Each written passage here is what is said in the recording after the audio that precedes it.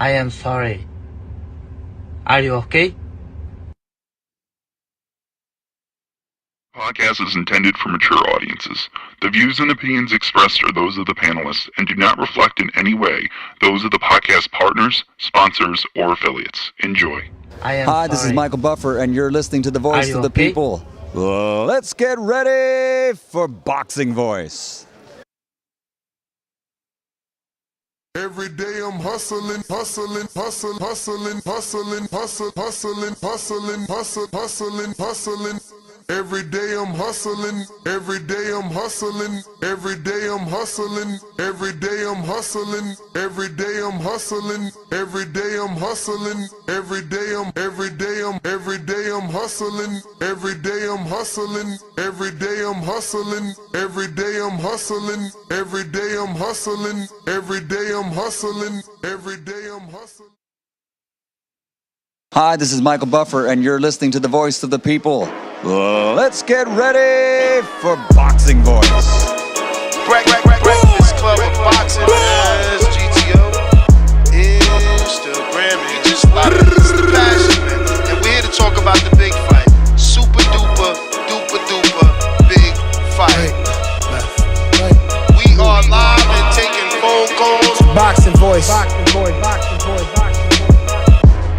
Hey yo, Ness, roll up the Hardin. I just landed at Reed, I'm trying roll up. Shout out to I mean, we rollin' permanent marker. Be careful, this jabber stain you like a permanent marker. Size them up, then back them down.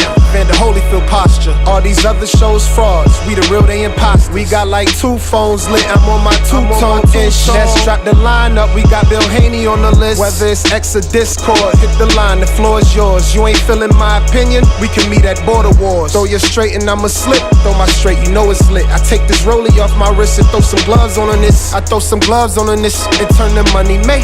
Hit the subscribe button, it's free and you can join the day.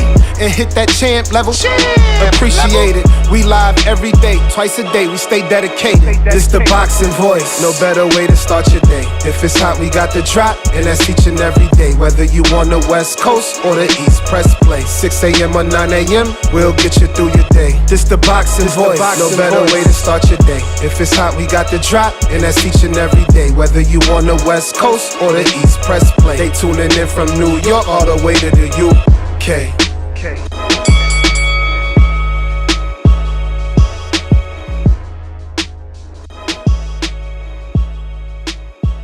This is just too easy. It's like taking candy from a baby. What up? Good morning, ladies and gentlemen. Welcome back to another one, TBV, right back at you. Almost 6:30 Pacific Standard Time, 9:30 Eastern. Almost. Hey, man, a little bit of a late start. You know, Saturdays we usually start at 7, maybe 6. It all depends, but it is a big fight week, even though Keyshawn might have pooped the bed. It's still a big fight week, specifically because of that, because he's no longer fighting. The fight is canceled, and everybody's talking about the fact that he missed weight. I mean, Bob Arum was really shocked. I mean, a lot of people yesterday were assuming that Bob and, you know, the powers that be over at Top Rank knew. All right, seems like we're back. Looks like you guys lost a bit of internet, but we're back. And we're here, like I said, to discuss the cancellation, the shocking news of Keyshawn Davis being stripped of his WBO lightweight title. He can no longer make a title defense. But yesterday, a lot of you guys were giving me slack saying, oh, Ness, you blaming De Los Santos. I told you, man. It was De Los Santos and his team ultimately that backed out of the fight. Me and Broadway Joel were wrong, right? Our sources were wrong. My source told me it wasn't money. It was the rehydration clause. His source told him it wasn't the rehydration clause. It was the money. But according to Ring Magazine and Samson Lewickovich, the promoter of Edwin De Los Santos, it had everything to do with the weight. They renegotiated the rehydration clause of 10 pounds, but then ultimately decided that it was an unhealthy thing to do and backed off due to safety reasons. So again, while you guys are going to say, oh, Ness, it's not De Los Santos' fault Keyshawn missed the weight, again, I was still right.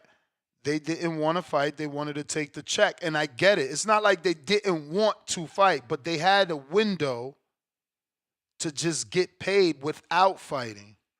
If you come to an agreement, now you got to work for that $400,000. If you just say, you know what? No, we're not going to fight for safety reasons, you get to take your check and all the blame is shifted on Keyshawn. But because that blame got shifted on Keyshawn, that's what we're asking you guys. That's basically the question here. Is this a career killer or just a minor setback? We've seen other people miss weight. And, some of those guys, they might be even bigger stars right now than a Keyshawn Davis. So, what sort of impact him missing weight has on his career is definitely something we need to discuss.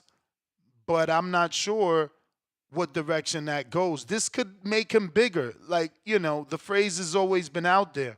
All news is good news, right? This may be some of that good news for Keyshawn Davis, even though it's supposed to be negative. The internet, the boxing world, they're going to keep talking about him because of this situation. So his name will be buzzing. But, yeah, man, he was scheduled to defend his WBO live at the Scope Arena in Norfolk, Virginia. But Davis weighed in a whopping 139.3 pounds. That's 4.3 pounds over the 135-pound weight limit, leading to the fight getting canceled. Again, according to Bob Arum, when he spoke to Dan Rayfield, and I quote, "I don't know what this guy Davis was thinking. I don't know what all the trainers he has were doing. I don't understand it anymore. It's very disappointing, especially in the kid's hometown." So, promoter not happy with the situation. So that puts his relationship in question. Will he be able to have the trust of the promoter? Can the promoter believe that he can make weight again? Or is the answer to that him just moving up? This way we don't have to worry about it again. If he's going up to 140, no way Bob Arum and Top Rank will be expecting him to miss weight his first fight up. But we got some polls all around the internet. We have Keyshawn Davis on our YouTube community page, not the live show, but the YouTube community page. Keyshawn Davis, weight miss cost him his WBO title and the fight. Can he still be a star? So I want y'all to vote. And if you're not listening to this, there's a link there for you to just join the debate live. 29% believe, yes, he's still a star. 29% believe face tough foes, become a star. 15% believe trust is broken. We don't believe Keyshawn. 28% believe stardom delayed, rebuild, back star power. So over on our live chat here on youtube.com, the live show where you can join us on the chat, we got another poll. What's Keyshawn Davis's biggest hurdle post-weight miss? 36% say regaining the fans' trust. 34% say proving discipline. 17% say top rank support. And we just proved that Arum doesn't seem pleased. 12% say repairing his legacy will be his biggest hurdle. And over on our X, we have Keyshawn Davis weight miss. Intentional or mistake? %50 weight bully gone wrong. Lack of discipline, 26.8%. One-time error, 14.3%.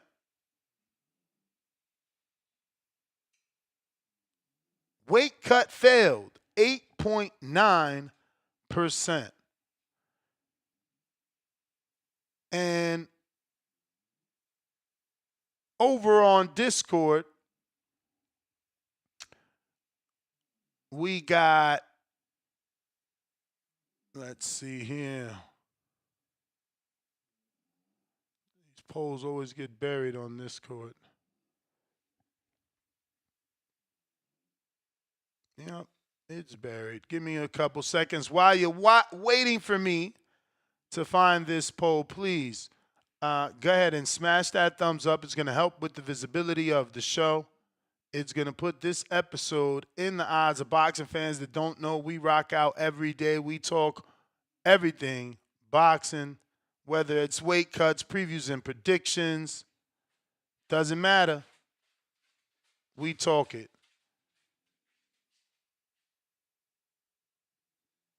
Okay. Man, these guys are really chatty patties in the Discord. They buried my poll.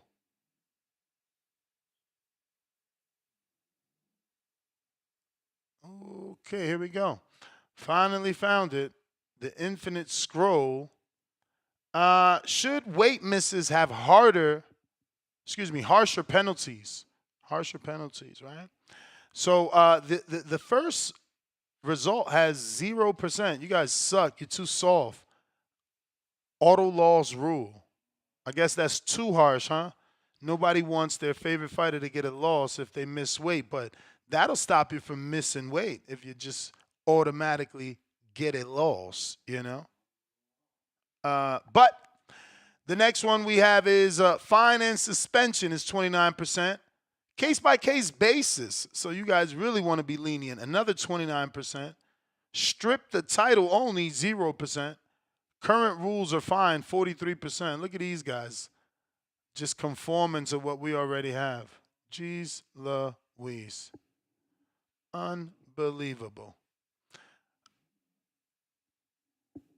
But is this a career setback for Keyshawn Davis? Missing weight by such a large margin shows a little bit of lack of discipline to some.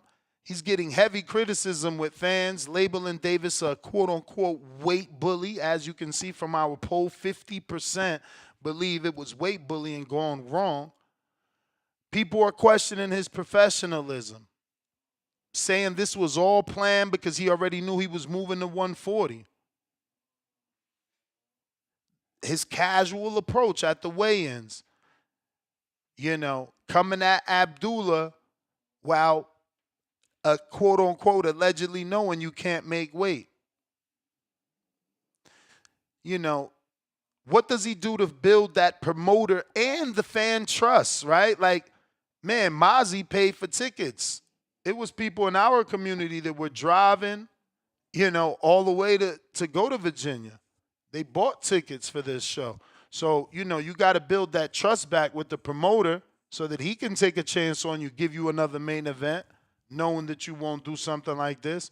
And then the fans, because, you know, they're the ones paying.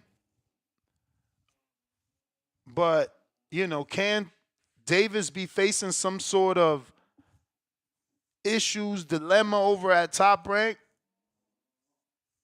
Or does that star keep rising regardless of this incident?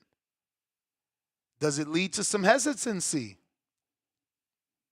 in booking him for a high-profile fight? Like, will a Tank now offer you a fight if you missed weight? Or maybe Tank should offer you a fight because you missed weight to have you struggle to make the weight? But definitely the fans have been vocal on social media about their disappointment in Keyshawn. Some calling it a stain on his legacy. But the title is vacant. Davis must rebuild.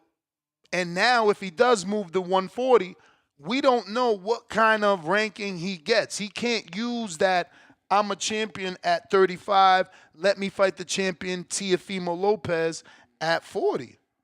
So now we got to see how he gets positioned in his move up. What sort of opponent does he get as his first move up? Or does none of this matter because he's with Riyadh Season and they offer top 10 fights that usually come with a title? Look at Sabril Matias. You know, he's coming off an eliminator. He's getting a title shot. So we'll see.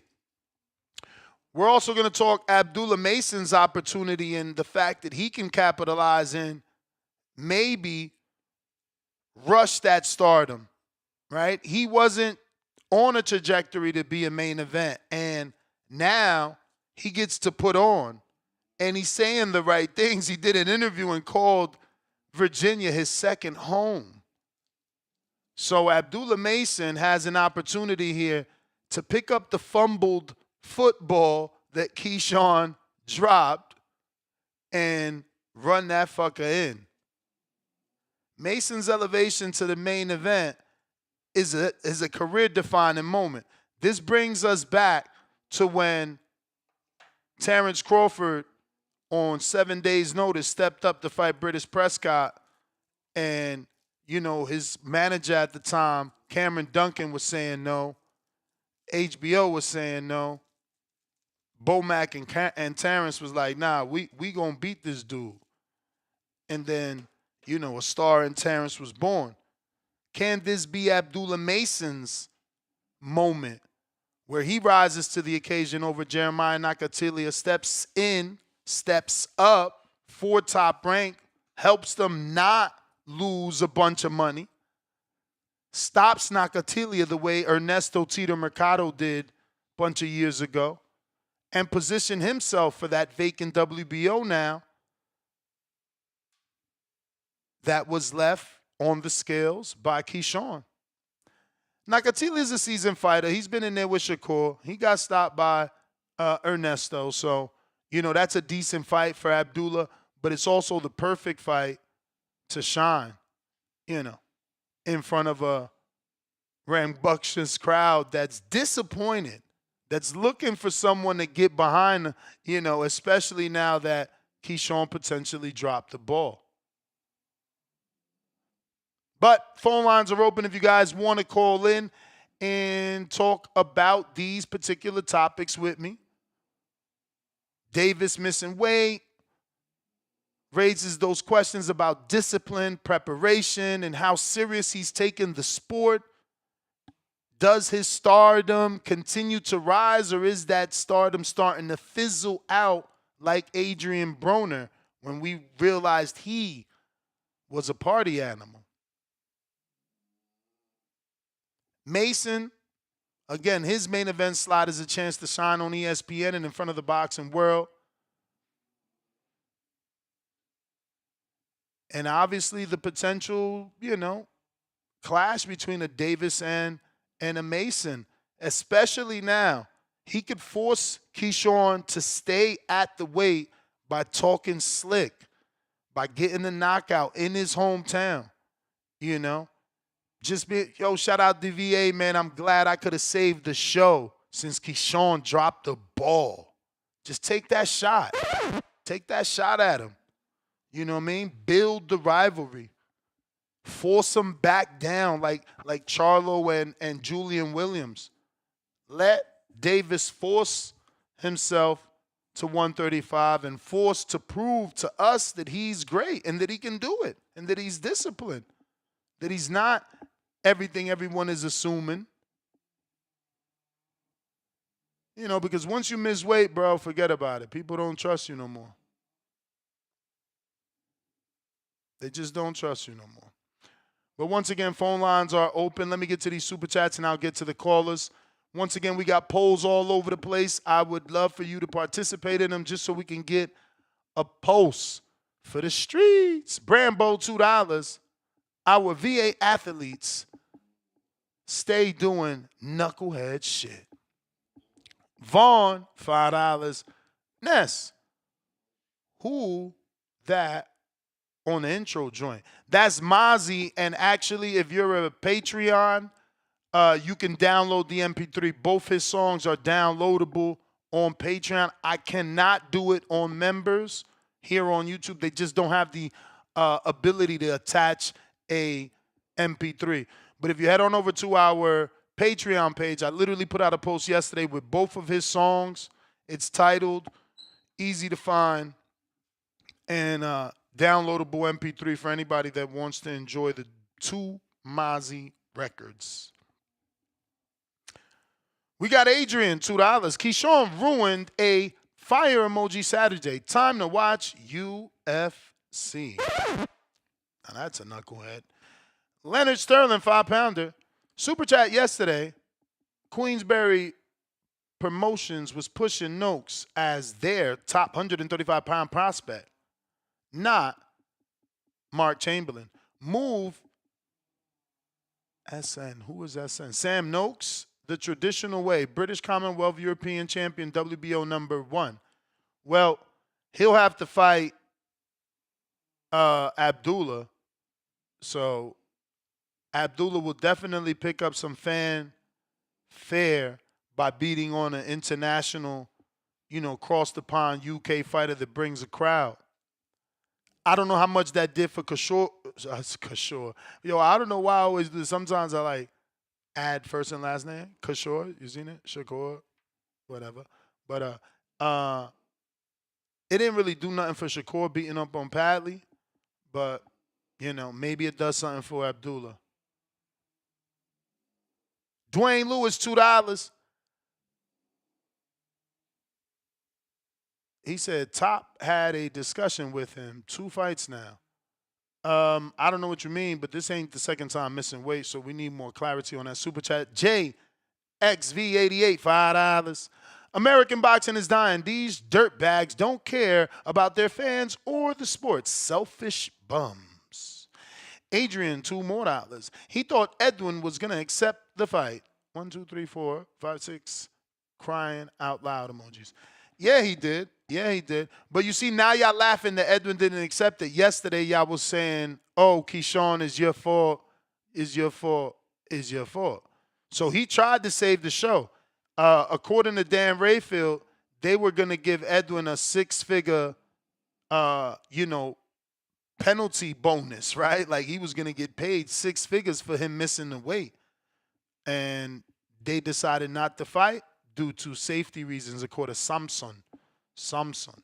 I mean, let me actually pull that up for you before we get to a call because, rather than have the speculation, we read it properly and we're good to go.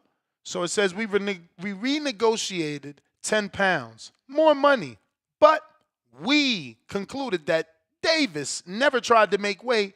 He was dancing on the scale. I didn't want what happened to Haney and Garcia to happen. We canceled the fight. So, I guess there's fans now that are like, oh, I was right. I told Haney not to take the fight. And now they're learning from his mistake, and Edwin didn't take the fight. So, that's where we at. We are going to the callers after the super chats. We got Matt with the $5. This is Top Rank's fault. They thought Edwin was going to take that Frank Martin package to get flattened by an overweight Key. Glad they said no fight. I mean, I'm not glad, bro. This ruins my weekend. Chico, or Chiku, $5. Not a good look for Keyshawn Davis, but he'll be better next time. Hopefully, he accepts this as a life lesson. The Valley, $5. Seems like Keyshawn was intimidated by Edwin, thought he needed the extra weight to secure the victory. Hands up emoji. Dwayne Lewis back with another 2. 1 drugs, 1 weight. Unprofessional. Let me go back to his previous chat. Top had a discussion with him 2 fights now. The drugs. Okay, the weed. So you calling this his second strike? Okay, I see that, and I can see what you're saying. 2 strikes, 3 strikes, you out. I see you. Will they cut him? I don't know. Seems like a hot commodity, man. You know, you got to remember, there was guys in the game like Joan Guzman missed weight numerous times. Who else missed weight? Julio Cesar Chavez, I think, missed weight. But sometimes you stick around, or rather they keep you around depending, what type of audience you bring. If you're bringing in some audience, you're bringing in some audience. But yeah, man, phone lines open. Let's go out to it. We got Cashman P. What it do? Where that new merch at, man?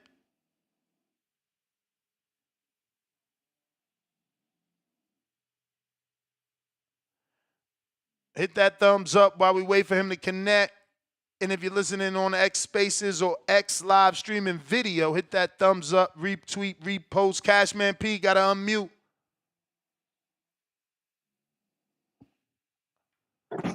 Yo. We You here. hear me? Yes, sir.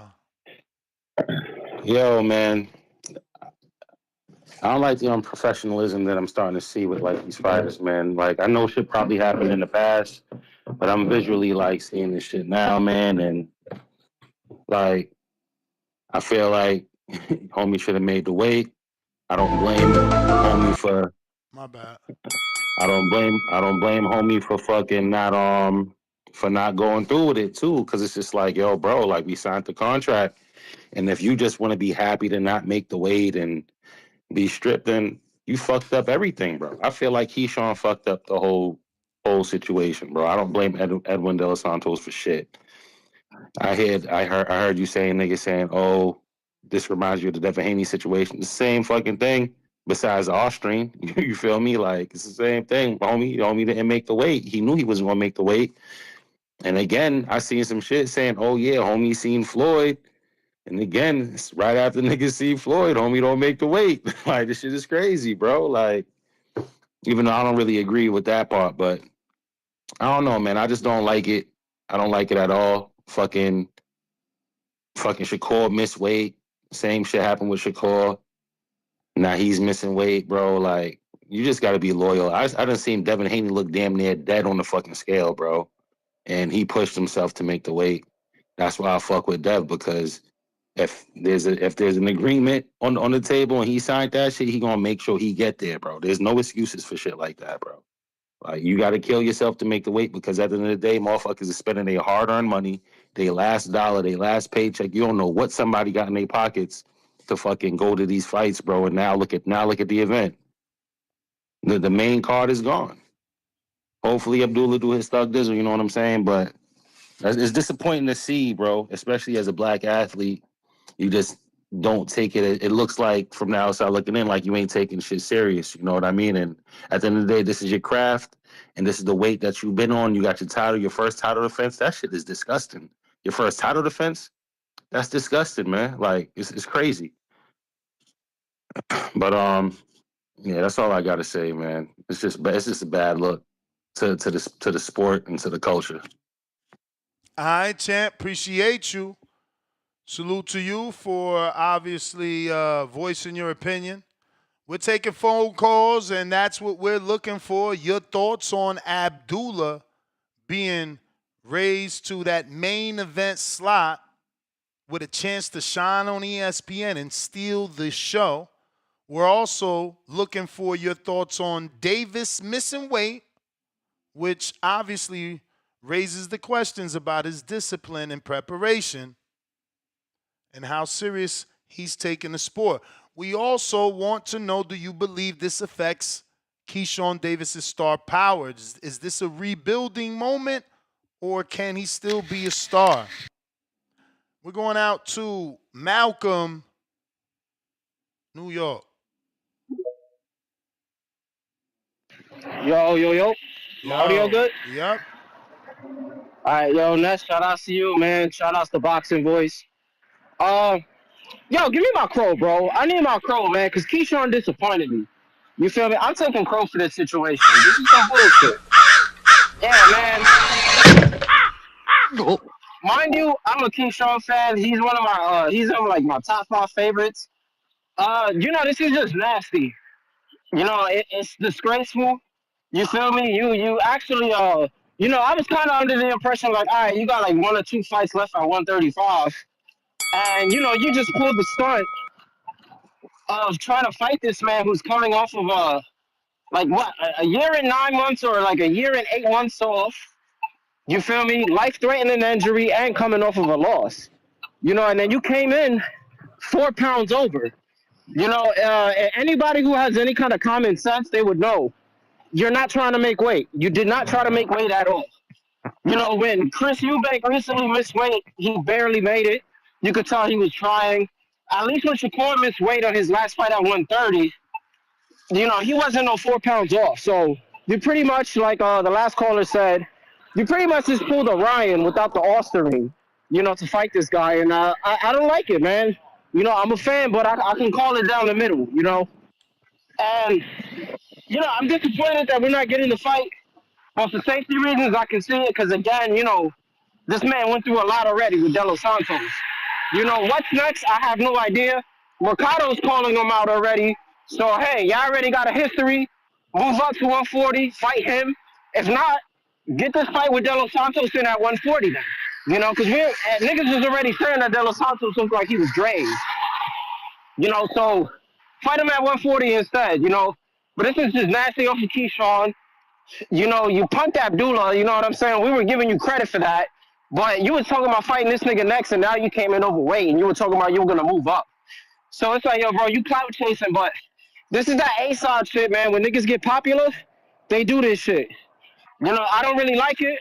Keyshawn my guy, but I got to hold him to the same standard, And, the last point, I know Mercado's your guy, but we're not going to use him as the barometer for the Nakathila fight. If anything, the person who beat him, that I haven't heard you mention it yet, prior to Nakathila losing to Mercado, he got stopped by Raymond Murataya. So Mercado kind of got him over a KO loss. I'll still give him credit, but Murataya's win is a little more impressive. Both of them did it in 2 rounds. If Abdullah can do it in 2 or 3 rounds, at least he's getting him off of a 3-fight win streak, and I think 2 of those are by KO.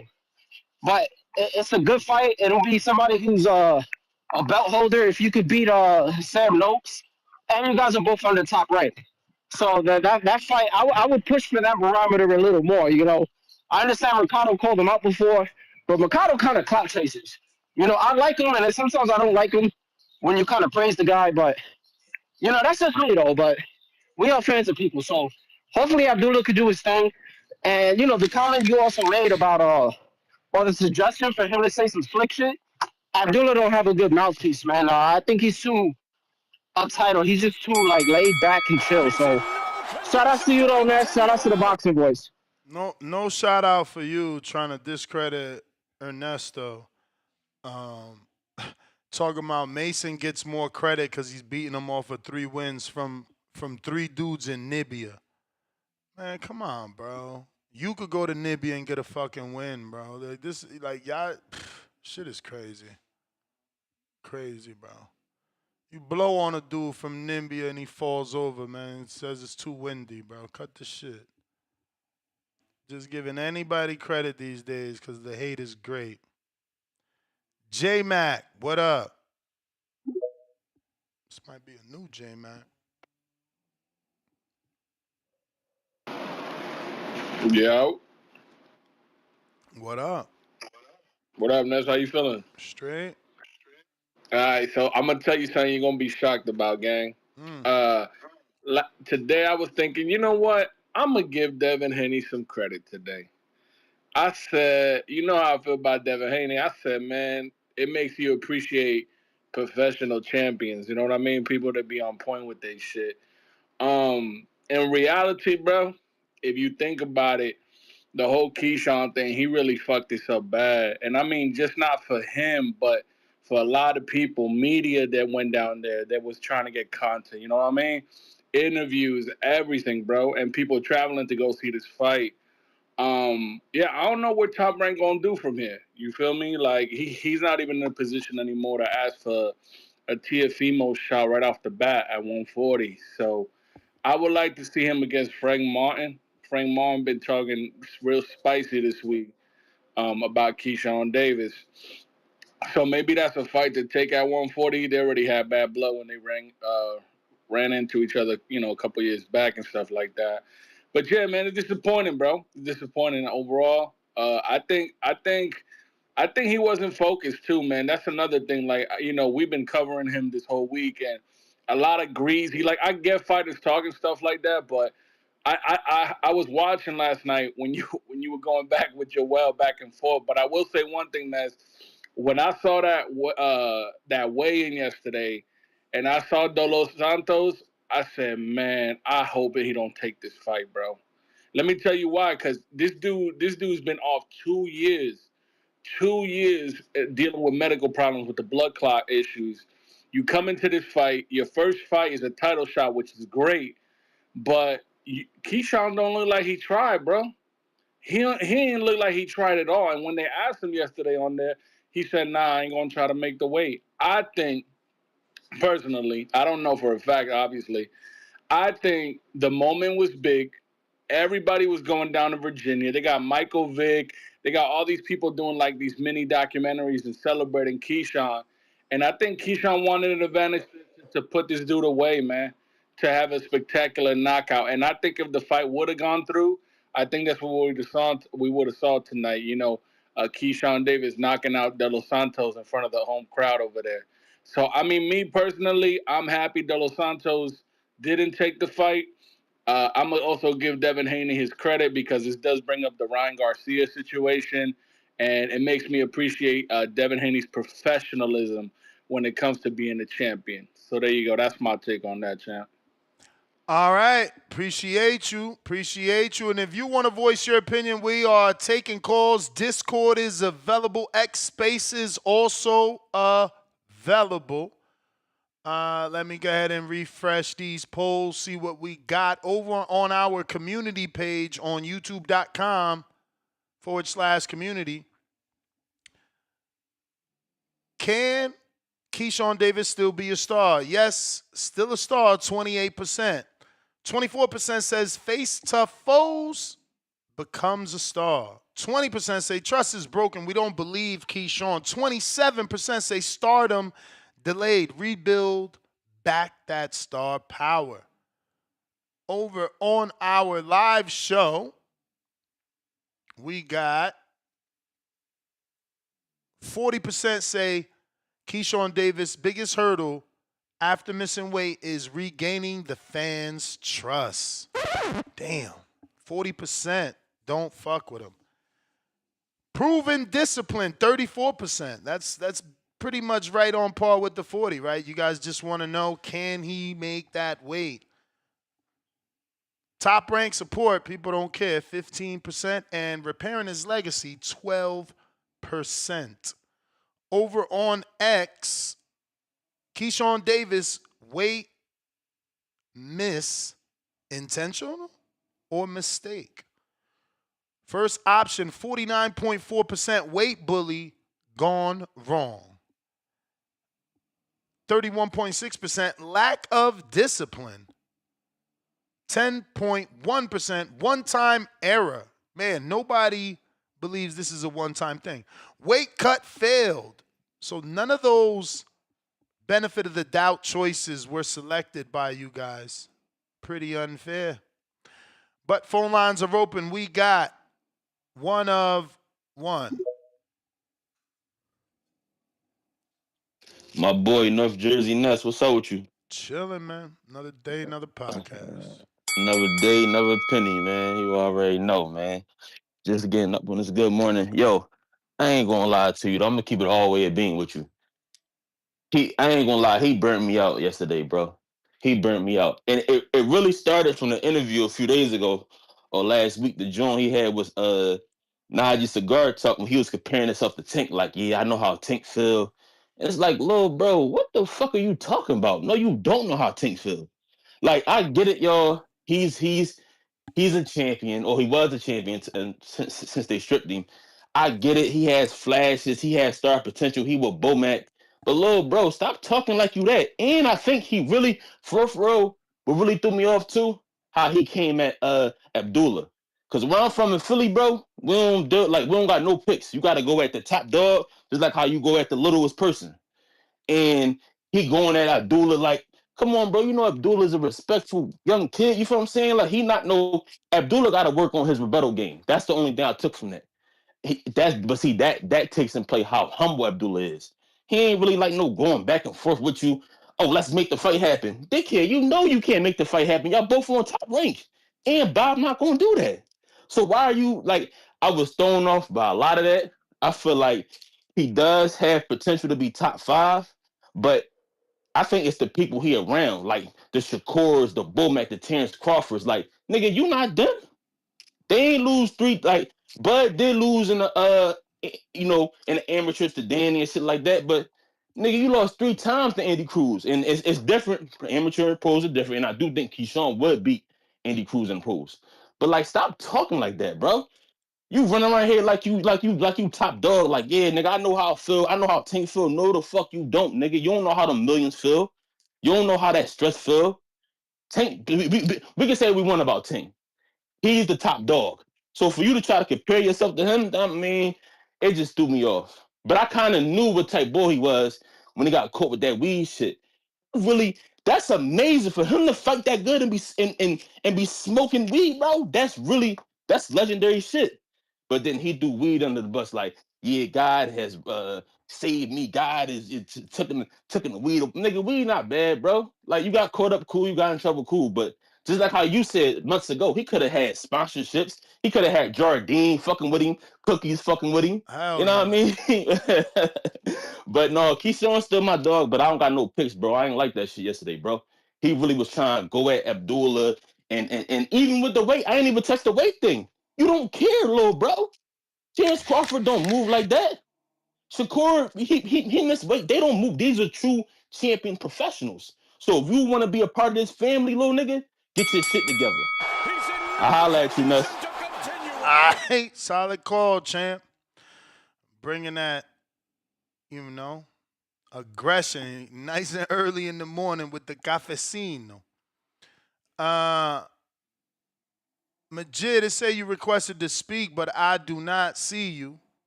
So come on back. But we got some super chats looking like we stopped off on Dwayne. We got Ryan Robertson, member for 11 months on the prospect level. Let's go, Robert. 1 more month, champ. You got a year with us. He says, so he betrayed his fans all week. Keenan, $5. Clout chases names with no plans to fight. Don't want to unify. Pop once for narcotics. Weed emoji. And now stripped for missing weight. Is Key the new Benavidez? Thinking emoji. Whoa. Dante, $5. It's the fact that he didn't look remorseful at the scales at all. And what is that? Andy's? He must have mistyped something. And he's banking on De Los Santos to accept the fight. Shaking my head. I hate how some people are hating on De Los Santos now.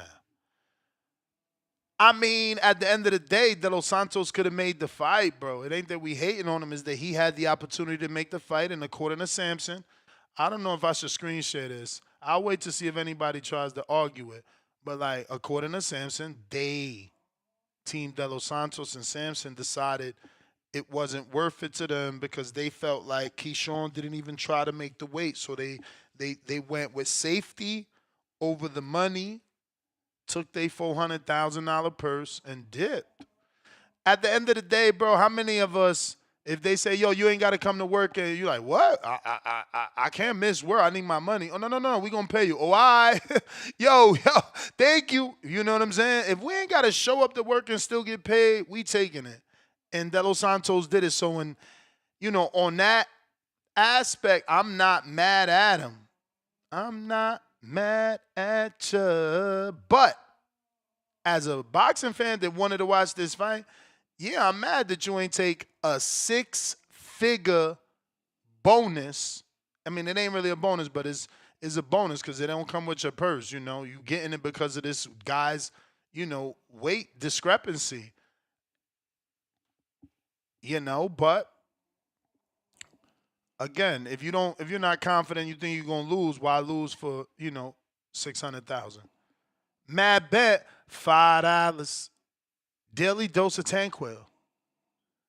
Key and Top Rank tried to use Edwin as food. Tables turned, and it was indeed food that KO'd Key and fattened Edwin pockets. That was nice. Juice $2. Key let us all down, man. Disappointed emoji. Peace to God, member for 2 months on that prospect level. What happened to the businessman? Hey, man. It ain't easy getting them hometown fights, man. Huang, Houston. A lot of pressure on them hometown squabbles. Good morning, TBV. What up, Huang? Man, this is real sad. Wasn't Keyshawn calling that other dude unprofessional and all that? But he said he's still gonna whoop him and all that. Like when the other guy didn't come in and wait. Yeah, Gustavo. Yep. Now he was talking all kinds of, you gotta be all professional. Man, in fact, I need to go back and watch that to be. I want to see exactly because he was like talking down the guy for missing weight, but you do it. You know what I'm saying? And what is this 4 pounds overweight thing? That's the same thing Ryan came in over, right? 4 pounds. Ryan was 3. I don't get it. It was 3. That's odd. Is there because I'm like, is there like a scientific method here? Do you come in like at 4 pounds overweight? That's just right enough. You know what I'm saying? So you can rehydrate to like 15 extra than the other guy can. I don't know. I don't know the science behind it, but I'm starting to think. And it's like, man, you know what? When someone is crunk, and they showing their personality, you're like, yeah, man, feel yourself. You on the big stage, you growing, da da da. This your moment. But then you do it at a time when you've been unprofessional. Like Keyshawn, instead of being up there smiling, laughing, like, I don't give a damn. I came in overweight. He should have been like, humbleness. Like, I'm real disappointed in myself. I'm very disappointed in myself. You know what I'm saying? I tried, da da. Now you like, man, I wasn't even trying, da da da. I don't care about losing the belt on the scales. It's like, man, you know how many super chats people put in on your show, Keyshawn? Because I know they probably listening. They little brothers listening and stuff. Think about it, man. Not just on the boxing boys. People call punch. People call. You know what I'm saying? Like we spending money to talk about you, and then we spend all this money to talk about you, and you ain't even gonna do nothing for us this weekend. You ain't even gonna entertain us. You know what I'm saying? But we spend money to entertain people that watch YouTube videos and da da da to talk about you. People who want to know about you. But you can't hold up your end of the bargain, and you want us to be fans of you and forgive you. Man, get out of here. I don't want to hear no shade thrown on De Los Santos. He did the right thing. Think about you. You know what I'm saying? Because this is a deadly sport. You know what I'm saying? There's people that'll never walk again because they put their life on their line to entertain us. You know what I'm saying? And you take it for a game. You know what I mean? It's like, nah, man. De Los Santos, you did the right thing. I'm down. I was already riding with De Los Santos anyways. You know what I'm saying? So he did the right thing. I ain't mad at him. hopefully he come back, give us a good fight. There's a lot of 135 fights. And what's sad is that Shakur, Abdullah Mason gonna be the new star, because when Shakur didn't stay with Top Rank, what they do? They put everything behind Keyshawn, even though Teofimo's still there. Teofimo got the best resume at Top Rank. You know what I'm saying? It's like, come on, why they wasn't blowing up Teo? But that's all right. Don't worry, Keyshawn. They're gonna move you out the way. Here comes Abdullah Mason fighting on one of the 3 days of Eid. Go get it, Abdullah. Salamu alaikum. TVB. Like and subscribe, baby. Champ, appreciate you. I want to go ahead and point your attention to the YouTube channel so I can play this audio and screen share. Shout out to Fight Hype. Because I know you talked about it. 35, Shout out to Ron Goodall. 40, 47. That's why I moved up. All the weight classes. You know what I mean? My last fight in the division was hectic. You know what I mean? Like I said, at 147 before I moved up, it was over with. 40, 35, the same weight. I made weight though. You know what I mean? But we're human, right? Things happen, right? Because I know you talked about it. 35, 40, 40. Shout out Ron, always the good guy. He said, because we're human, things happen. So, he's shooting Keyshawn some bail.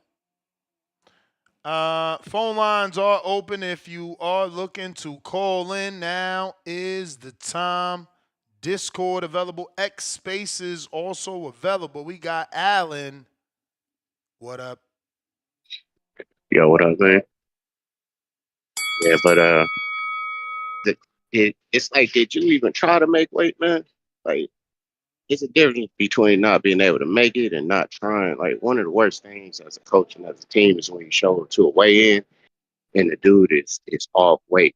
It's like you almost feel cheated because two things might happen. The fight might not happen, or this guy's just coming in way heavy. So they should. I would like to see when that happens, like go put that sauna suit on and go run, man. Don't just be like, oh, I can't make weight. I don't think anyone is losing 4 pounds on a run, bro. If you could lose 4 pounds on a or run, lose 2.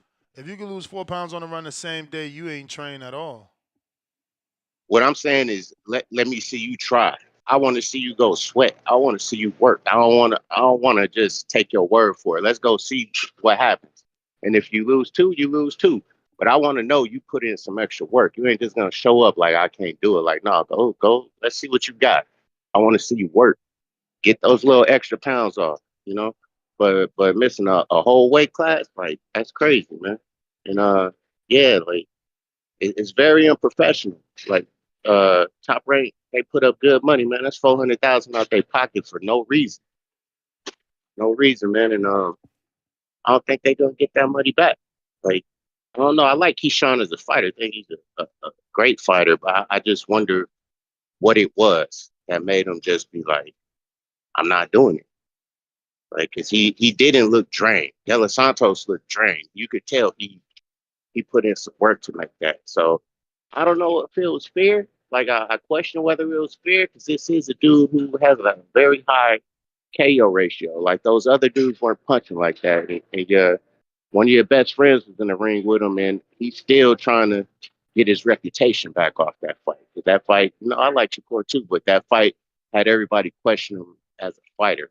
And it's the reason he was moving like that, because he in there with somebody who's very heavy-handed. So it makes me question whether it was a little bit of fear and he just wanted that advantage with the guy that's punching like that. But yeah, it's very disappointing, man. I was looking forward to this fight, but hopefully Keyshawn bounced back. I mean, I know he's a great fighter. Very underrated defense, man. His defense, the way he fights in the pocket and parries and moves people around, knocks them off balance and gets those body shots in. Yeah, very underrated defense. Great fighter, but disappointed a lot of people this weekend who was rooting for him. So hopefully he can bounce back, man. But all right, Ness, I'll holler at you, man. All right, champ. Appreciate you calling in. He's in no condition to continue out. Shout out everybody tuning in. We got Dante back with another 5. Salute. Did you notice Ryan, Kermel, Keyshawn Davis all came in overweight with Mayweather in their ear. Eyes looking emoji. Don't bash me. I'm just saying. Good observation. I can't say good point because we don't know if it's any, if it's nothing more than a coincidence, but there's a good observation. That is a good observation. Phone lines are open, and we have the Discord and Twitter, or formerly known as Twitter now, X Spaces link available. Putting that in the chats both on YouTube and Twitch for those that need it and want to call in. Feel free. We got Low Nose Boxing. What up? Don't forget to smash the thumbs up. Help the algorithm realize this is the spot to be for all boxing fans on a Saturday morning. Yo, top of the morning. That's what up. Yo, I'm disappointed. First off, I was having a fight party lined up for tonight. And this whole week I've been speaking very highly of Keyshawn Davis. I've been campaigning for him to skip the line, to get the fight at 135, even to go to 140. I even said if Keyshawn Davis knocks De Los Santos out, I want him to be the man to go to 140 and challenge Tio.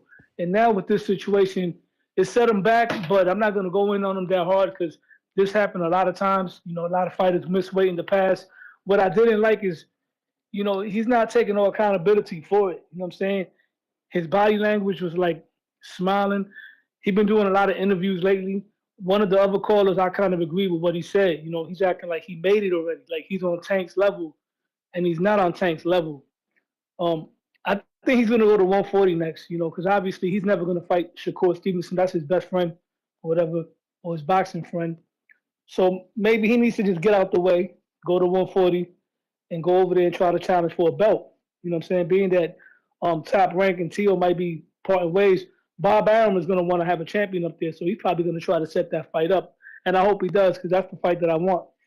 Now I want to, off topic, the guy you had on the panel yesterday. You want the smaller man. I noted that down. You'd rather fight the dude from 35 versus the dude waiting for you for 5 years.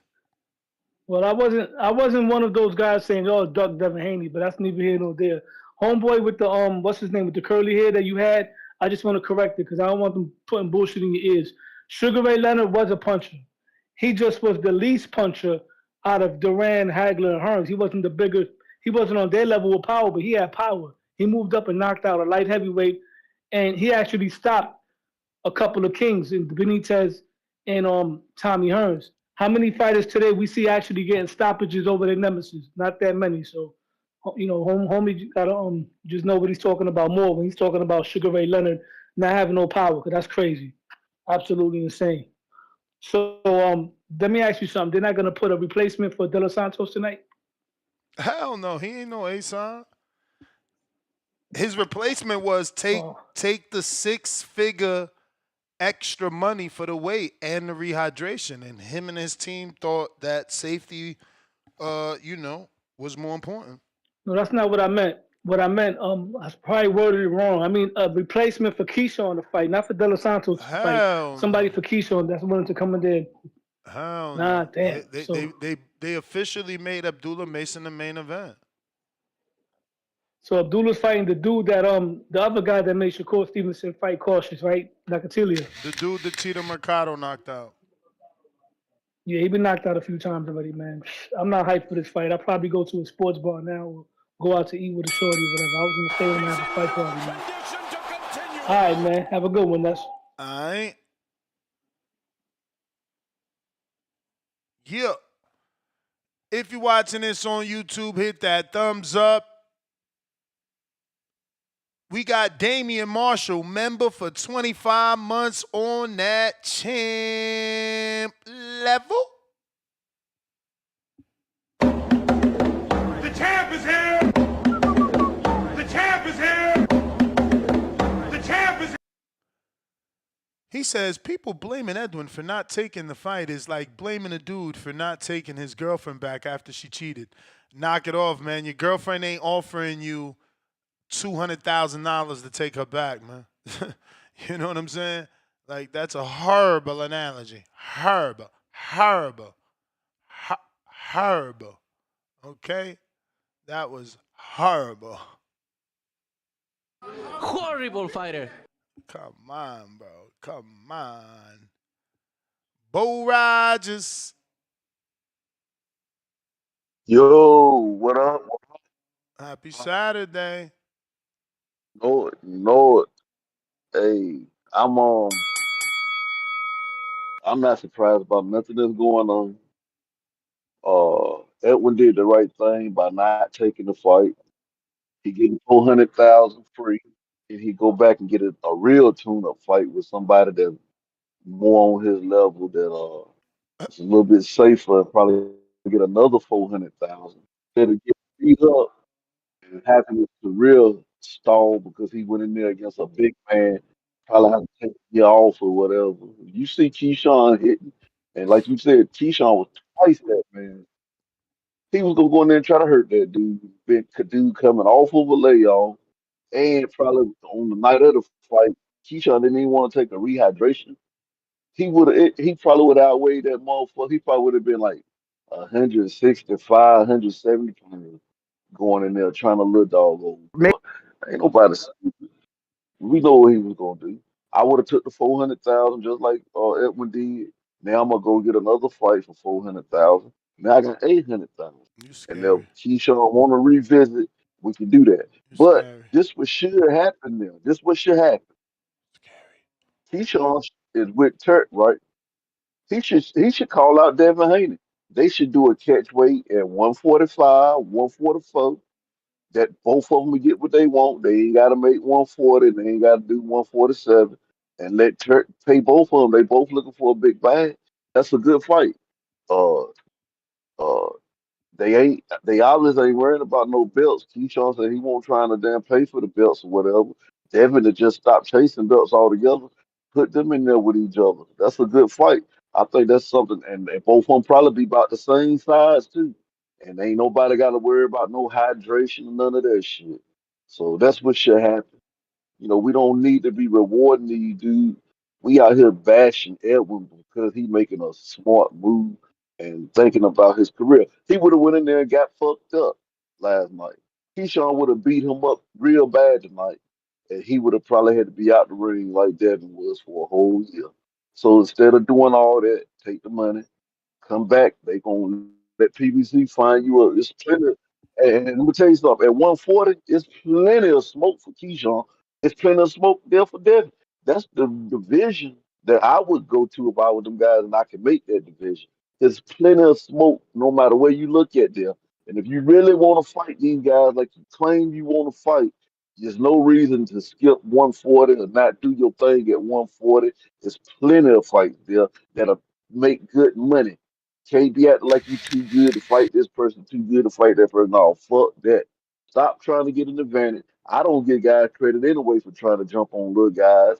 I don't give them motherfucking credit like that. That's why the little guy always get the credit when we beat a motherfucker that's twice his size ass. So that's how I look at it. And I think that Edwin did the right thing. I'm glad the That's the shit happened like bell, it did. player. That's And the both of these bell. Abdullahs. That's Peace. the I bell, holla. man. Punching after the bell like that, bruvy. What is up with you?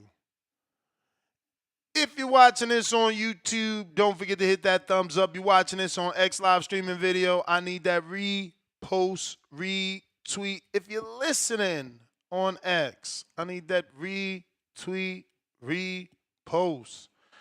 We are also on our 2 last days for the PS5 raffle. If you're looking to get involved in our brand new PS5 raffle, remember, only way to enter is you must be a YouTube member, plus send $25 to the Cash App or the Zelle to get a virtual raffle ticket. You can get as many virtual raffle tickets as you want, or just one, and win the PS5 for $25. Tomorrow we'll be putting all the names in a spinning virtual wheel and announcing the lucky winner. Again, you still have time as there is 2 days left. The Cash App is on the screen. All you have to do is pause it, use your camera phone to scan the QV code, and send your 25 to either or Cash App or Zelle account. And I'll let you know whether or not I got it, and drop a bomb, throw you in that list, keep it moving. So, yes, 2 days left for the PS5 raffle drawing. We got Jorge. What up? Mexico.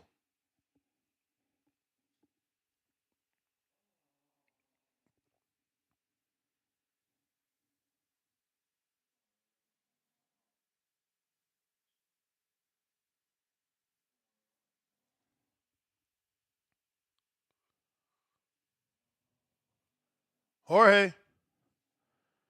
Okay. Big money. Yo, you can hear me? I hear you. Yo, Ness, this shit is disappointing, but it actually kind of,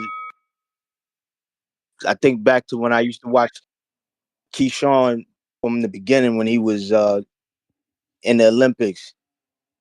On his channel, he erased all those videos, but he used to do like live commentary over his bouts in the Olympics. And I think one of the times when he lost to Andy Cruz or somebody that he lost to, he was going over the fight and he was getting pieced up, but he couldn't admit it. Even in his live commentary on his fight, he kept going like, well, he was just making excuses for himself.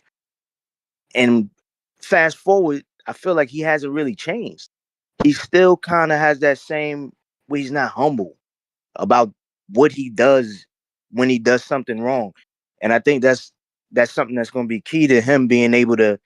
He's got to overcome that in order to become a champion that, or more importantly, a professional guy when it comes to getting in this ring. It's a bad look for him. Your first title defense, you killed all of the momentum that you had going. I was really looking forward to this because it seemed like that he was building off of what was going on the last time in Virginia. It was beautiful. Now he put all this pressure on his brothers. They have to show out. Like they've got to do what they got to do in that ring. If Nahir Albright gets this win, Kelvin gonna look crazy.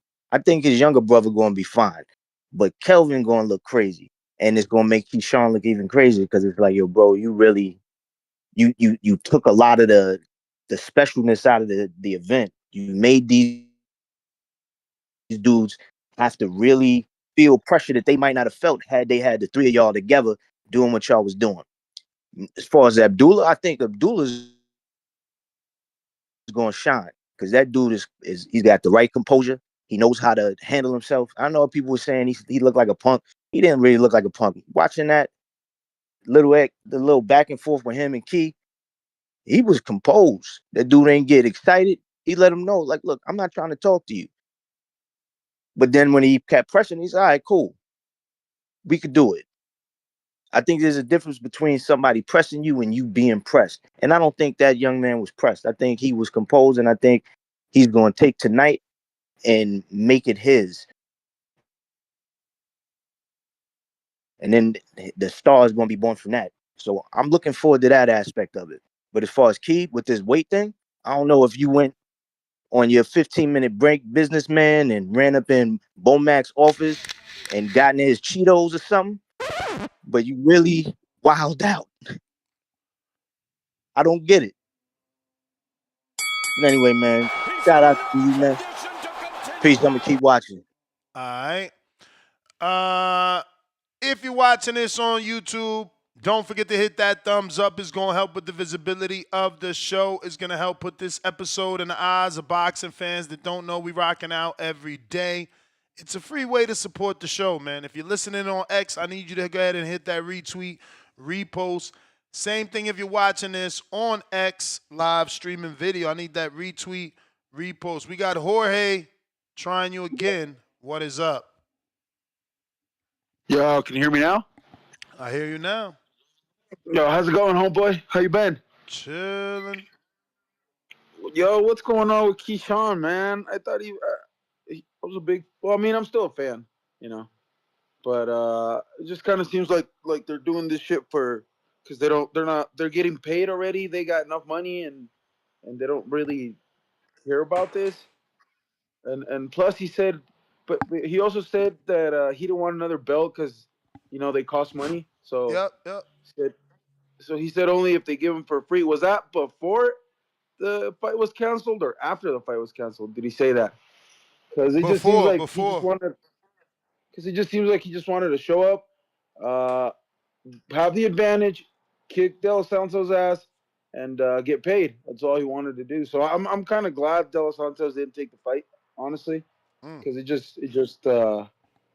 just think it proves a point, that you can't just and that's why I said the same shit should have happened at school. Not the same shit, but some sort of punishment should have happened at school because people just come in and try to do that shit, get paid, and fucking bounce, and that's not cool, bro. Because the sport is fucking gold, and these motherfuckers just coming in here and doing this kind of shit. It's not cool. But do you think the fight against the Vargas dynasty, whatever happened, the three Davises versus the Vargas, would you like to see that? I mean, there's no one to compete with Keyshawn. Well, not right now, but I don't think Emiliano is ready, and Keyshawn is now getting in the 40. Keyshawn is ready for the champions at 40. Emiliano is not on that trajectory to the champions at 40. So, yeah, I mean, he's got to play catch up, or they gotta say, okay, we're gonna cash out. Like let's say that this was bigger than what we think, and Bob says, you know what, I'm not dealing with this guy anymore. Let's do the three Davises, the three Vargases, and let the chips fall where they fall. But again, exactly. I don't think that they are willing to put Emiliano in with Davis because Davis is a threat to beat Emiliano, and then, what do you do now? Yeah, you're right. Did you see Vargas training with Chavez and Dylan Capetillo at the Capetillo gym? Yep. Chavez is getting ready for he I don't know. I have a lot of doubt in my mind about Chavez, dude. But because he's getting a lot of money, I'm kind of scared because he's getting a lot of money, and that guy with money is.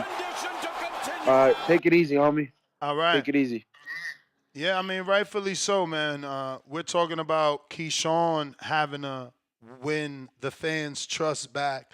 Chavez is a guy that lost our trust ages ago. He's another guy that, if you're betting on Chavez, you're just fucking family. You're a relative of his. But we got Adrian, $5. Salute. How are you not up in arms about this? Are you trying to protect your relationship with auntie businesswoman? No rant from Ness is crazy and unlike him. Yeah, I don't know what you're talking about, bro. I don't even remember having rants on people that miss weight. Help me find one. Start with the other Davis. Find me ranting about Davis missing weight. What was it, for Liam Williams or Walsh or some shit? Start there, man. Dante, $2. Like, bro, this is why I do Border Wars, bro, because y'all don't get what it is to be a fighter. You just sit around and, oh, he should have did this and he should have did that and he should have did this and he should have did that. But you ain't never been through none of that to know what the fuck it take to do this or that. You know what I'm saying? You just giving opinions without knowledge. Dante, $2. Now Mason is main event in Davis's hometown. Karma. 3 crying out loud emojis. Yeah, that's going to hurt, man. That's going to hurt. And he's going to be there ringside because he's got to watch his brother. He's got to watch, the two brothers. I don't even know how this affects the arena, right? Like, do they even show up? Now that Keyshawn is not the main event, do they leave after Keon and Kelvin are done? Does this affect the lineup now? Because they're there to see the Davises, so now you got to put Keon and Kelvin, right under Abdullah and hope that they don't leave, or maybe hold Keon and Kelvin until after Abdullah, which I don't know. They did it to PD Pablo, right? Fucking Pablo Valdez. But he wasn't billed as the card. Like, they've been building the DB3, the Davis brothers, so I don't know that they can do that. Candy Slim 501, member for 51 months on that prospect level. Salute, champ. He said they need 1 week weigh-in checks to avoid this ish. Well, WBC has that. WBO needs to start doing it so that this doesn't happen. KL Chapo $2. Seeing DB3 without key equals G Unit without 50 Cent. Need my refund. Oh Lord Jesus, you are right. That's what I'm saying. Yo, he 50 Cent. So and so is Yayo, another one is Lloyd Banks. But yo, you can't go to CG Unit and no 50. That's crazy, man. Crazy. But let's see on our poll. What's Keyshawn's biggest hurdle after missing weight? Regaining fans' trust is still going strong at 42%. Proving the discipline is still 33%. Top rank support 15%. And repairing legacy 10%. We got Band DeLorean on a check-in. What up?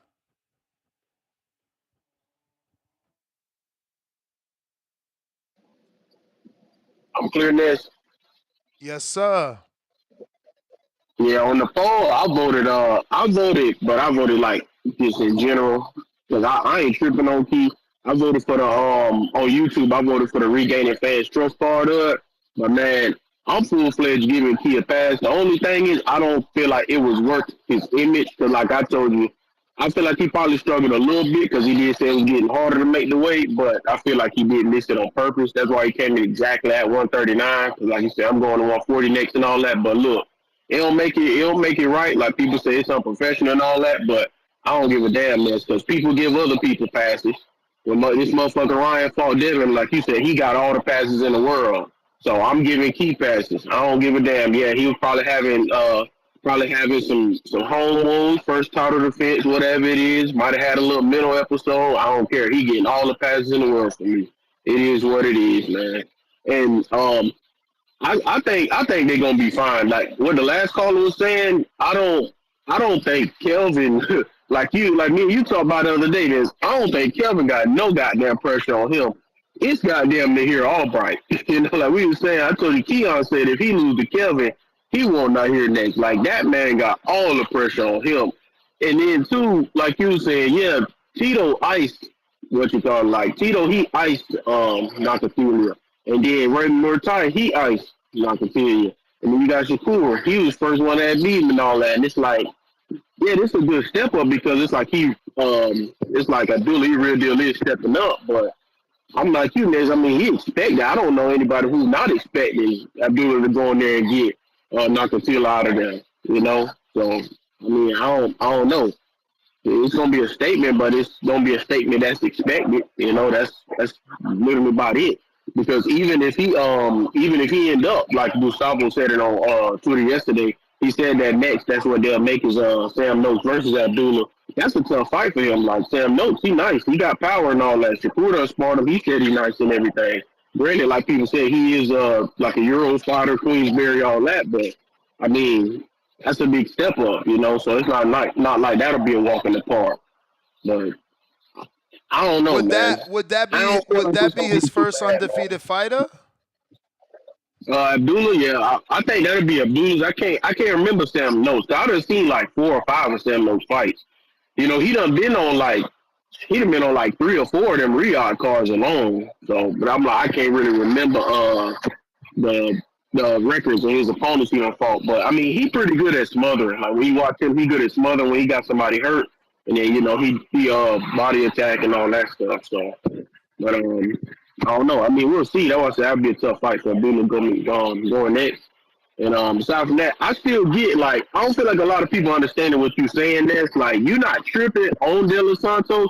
You just using like you said the Ryan like the how Ryan was treated, and then how Keyshawn being treated, and saying like De Los Santos was the opponent. Like what you was telling Jarrell yesterday, I'm completely with you because it's like you slide a paper over, you like, yeah, this one we gonna give us a meal and we gonna fight. But like you saying, I'm the A side. I ain't gotta take this payday because I could get put on this Riyadh card in August, or I could get put on Bud and Canelo undercard in September, and I'm gonna be Gucci. Like Turkey will pay me, and I'm gonna be set. So like you said, I could push that paper back over and tell you, no, we just ain't gotta fight. It is what it is. That's why I'm like, I feel like that's more so why De Los Santos' team didn't want to take the fight. De Los Santos himself, he probably wanted that team. He probably wanted, but his team probably wanted the fine because they wanted a piece of that fine. That's what that was, man. I highly doubt all that money was going to go straight to De Los Santos. We know Nah, how that was. but that's what I'm saying. If you don't take the fight, you don't get a piece of the fine. There's no, you don't get paid for the weight. You got, Keyshawn pays the commission for missing weight, but the fighter don't get no extra weight. You get paid for the weight if the fight continues. So now we got to negotiate. It's like, you came in overweight, so I'm gonna fight you. So how much you gonna pay me? That's how it works. Yeah. Because I'm like on top of his regular purse, like he said, he's still getting Right. paid Dan Rayfield. whatever the promoter getting paid off for that. My bad. No, I What was is it? just gonna say Dan Rayfield said that they negotiated a 6-figure pay for that, just for the weight. Yeah. I feel like I'm with you. I feel like De Los Santos should have took it. So I'm like, I get Samson saying all that, what happened to Devin and all that, but like I said before, I mean, he could have made weight. They still would have been saying De Los Santos was drained and he was gonna be bigger than him and all that. So I'm like, it just kind of is what it is. It just played out like that, and it's unfortunate. So I don't know, but I still think, like I said, it's gonna be a solid show tonight. I mean, like it's Tiger Johnson on there, that Booker T could fight good, Troy Isley, Keyshawn Davis, Kelvin Davis, and then like I said, I don't know who not expected Abdullah Mason unless they're casual. Who the hell not expected him to stop Nakathila? I don't know, but that's all. I mean, I'm enjoying the other fights too, that Wardley, Hooney, and then that Callum Simpson fight. So, but I'll let you, man. Appreciate it. All right. Yeah, man. Let's hope we get the stoppage, man. We thought Ryan was gonna beat Rolly. We thought Boots was gonna knock out Karen both times. Let's hope we get the stoppage. Stock Chasers, what up?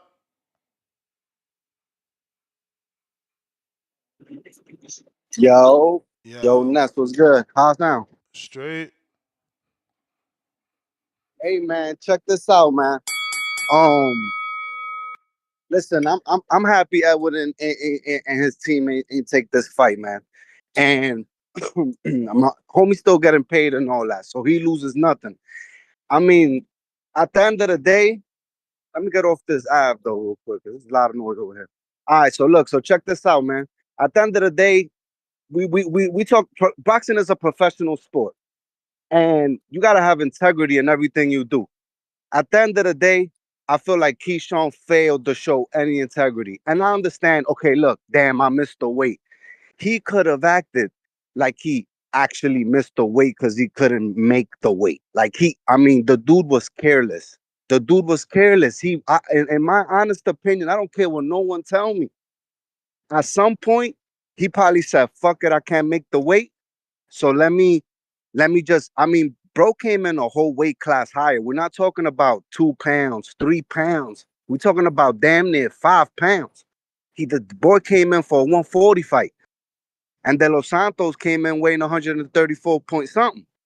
That's a huge difference, bro. After they rehydrate, we're talking about Keyshawn most likely coming into this fight maybe at 150, maybe higher. Who knows? At the end of the day, I don't think Edwin would have won that fight anyway, just because of the weight difference. It would have made the fight that much harder. And let me tell you something. If Edwin would have got in the ring with Keyshawn being overweight and got hurt, got knocked out, then what happens? Is he going to get another fight? Is he going to, I think it would have been worse at the end of the day. Homie just had health issues. Think he had something going on with some type of blood clot or something. I don't know, some health issue that he had, which had him out the ring. Bro, this is boxing. You don't play with your life.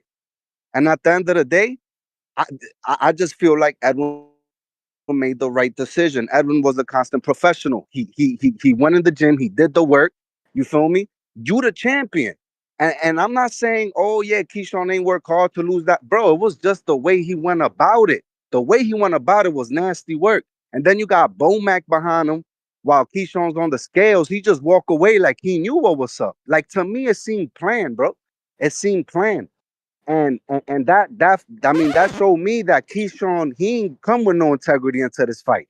And VA, there was a lot of people over there looking forward to this fight. A lot of sports people. I'm talking about the mayor, governor. I mean, listen, it was supposed to be a big show tonight in VA, and Keyshawn dropped the ball. At the end of the day, Top Rank got to come out of pocket. Imagine all the money they spend on marketing or whatever other costs they incurred because of Keyshawn. Them boys is tight on that side. And I know Keyshawn, he's a star. He's a star in the making. So I'm not saying like, oh, his career is over. But this sets him back because now he's a question mark to some promoters. Like, it's not like, oh, yeah, but everyone's going to jump right back into doing business with Keyshawn. It's a bad look, bro. As far as like integrity and being a professional, he failed to show that. So at the end of the day, I think Edwin De Los Santos, he'll get another fight. He's a good fight for anyone. But thank you for having me, Nas Beezy. All right. Devil's advocate, that is not true. You said Edwin was willing to fight with the morning weigh and Keyshawn refused. That's absolutely not true.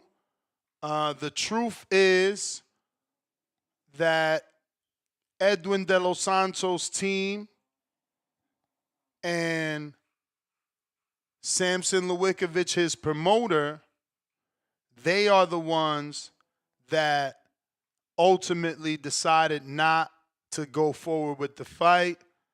I'll screen share that so that everyone can see. But again, let's not get timed out for spreading lies.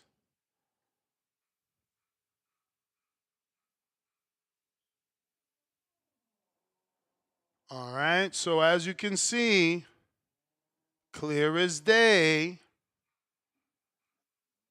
Okay, you can't see it clear as day. Let me back out a bit. I'm going to have to go up a bit. But anyway, I'll read it from the top to the bottom.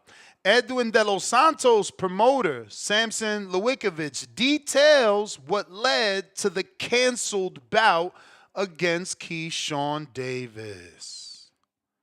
So, and I quote, we renegotiated 10 pounds. Okay?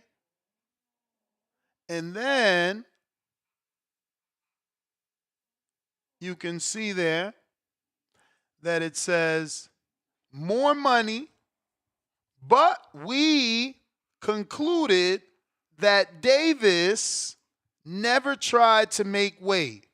He was dancing on the scale. I didn't want what happened to Haney and Garcia to happen. We canceled the fight.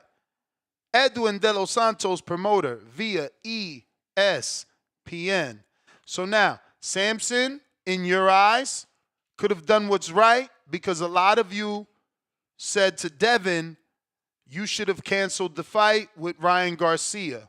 Some of you said, no, if Devin would have canceled the fight, he would have gotten criticized.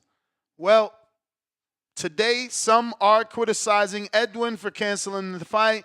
Some are criticizing Keyshawn for missing weight. Ultimately, it was Keyshawn's fault for missing weight, but it was Samson and Edwin's decision for the fight to be canceled. Okay? Hopefully that English resonates well and we don't have to go through that again. But before we move on, we got some super chats.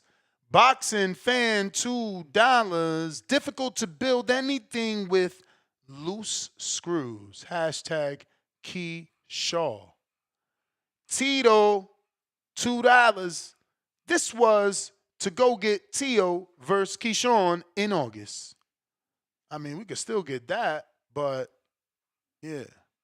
Cool. Who we got? Checking in. DC3.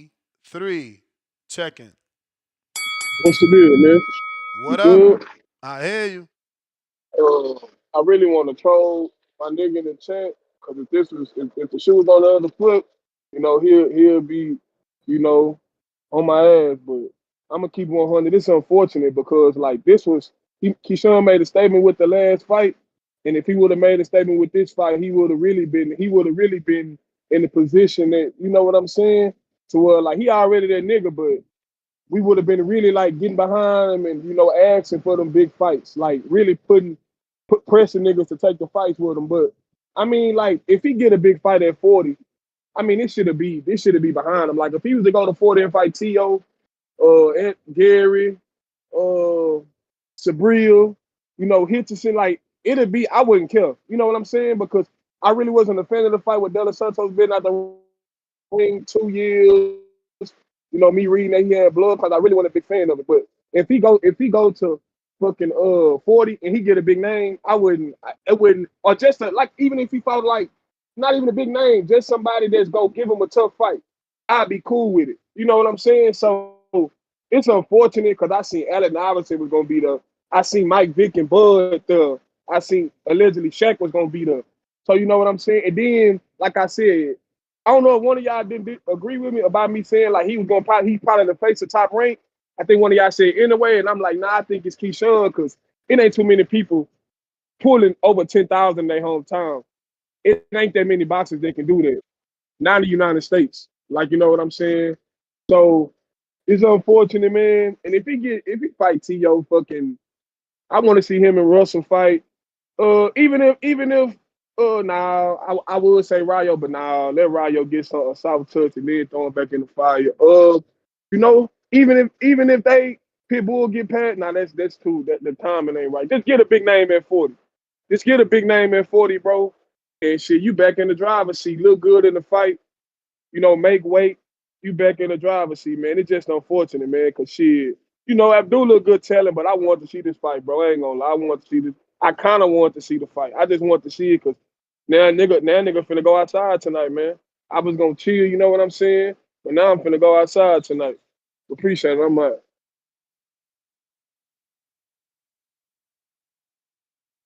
All right. If you're watching this on YouTube, you know it's time to tell you to hit that thumbs up yet again if you haven't already done so. Also, hit that subscribe. That's something I need you to do as well. We trying to get to them goals, crushing them goals, man. Right now, looks like I'm at 241,314. I got Draco, $5. Bomac is Keyshawn's nutritionist. Laughing out loud emoji. Leonard Sterling, 5-pounder. They don't want Sunday visiting hospital with De Los Santos in a coma coming out of brain surgery. De Los Santos did not look good at the weigh-in. We will have to move. Oh, excuse me. Will he have to move to 140? I mean, again, I knew he was going to struggle with the weight because of the time off. Now that he made a camp, if they get him a fight, maybe he could, stay in shape. But time off like that, making 135, bro, that's just never gonna be easy. Never. And let's see. We got Jabron, what up? Right? Or is this someone else? Jabari? Is this not Jabron? It's Jabari. Jabari. Okay. Santi.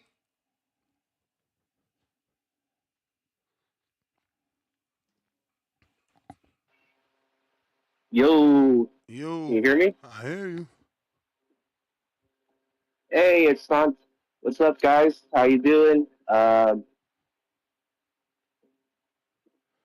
Doing well. You hear us? You coming in clear? Seems like you're pausing a bit. Yeah, no, I can hear you guys now. I got like a little pause in there. So I got a couple things I definitely want to say about what happened with Davis not making weight. You know, I started getting flashbacks of what happened with Frankie Gomez and Mauricio Herrera. I started getting flashbacks to Adrian Broner when he drank the soda while he was there on the scale, not giving a fuck about making weight because he knew damn well in his mind he was never going to make weight. And that's kind of the thing that we're now facing as an issue is that these guys aren't taking this shit seriously. You know, like time off or whatever, you're supposed to be an athlete. And as an athlete, your number one job is to be in shape. So 2 years time, what did you do? You know, what did you do that was enough of an excuse for you to be like, oh, well, you know, I had time off, so that's why I couldn't make the weight. And it's like, motherfucker, you signed a contract. You're aware of the conditions of that contract. So I think that De Los Santos did what was best, not just for his career, but for his health in a sport where we have guys like Mike McCallum and Billy Collins who take fights against guys who are doing whatever they can to have an advantage, not giving a shit that these guys could end up hospitalized, no longer able to fight or worse and stuff like that. And it's just kind of like, we have to eventually reach a point where we draw the line where what's an excuse and what's not acceptable, you know, because this sport is dangerous as it is between the guys who are, you know, trying to sneak through with the PED use and everything. It's just kind of like, come on, guys, you're professionals. That's why you're called professional fighters. Like, what's with the excuses?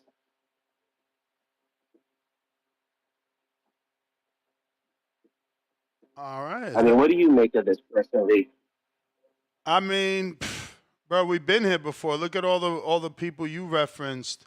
You know, I think that what has people up in arms is the attitude. They wanted a remorseful, you know, more apologetic attitude and demeanor, and because they didn't get that, you know, people are casting judgment. But again, I point to Ryan Garcia missing weight for a super fight, perceived super fight, and getting a pass from the public, a complete pass. Yeah, yeah, no, and And then I'll probably be the first to tell you guys that. I'm sorry. Go ahead. Go ahead. No, you go. Yeah, no, like I will trust me when I tell you guys that when Ryan was on the come up, I was probably the biggest Ryan Garcia fan, 100%. And when Ryan missed weight and then popped for the PEDU, I was so disappointed. As a fan, I couldn't support him anymore. As a boxing fan, I couldn't support him.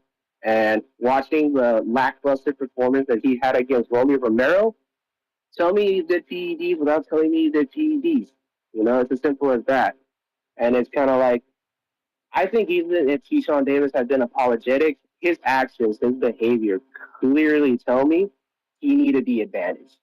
He needed the advantage against a guy like De Los Santos. So good on to De Los Santos for not letting himself be taken advantage by a guy who pretty sure he knew that if he paid the extra money and they said, yes, he was going to win. He was going to style on him. Santi, that's the bell, champ. Good to have you back. Keep calling in. On to the super chats. We got boxing fans sent one membership to somebody. It is the same. It's totally the same. Ryan paid. Cool. Keyshawn tried to pay. Y'all forgave Ryan, though. Like, don't do that, bang, bang. I will shoot you right now.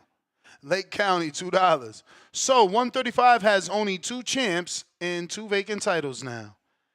WBO, not the WBC, is still there. Shakur got to vacate it because, remember, Tank is also still there. So it's Tank, Shakur, Murataya, which is funny because Robert Garcia said, oh, Keyshawn don't have a belt now, so he don't got to worry about paying sanctioning fees, so he could fight Murataya. So we got to see. Like, again, these are 35-pound fights that, realistically, do we think Keyshawn is going to double back to a Mason and a Murataya? Because, again, he said the sanctioning fee. So Robert Garcia's comeback is actually a great comeback. Do you feel me? Tyron, what up?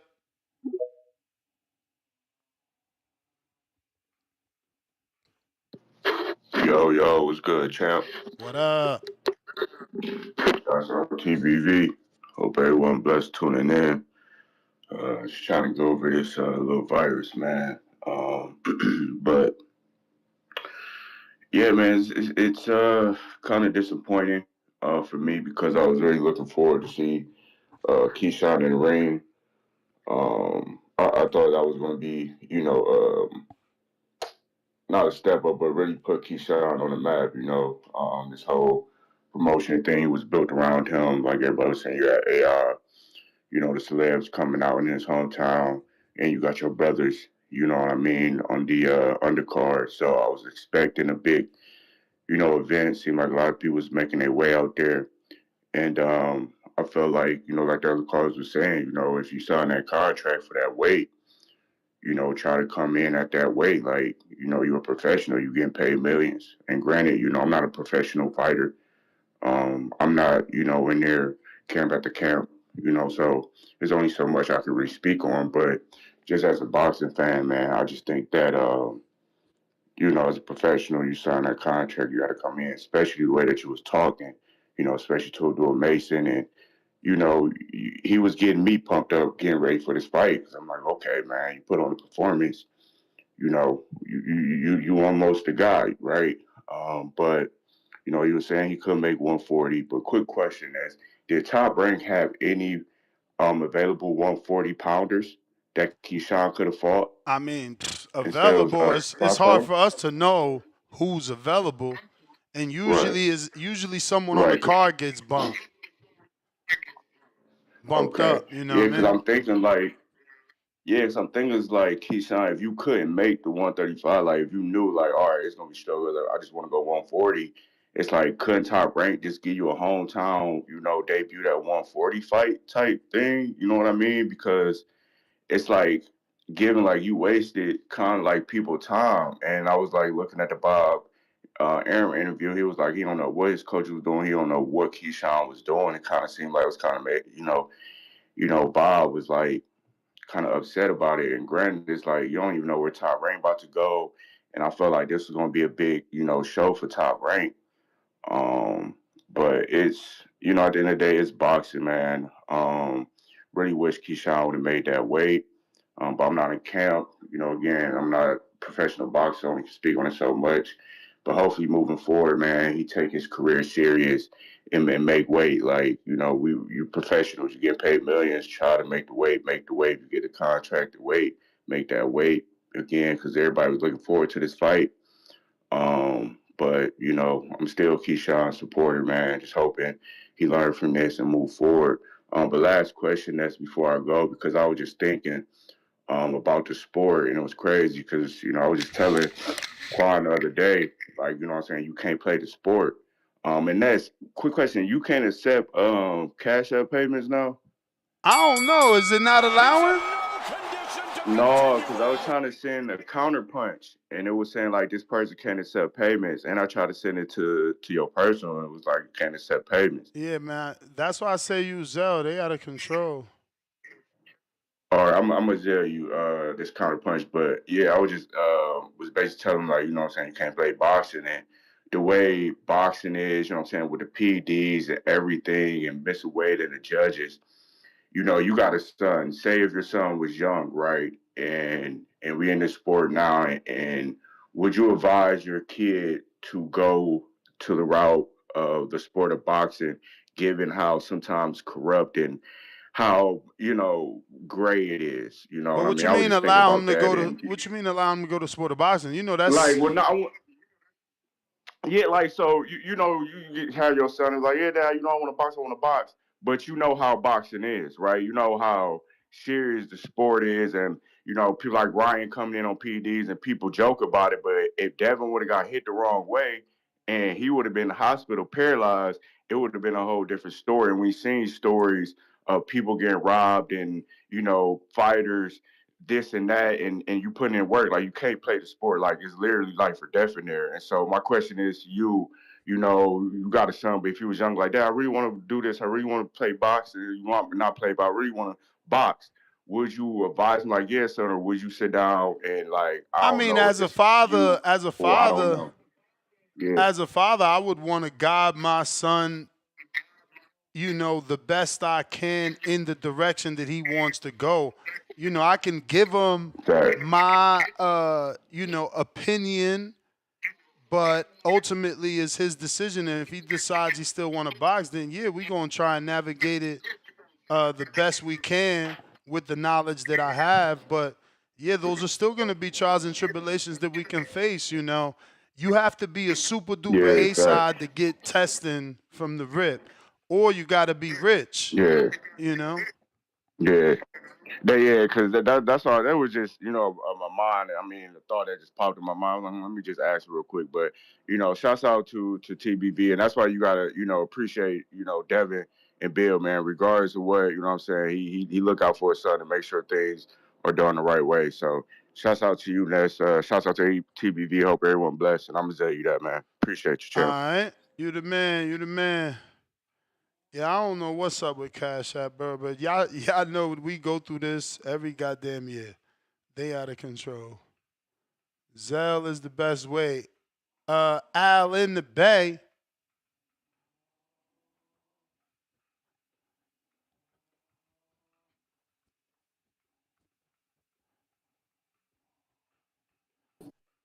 Hey, Ness, can you come back to me real quick? All right. Tomas.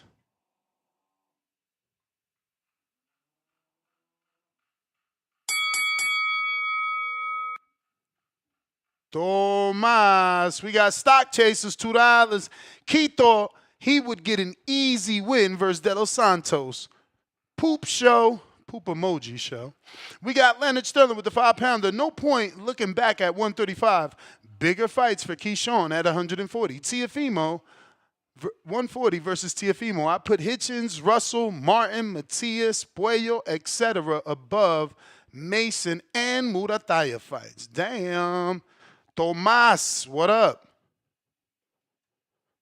You got to unmute. If What up? What up, Ness? What up, TVB? We hear you. We good. We good. How are you? Can you hear me? Hey, good. So yeah, I'm glad the fight got canceled, man.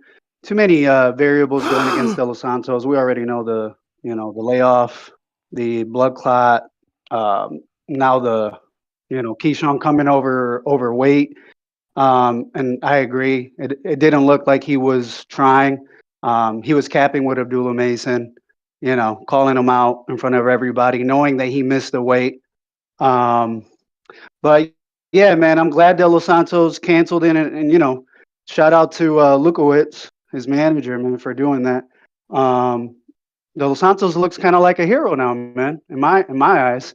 But I was thinking maybe he should move up to 140. He looked way too drained. He didn't look healthy, and like you said, it could be because of the layoff. But I think maybe move up to 140. And what about going against Lemos, Gustavo, and just knocking him out, and then getting a real fight after that for De Los Santos? Bro, that would be them showing you that they're invested in De Los Santos. Yeah, he's his own manager. He's his own. He bought out his contract, so he can move. What do you mean? On his own, according to him. I watched it. What do you mean? He said he bought out because his, Samson was right with there Broadway next to Joel. him. Yeah, Samson was right there next to him at that's the weigh-in. true. So, he bought out something, but not that contract. Maybe the manager's contract. That's true. Yeah, he mentioned something with Broadway Joel. I don't know why he said that, but maybe the manager's contract. But listen, we literally just screen shared the quote that it was Samson who told ESPN the reason why he and De Los Santos canceled the fight. So Samson is certainly still a part, whether on paper or not. In charge. Yep. Yeah, I saw that. And again, credit to them. It was too much of a risk for De Los Santos. I think he would have got definitely knocked out under 6. Santos get his feet wet again, and then move up to a real fight. For Keyshawn, You breaking up? Are you driving? I don't know. I mean, You going in and it's a out, but you're setback, there. but he'll be back. No, it might be my Wi-Fi. But I was just saying for Keyshawn, no good. I mean, you're there. It's just like chopping up, or is I don't know, or is you pausing? We Oh, don't okay. know. I think it's my Discord. No, it's my Discord. It's my Discord. I'll hop back on later on if I do a counter on my computer. But on Discord on the phone is terrible. But all right, man. Shout out to you guys. Thanks. All right, brother. Alrighty then. If you're trying to call in, Discord is available. If you're watching this on YouTube, go ahead and give me a thumbs up. That is allegedly going to help with the visibility of the show. It's going to put this episode in the eyes of boxing fans that haven't found us or haven't watched us in some time, right? I need your assistance with that because I can't do it on my own. Right now, we got 1,000 people watching, 300 thumbs up. That's nasty. And that's only on YouTube. Over on Discord, I need y'all to hit that thumbs up. What up, champ? And over on Twitch, I need you to follow me if you haven't already followed me. I need to get to that 100 follower goal.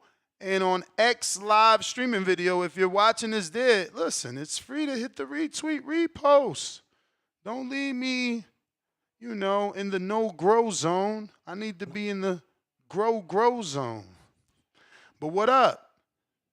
What up, man? Ness, man, I've been having a bad morning. I've been trying to get on this live for about an hour. My whole system went down. It all glitched out. The mics wouldn't connect. I had to do a factory reset on my entire computer, my entire system. Then, I dropped my earring in the bathtub last night, right? So I tried to get it out. So, I bought these earrings 9 years ago in the glory days. I ain't never going to be able to afford another pair like this. So I'm trying to really get this out. So my wife comes home, I'm bummed out. I'm like, yo, let me just sit down. She sees the caulking. She sees the screwdriver in the thing. She cleans all around and she thinks shower. Bro, my daughter calls me, hey, Dad. I'm like, what? She's like, it's showering in the kitchen. The water's going through the fucking the thing because I didn't tighten it all the way. And it's going through downstairs through my kitchen, the water. Bro, I got up. I was just having a bad day. But anyway, and then I couldn't connect. But interesting enough about the topic. Enough with me. This Keyshawn Davis situation. I'm sorry you're having a bad day. Hopefully the boxing talks works it out for you, man. Yeah. As far as this Keyshawn situation, yesterday I went on a live and I have a little different perspective of what transpired. I think Mr. Keyshawn Davis got what I like to call the champion's curse. It's where a young man comes across fame, fortune, things like that, and they get a little distracted. I remember when Bo Mack said 7 weeks out, 4 weeks, he'll be in shape. I got a little concerned there. Then I started reading on what was he putting down. He came into the fight saying, "Oh, I don't want to fight Raymond. Tell him to vacate the belt and Abdullah Mason. After this fight, you're gonna fight me. This and that." And I think he was already setting up the narratives that belts don't matter because he was prepared to lose his on the scale. Then I saw him renegotiate the fight with try to go in and renegotiate the fight with Edwin De Los Santos, and I love what Edwin De Los Santos and his team did. They said, Keyshawn Davis, you're not a businessman. You're messy. And you know what? As a matter of fact, we're not going to help you out with your own shit. You did all of this, and you want my guy that weight drained himself all the way down while you sit there chilling, flexing on stage, totally hydrated, right? And you think that Edwin De Los Santos and his team was going to sacrifice their guys so that you can get a knockout, lose your belt, and catapult yourself to the next division. Instead, leave him in his own shit. Leave him in his, you did all of this. How about we back out and we leave you in your own shit and you deal with the criticism and everything else on your own? And I thought that was a perfect move. A lot of guys think about the money first, the management. They don't really think about the health of the fighter. The fact that they pulled out and made an educated decision on this was like, nah, your guy's already bigger than us, man. You're cheating. And then you're going to take my guy and use him as a catapult because you're fresh and bigger? Nah, brother. Nah, we'll live to fight another day. And you came in here, scheduled this whole event for all these people to come out. And guess what? You woke up this morning beltless, no money, and mad criticism. That's the shit you wanted to do. You're called the businessman. Deal with your own shit. And I was like, word. I was all for it, you know. And then I started thinking scenarios of what Keyshawn could do. And I said, well, Tio don't got to fight. Tio just denied everybody else. You know, and then he denied him too. He's on that list of people he denied. Remember? I know, right? So check it out, right? And then I was thinking to myself, I said, well, if Keyshawn Davis would have made weight, he would have beat Edwin De Los Santos, and he would have said right then and there, said, yo, I can no longer make this weight, but you still have the WBO World Championship. You know what that does for you? It makes you the mandatory to the existing champion, which is Tio. Yeah, but Tio don't want to take the fight. Like, I know that, but so now having the belt ain't gonna do nothing. Tio is capable of dropping the belt. What do you mean? Okay, check it out. He don't want to fight him. Okay, but it doesn't do nothing for Tio, but it does for Keyshawn, because even if Tio drops the belt, guess what? Now Keyshawn's the champion at 140. Yeah, but he doesn't get the fight, and that's what I'm saying. Like, think about this. Keyshawn's already a Riyadh season ambassador. So belt or no belt, he's already gonna get a big fight. You think Devin don't just think. Yep. Devin don't got a belt. Ryan didn't have a belt. Yep. Like, these guys are getting the biggest career fights and paydays without their belt. Well, those guys were coming off actual fights. Keyshawn's not being a businessman by not making weight. And does that give alarms to Turkey? If I schedule you a fight, can I count on you? No, because Turkey was trying to get him a fight at 140 pounds versus Teofimo. The move was always to go to 140 pounds. But Damian Clark sent $10 via Zelle. Shout out to everybody using the Zelle. Cash App is wildin'. Please use the Zelle. He says, all the hell you raised about Ryan, but Keyshawn gets a pass. Nasty work. Don't bring up Ryan missing weight again. Treat him like Keyshawn. No, I'm not going to make a scandal, because when I did, you guys gave Ryan a pass. So I'm playing devil's advocate. You don't see that every caller I'm saying it? Y'all gave Ryan a pass. Y'all gave Ryan a fucking pass.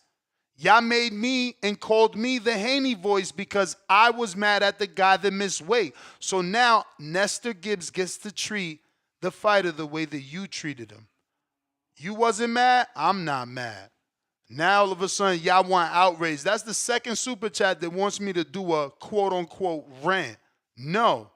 When I did my rant, you called me the Haney voice. Don't ask me to rant again. You didn't believe in people missing weight. You was okay with it. So don't change up now. Stick to it. Stick to it, man. Well, I got a couple super chats. Hold on. $10. Yeah, go ahead, brother. Sean Robinson, $10. Keyshawn has international experience. He knew far in advance he wasn't making the weight. I've had 2 patients die on me in 16 years as a registered nurse. Both had blood clots. Edwin went through a lot. Trust me. Leonard Sterling back with another 5-pounder. What score did you have last night? I had, what is that? Beatrix, 96-94 over Cruz. or Beatrix. I thought it was Ortiz. And first name Calieta or some shit like that. Caliet? I don't know, but definitely not what you put unless that's her nickname. So I didn't score round by round. I did the live fight chat, and I didn't have it as I didn't see her doing the work that Alex Vega seen, bro. Like, I did see her do good work, but again, Franchon was just the bigger woman, landing, leaning, just being more, like aggressive. This girl was fighting off not the back foot, but looking for the counter. She was trying to fight in the pocket off the slip and looking for the counter, but she had good success with the left hook, occasionally a right hand. I just, maybe people think she won because she was looking like she was landing counter punches or, literally landing counter punches.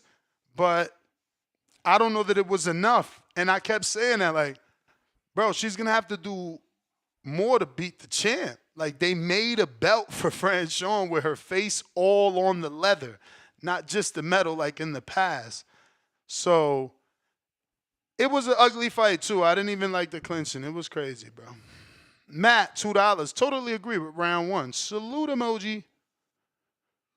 Matt Bent, $100, $5. Skull, Canelo, Devin, Jose.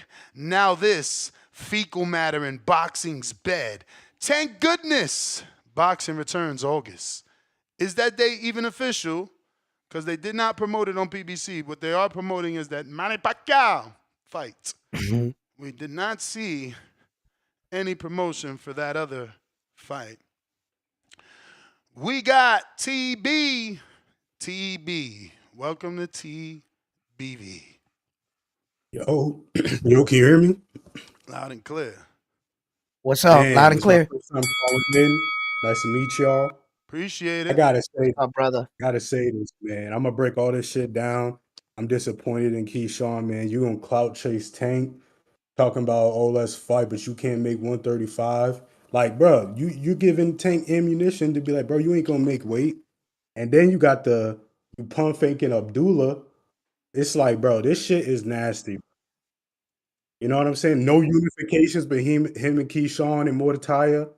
Like, bro, if I'm a network, I'm saying fuck boxing on God. Cause I'm looking at this shit like, yo, PBC. If I'm Amazon, I'm like, PBC, y'all boys don't fight more than once a year unless you're one boxer. Tank, maybe Plant, maybe Benavidez. Like, if I'm a US network, I'm not buying into this shit because all I'm seeing is inconsistency, no scheduling. Like, come on now. Like, and this shit is not making it any better. You know what I'm saying? Like, don't be surprised if boxing all goes to the zone. If y'all didn't know, Saudi put $1 billion in the zone the last few years. Like, don't be surprised if shit is not in the US a lot because no US networks are interested in this shit. So, you know what I mean? I'm really getting tired of like all this shit because US boxing used to be bigger than UFC. Like this shit going on with Amazon focusing more on UFC, that was never a thing. I know y'all heard Ness, have you heard of the show Entourage? I know you've heard of that. I was On on HBO a bunch of HBO. years ago? Yeah. Hell yeah, that was I my watched shit. they featured boxing at least 4 or 5 times in that show. They went to a fight live. They mentioned Oscar De La Hoya. They were promoting the new game. They would have those little cutscenes where they're watching it on the TV. Like boxing used to be the shit. And I'm like, bro, this shit, like the shit with Keyshawn is killing it. You know what I mean? I mean, obviously Keyshawn's not the biggest problem. I mean, but I think I'm it's telling you, way more than just that. It's definitely part of it. Like undisciplined fighters, not making the best matchups, over marination. It's about 12 things we could point at. So yeah, don't be surprised if everything goes to the zone. And since Saudi's invested and they invest more, you're gonna be like, oh, why isn't this fight in America? Because why would they put it there?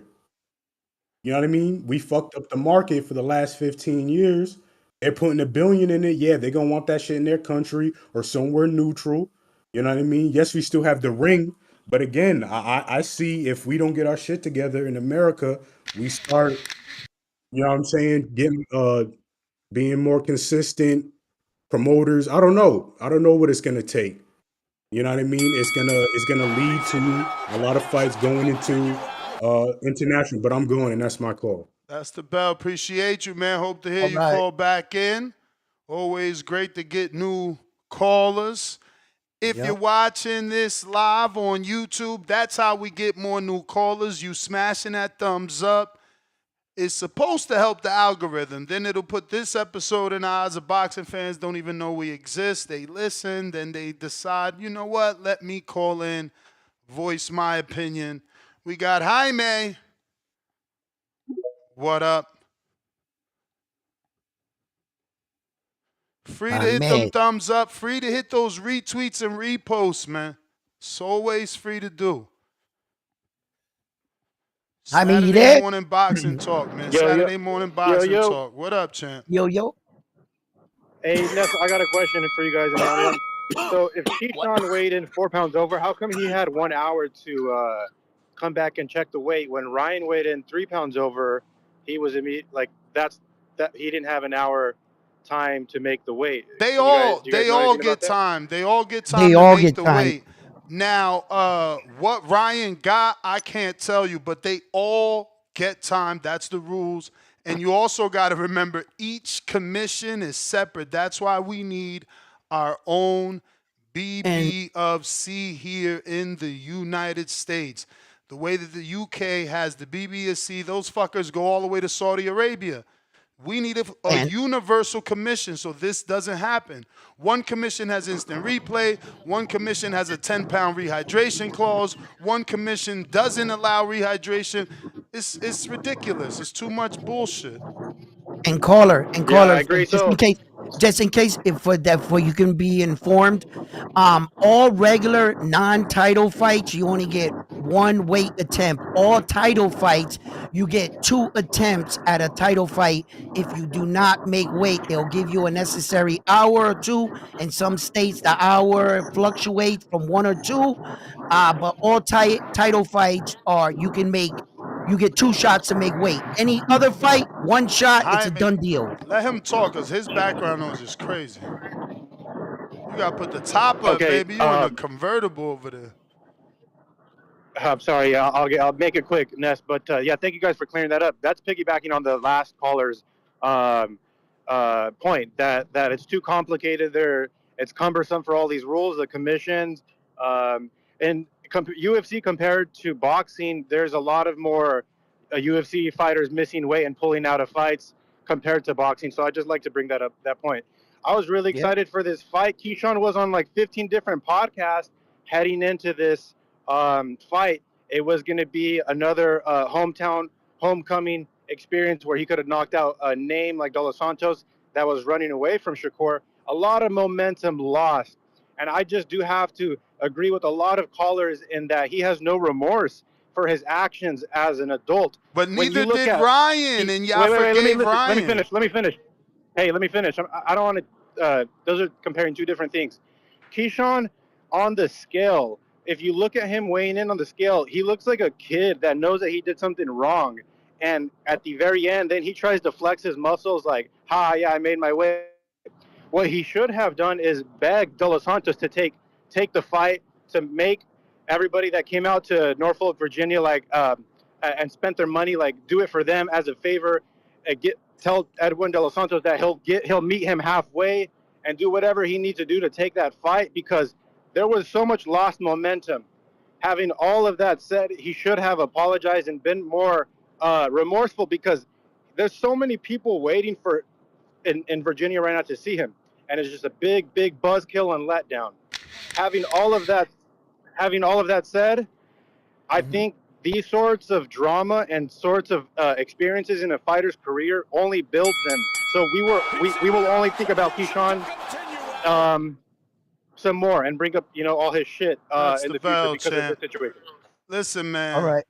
I forgave Ryan. All right, let me get 10 seconds. He talking about, you get your 10 after me. He talking about remorseful, and look at him at the weigh-in. Ryan literally had a drink at the weigh-in. Ryan was beating on his chest at the weigh-in. I don't want to hear about how he acted and he wasn't remorseful. Neither was Ryan. Okay. Now, as far as the caller and saying he should have begged Edwin De Los Santos to take this fight, they did offer Edwin De Los Santos 50% more money, I heard. Something around 50-something, right? Whatever it was. Now, the thing is this. Not 50, right? According to Dan Rayfield, it was six-figure, Okay, yeah. So they did make an attempt. They negotiated six figures for the weight. Right. They did make an attempt. Here's where negotiations, I believe, this is me now, fell through. When Keyshawn Davis fight Lemos, and Lemos came in 6 pounds overweight, Keyshawn said, I'll take the fight as long as you continue to cut weight through the night, right? Because he wanted him to bring him down and deplenish him. When they asked Keyshawn Davis the same thing, Champ, if you want to fight against, just stop right there. You're about to say something that you are totally wrong. You got to do research. Y'all got you and Marco got to do research. You're wrong. I said this is me. You're wrong. This is me saying this. I know nothing about this. This is just me giving something out. That's why I said that at the beginning. But again, there is a promoter. There's a promoter saying that Keyshawn agreed to the 10-pound rehydration. There is a promoter saying that Keyshawn also offered 6 figures for De Los Santos to take the fight. Team De Los Santos and Samson Lewickovic canceled the fight. I just want you to know, in case you don't know. I know. That's why that's why I was real. I'm straightforward when I said. No, I hear you. I'm just letting you know before you say he should have did this. That's what they did. It was Team De Los Santos that decided not to go forward. I get all that. That's why I said, people, this is me saying this. Me. I have no backing to this. Nothing. This is just me saying Google is my friend. opinion. Google is your friend, champ. That's like that. People don't have anything negative to say. But what I'm saying is like, Tone, stop texting. Talking about Ness refused to say Devin took the money. De Los Santos didn't get to take the money. What's the difference? They didn't even go We're not that talking far. about the money. We're talking about the fans' reaction. The fans gave Ryan a pass. The fans didn't ask Ryan to apologize. They didn't say Ryan doesn't look remorseful. They didn't say, why was Ryan drinking a beer? And come on, everybody knows Ryan should have did so. He should have begged Devin Haney. He should have begged. Bro, y'all bias. And then this guy's super chat and telling me that I'm the one that's biased because I'm doing what y'all did. I'm ignoring it the way y'all did. Damien with another $10. Did Devin take the money? Yes. And you still complain. Cut all that. I'ma do what y'all did. BS out. You bias and you showing it. No, you bias and you showing it. You bias and you showing it. You ain't giving Keyshawn the same pass you gave Ryan. You cut it out. Now you mad. See, I'm just better at this than y'all.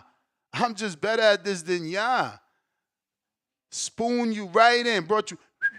Got you right on the hook, bruh. Prentice Brewer, what up, coach? Welcome to that prospect level. The guy you know, $2. Ryan got nothing to do with this. Key is wrong. No, Ryan got everything to do with it. Don't make me go into that CYP line. See, that's why he say what he say. Y'all treat one person one way and another person a different way. This is the weirdness. What does Nesta Gibbs preach? Equality for all boxers. If we treat them all the same, we'd be in a better place. So now we treating Keyshawn the way y'all treated Ryan. The masses won. The masses said it was cool for Ryan to blow weight. Floyd Mayweather said it was cool. They took pictures with 3s up. Remember 3 for 3 pounds? Y'all forgot? Yeah. But ain't that human behavior? I don't treat everybody the same. I'm not supposed to. Yeah, I know, but when you're sitting here taking call after call and people saying F Devin Haney, Ryan, it don't matter, so then why we can't treat Keyshawn that way? He got a hometown fight. He needs your support. We should be saying, man, F that. De Los Santos should be there, man. Keyshawn got Allen Iverson coming. You know, no, we telling Keyshawn to beg De Los Santos. Ain't nobody tell Ryan to beg Devin Haney. So yeah, I'm gonna sit right here and do what I do. Conscious Gains, welcome to the prospect level. Adrian, $10. You're comparing two completely different scenarios. One fighter accepted the money on the way and the fight moved forward. One did it and ruined the whole card. This is not the same situation as Ryan. Yes, it is, because you are trying to compare the money. I'm comparing the way that the public is treating the fighter that missed weight. One fighter was propped up. The other fighter is trying to be shamed, belittle, start over. The promoter ain't gonna fuck with him. We don't trust him. He's got to prove himself. Get the fuck out of here. Y'all ain't do none of that to Ryan. Y'all labeled him king. Fuck off. Yeah, one fighter missed weight, but there was a fight that still took place. In this situation, the fighter missed weight and we got no fight. We're mad. Okay. I mean, fans. Okay, but that still doesn't change the fact that you're treating one fighter who missed weight better than the next fighter that missed weight. Yeah, well, to a certain extent, I would say. It just boils down to that. Yes, and I we're agree talking with about that. 1 month apart. We're literally talking about 1 month and 5 days apart. So To a I'm certain not going to extent, yes. shut up. I'm not going to forget 1 month, 5 days. Oh, actually, it's not 1 month, 5 days apart. That was the last time they fought. It was a year ago. It was about a week ago, but a year ago. I was going to help it. What up, Brandon?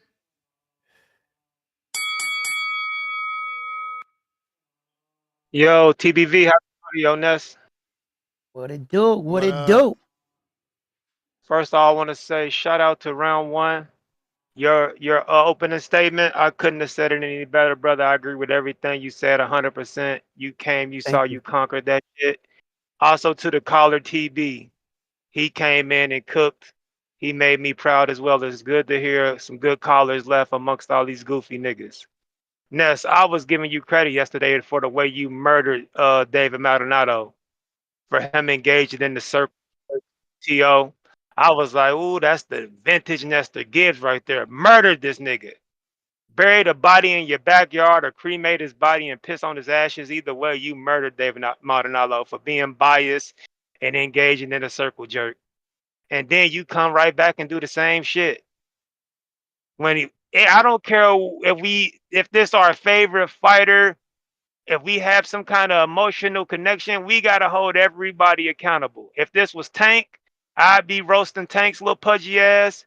I don't care if this is a Bomac fighter. Bottom line, this is wrong. You came in, you missed weight. Every fighter ain't gonna just take the money and take the bag. Some guys are gonna stand on morals and principles, and that's what De Los Santos did. You fucked up. You fucked up even more because you had a moral obligation to your home city. You got Michael Vick, you got Deshaun Jackson, you got the city of Norfolk coming out to watch you catch a fade. You the hometown kid, you got your brothers, your mama, your sisters, and you didn't stand on your promise to do the one thing you supposed to do, be a professional and make weight. You fucked up. You can't justify this shit, Nasty. You can't play that, oh, you guys didn't have that energy for Ryan shit with me, because before the beginning of time, I was telling you motherfuckers Ryan wasn't a real fighter. Ryan is the Ruby Rose of boxing. Ryan is the Lori Harvey of boxing. So that stands you taking to keep that same energy. I'm Mr. Keep that same energy, brother. Ryan is a piece of shit. Ryan should have never been taken serious to begin with. You niggas took Ryan serious, not me. So with that being said, Keyshawn, I'm disappointed in you, brother. I don't think no real fan should be justifying this behavior. That's why I keep telling y'all, stop being loyal to these fighters. Be loyal to the fade. Be loyal to the motherfucking squabbles and the fades. When you find yourself being loyal to these fighters, you found your way having to justify bullshit. And this is bullshit. Nigga was damn near 4-5 pounds overweight. Did you even try? I think he tried them new Popeyes fucking chicken wraps, did a mukbang or something the day before the weigh-in, because that's very unprofessional. Shakur missed weight. I don't think he missed it by this goddamn much when he missed it. But yeah, this is unacceptable, man. So Nash, you wrong on this one, brother. So but shout out to round one and I don't know TV. what I'm You're wrong cooking. about, Y'all was but cooking. salute, I'm out. salute. Salute. Yeah, man. Yusef, the barber. Great call. Great call. Yo, you hear me? What's good? What's Yep. good? Yep. That was good, everybody. Big use calling in, man. I definitely wanted to call on this particular shit. I wanted to call yesterday when the news first broke, but man, I understand what you're trying to say next about the Devin and Ryan shit, but I'm a Devin fan, so I was definitely one of those guys that was not fucking with the Ryan shit. To this day, I'm at the barbershop still arguing with my coworkers, my clients, and all that shit about the whole Ryan missing weight shit. So fast forward to now, Keyshawn, I'm highly disappointed as a real boxing fan. Like, we supposed to be a hardcore boxing channel, and a lot of these takes that people are saying is just all over the place. And it's like, bro, I don't think no one is realizing that Keyshawn has just got, this would have been his third fight in a row in his hometown. You know what I'm saying? No other boxer was getting catered to and built like this to get 3 homecoming events. You know what I'm saying? And I'm glad De Los Santos and them team definitely pulled out this damn fight. You know what I'm saying? Because Keyshawn can't be popping off at the mouth and all that shit. Don't be wrong, Keyshawn, he's good for boxing in certain areas, but this right here is not an example of being good for boxing. You know what I'm saying? He's gonna make other fights because he's a little bit of a crash out. He can sell fights and he got skills. He can box. He can slug it out. He can do what he got. You know what I'm saying? He got Crawford on his team, Bomac as a trainer. But it's like, bro, my little brother sent me a video yesterday of something going on with the I think they was training, and Bomac literally did an interview while Keyshawn was training, and it's like, bro, they said, yeah, we feel stronger, we feel better, et cetera, et cetera. We didn't even try to really focus on the weight. We focused on the strategy. So it's like, these niggas didn't even try to make weight. And if that's on Bomac's fault, you can't put that on Bomac because Keyshawn is the one fighting. He should be hungry enough, as he has shown in the past, to make that goddamn weight.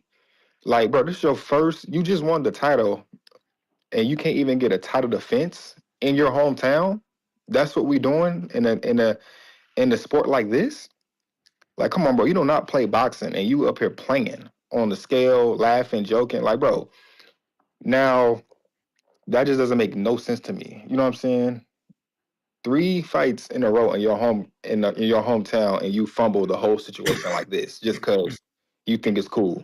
Like, bro, fuck out of here with that shit. And I understand, yeah, I seen all the tweets and all the reports of him having, like past few callers said AI, Mike Vick, who else, etc. All the people from the VA. I'll pay for another one. I just want to finish off my last little shit. But yeah, man, he having everybody. Yo, so this would have been his second fight. Only the Gustavo Limons fight was at the scope. I don't see anything else. I thought this was his third homecoming fight. I don't see anything else. Only that one with Gustavo Limons. Baranchek was in Madison Square Garden. Was Baranchek? Oh, you're right. My fault. And Medueno was in Prudential Center. Okay, that's my bad. If I got confused with this would have only been his second one. The second, that's my fault. Then I'll totally take responsibility of that. I'm thinking the last fight was in Virginia. But anyway, so this would have been his second fight in VA. You know what I'm saying? A big card, everything, and it's like, bro, you let De Los Santos come back. We already had discrepancies about him choosing an opponent, him being off 2 years, the blood clots, etc. But I'm glad, you know what I'm saying, this fight isn't going through because, bro, you just can't play like this in the sport of boxing, bro. Like Keyshawn, he had all the momentum going for himself. He's about to be a star in this sport, about to be a big star in this sport. He got everything literally mapped out for him to be successful. But just think about how he just fucked up the whole promotion, bro. Think about everything he had going on outside the fight, club promoters, everything like that. And it's just the whole energy now is probably gonna be shot in that damn building. You supposed to have a big event for you and your brothers, the sisters, whoever, if they doing all that over again. You know what I'm saying? And it's just like, bro, you just fumbled on the big stage in your hometown. So It's just ridiculous, bro. Now, what if one of his brothers lose tonight off the fact the momentum is not even being carried in the way that it should have been? Because now he gonna be at the event, just looking like a dead soul, just having all this fun and all this shit going around, and you the dummy that's supposed to be the face of this whole event, and you just fucked up the whole shit, the whole thing. That meant all that woofing to Abdullah Mason. You knew for a fact you weren't finna fight Abdullah, bro. He just got under his skin because he tired of Abdullah Mason talk, and people know Abdullah finna be one of the next ones. He a top contender now, and he probably gonna he'll be champion for sure in this sport. But it's like, fuck Keyshawn. Like, he had a lot of people rooting for him, and we know what Keyshawn can do. But it's like, bro, what the fuck are you doing? So I'm definitely tripping on the weight. You know what I'm saying? Because we got to keep the same energy with every fighter. And like you're saying, you're right, Nash. You know what I'm saying? But it's like, bro, if this any other boxer, keep that same energy. You couldn't even have one title defense, not even one title defense. But as much as he hates on other fighters, you know who had 8 title defenses? Devin Haney. I'm out. Yo, I mean, All right. I could be a hater and remind y'all that there is a phrase in boxing that they say you're not a champion until you defend your belt. Nice one, Ness, huh? Anyway, I'm going to let you slide with that one. But, gentlemen in the chat, right? Everybody and the caller that just called in, I just want you to I'm not giving anybody an excuse. I just want you to hear me out. Look, Keyshawn Davis, man, is a young man that became world champion, and he might have fell through some of these pitfalls. Yeah, it's up to him to keep, his professionalism in the sport, but temptation in this world, I've never been there. I don't know what it's like for celebrities to ask me out and to come out. We see him on 15 podcasts. Maybe he should have been trading, people might say. But I think what we're all arguing is our perception of how we view him and his fuck up. Maybe he got into a situation where as a young man, he didn't know how to deal with it. And sometimes when I'm mad, I laugh, and sometimes not all of us say the right things. I'm pretty sure that he's feeling this, and somehow he's trying to talk his way up and not to feel down about losing a world title. That's gotta hurt. And losing it on the scale, that's gonna go down in the record books. You weren't even beaten. You beat yourself. So I'm pretty sure he's going to beat himself up. And now does he show up to an event where all night he's going to get criticism in support of his brothers? And what if his brothers fall? Like, this can go like a really bad, but thank God he's in the one sport that all you got to do is bring the fans blood. They'll love you again. Word. I got some super chats to get to real quick and a new poll going on our live show here on youtube.com/ThaBoxingVoice. We ended the last one and we got a new one asking you specifically, should missing weight be an automatic loss? Some are saying, 33% of the voters are saying yes, it's unfair. 30 saying no, case by case. 12% saying only for title fights. 26% saying needs stricter rules. So they agree that we should have some stricter rules, don't necessarily believe a champion should receive a loss if he misses weight. Chat summary is saying the viewers are discussing a boxing match and they are analyzing the fighter's performance and making predictions. That's a pretty weak chat summary from the AI. We got the boxing police, and he says, Ness, Devin gets more hate than Joseph Diaz, the pedo, Charlos, the abusers, Ryan, the cheater. You can't change the hater's mind, no matter what. Prestige Sports, number 3 on a pound-for-pound chatter list. Round 1 looked like one of them V from Vendetta Mass. He's funny. A smooth brother. He's a smooth brother. All right? DC3, $5. I was going to chill tonight.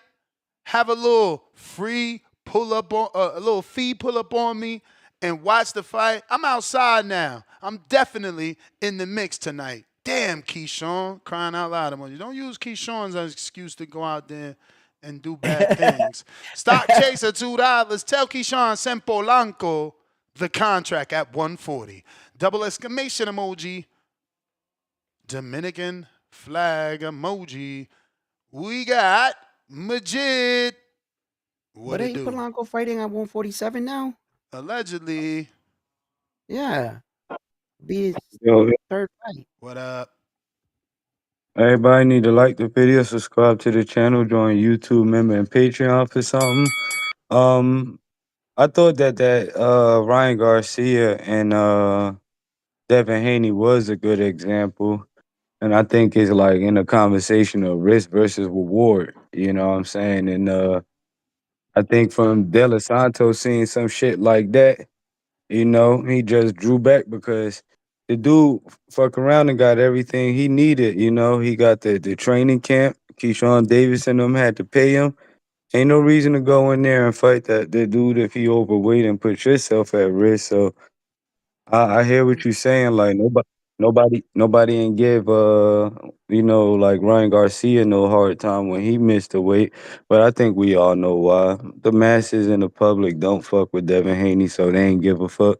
That's the real answer. You know what I'm saying? And yeah, I just think that it's a couple of fighters that we had fucked up making the weight, you know, starting with Ryan Garcia. You know, he fucked off the weight, and then you had Devin Haney sign, you know what I'm saying, and save the event. You know, you had somebody like a Marquez, you know, when Mayweather came in overweight, he saved the event. Cancellation when Shakur did it, you know. So I think that if anything, Keyshawn gonna have to worry about since Shakur left, they gave him the promotion, and his promotion was looking way better than Shakur shit because he making his fights look better, you know. So now I think with that shit with the weed, you know, that no contest where they had to go to the drawing board to get him back to get to that title contention and the title shot. And then this shit right here where a lot of people pay for those hotels, you know what I'm saying, pay for those tickets. Now today they spending a lot of time refunding and all that shit, you know. So I'm like, all he got to think about now is they gonna give Top Rank is Top Rank gonna give it to Abdullah Mason.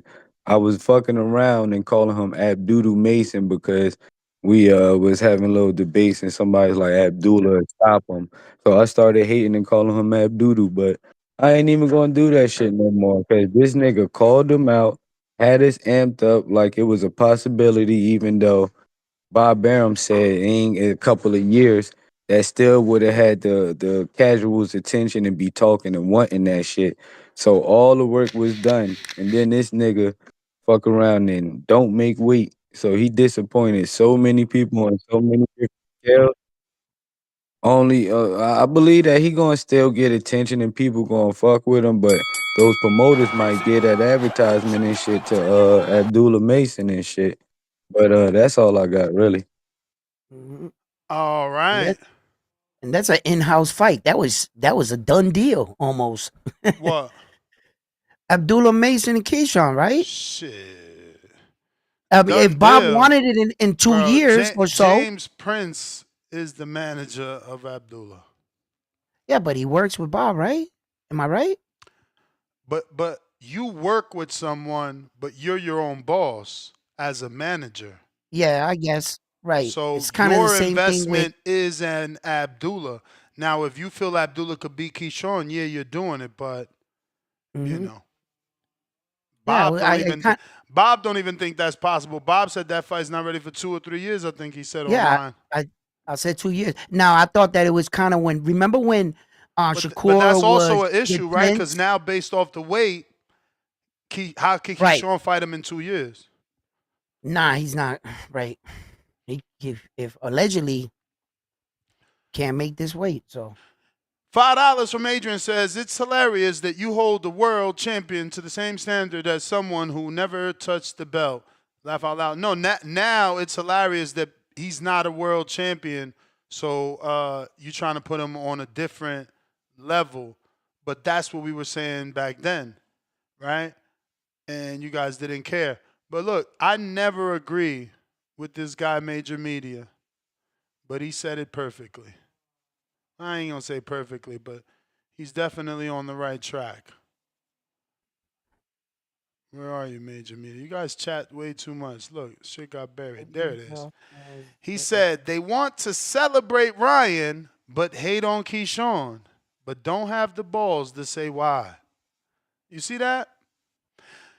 They want to celebrate Ryan, but hate on Keyshawn. Boxing Police too. Go ahead. No, I said it. I think the answer to that was because we did get a Devin and Ryan fight. We're not getting Keyshawn and Edwin fight. No, and I think man. that's where the Listen, difference comes. you I just, looking at the end. You looking at the end and not like we are doing right now. Like you're not looking at like we're doing right now. Like immediately after the weigh-in, day after the weigh-in. That's what you got to compare. They were celebrating Ryan. Oh, it don't matter. It don't matter. He came in 3 pounds over. Take that fight, man. It don't matter. Right. It don't matter. And now look. Now all of a sudden it matters. Now all of a sudden everybody has integrity. Boxing Police 2-pounder. Keyshawn, weight bully. Height difference is crazy. Boxing Police 2-pounder. Keyshawn is already on the phone with Turkey. Quest, what up?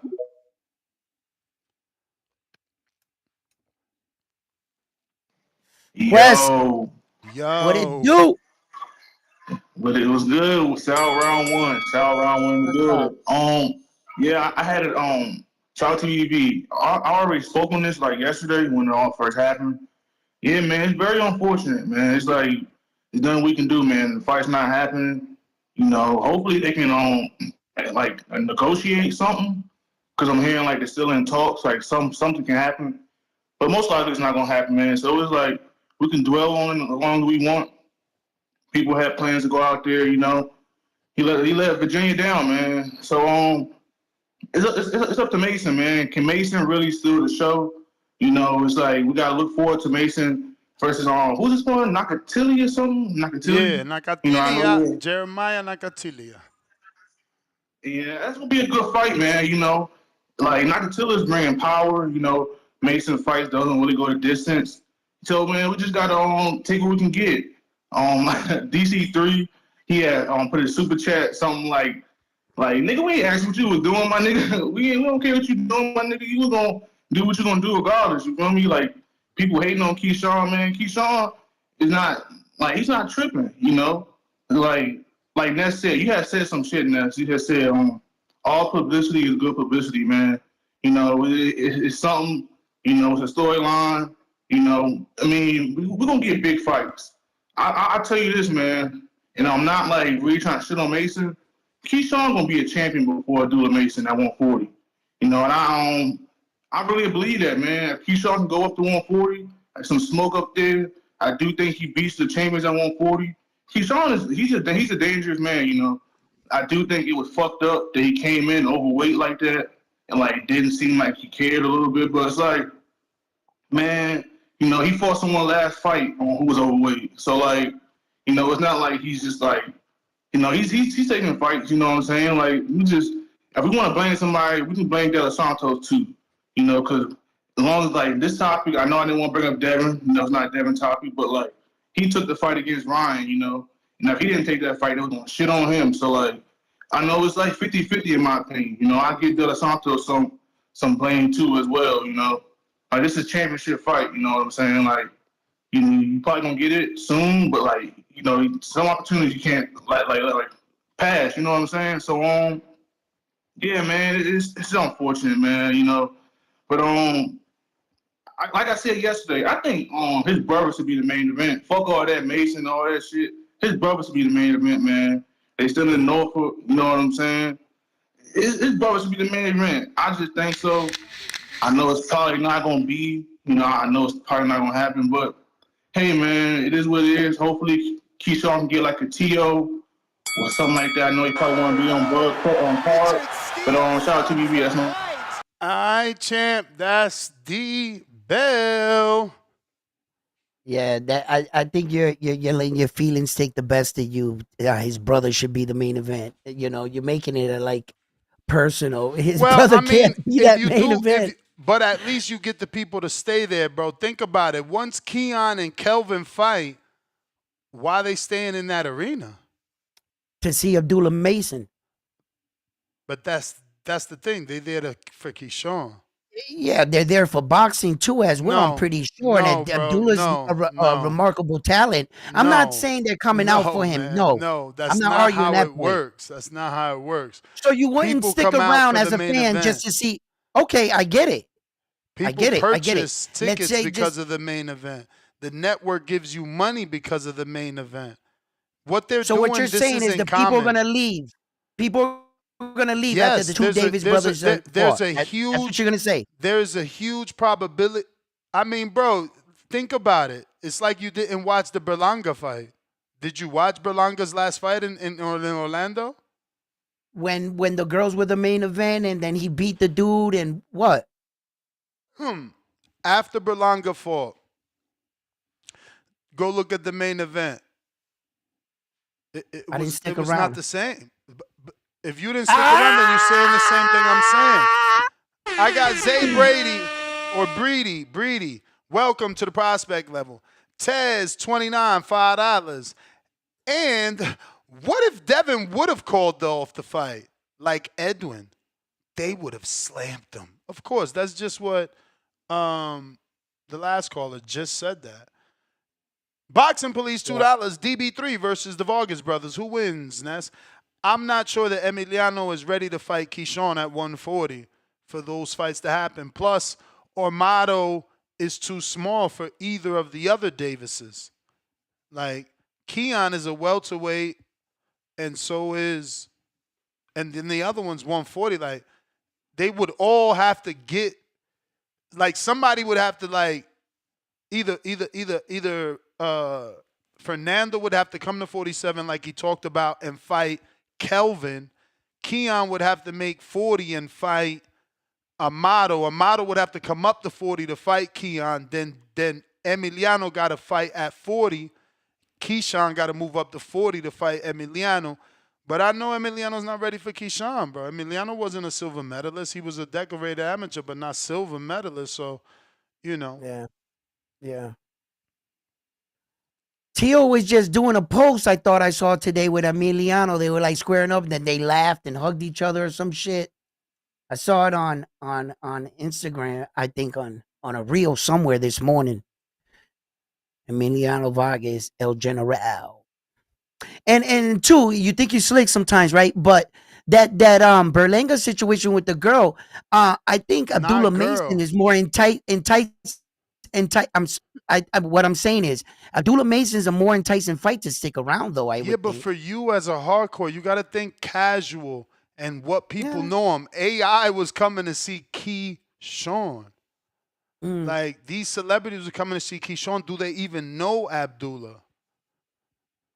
Like, what name did Abdullah fight to make a casual fan say, oh, let's watch that Abdullah Mason fight? Like, bro, right. I don't know. You know, we're going to see. And he has that opportunity to steal the show and catapult his stardom. This is a fast track to stardom. Why? Because he wasn't ready for a main event. They didn't plan this.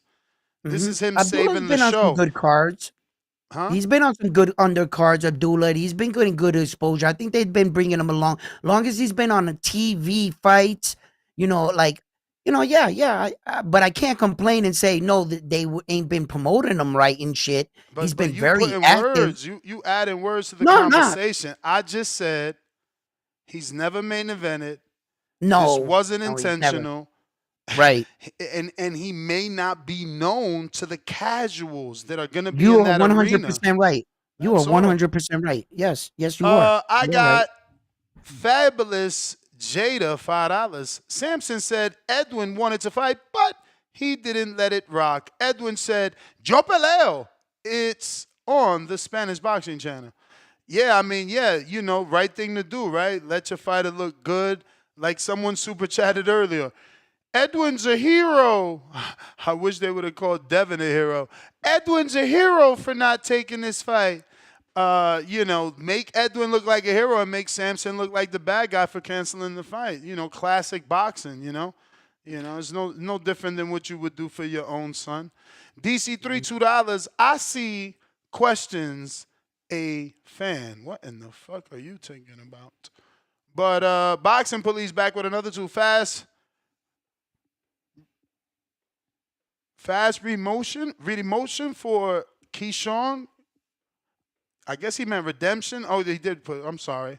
Fast redemption for Keyshawn fight. Gary Antoine Russell. Huh?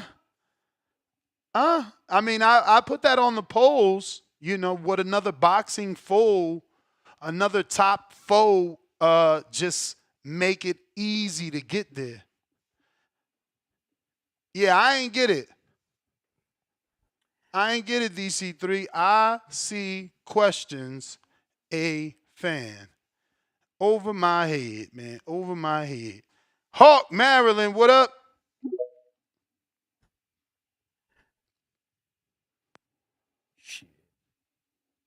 If anything, I would have been questioning them Keyshawn words. I ain't fighting Roman. Roman. He didn't say Roman. He said Murataya. I mean, Raymond Murataya. Did I say Roman? Get your my bag. right. My bag. Get your hate right. My bag. Raymond Murataya. Right. What up, Hawk? You there? That's what I would have. What's up? Yeah. What up, man? You got round 1? What up? What up? Ain't too much. Well, it's either round 1 or it's two-tone. Why y'all can't be on there together? Why we all just can't get along? But anyway, we have been on together. Okay. Long as it's just different timing. Yeah, we've been on together a few times. Exactly, Major Media. Lamones came in 6 pounds overweight. Keyshawn made the fight.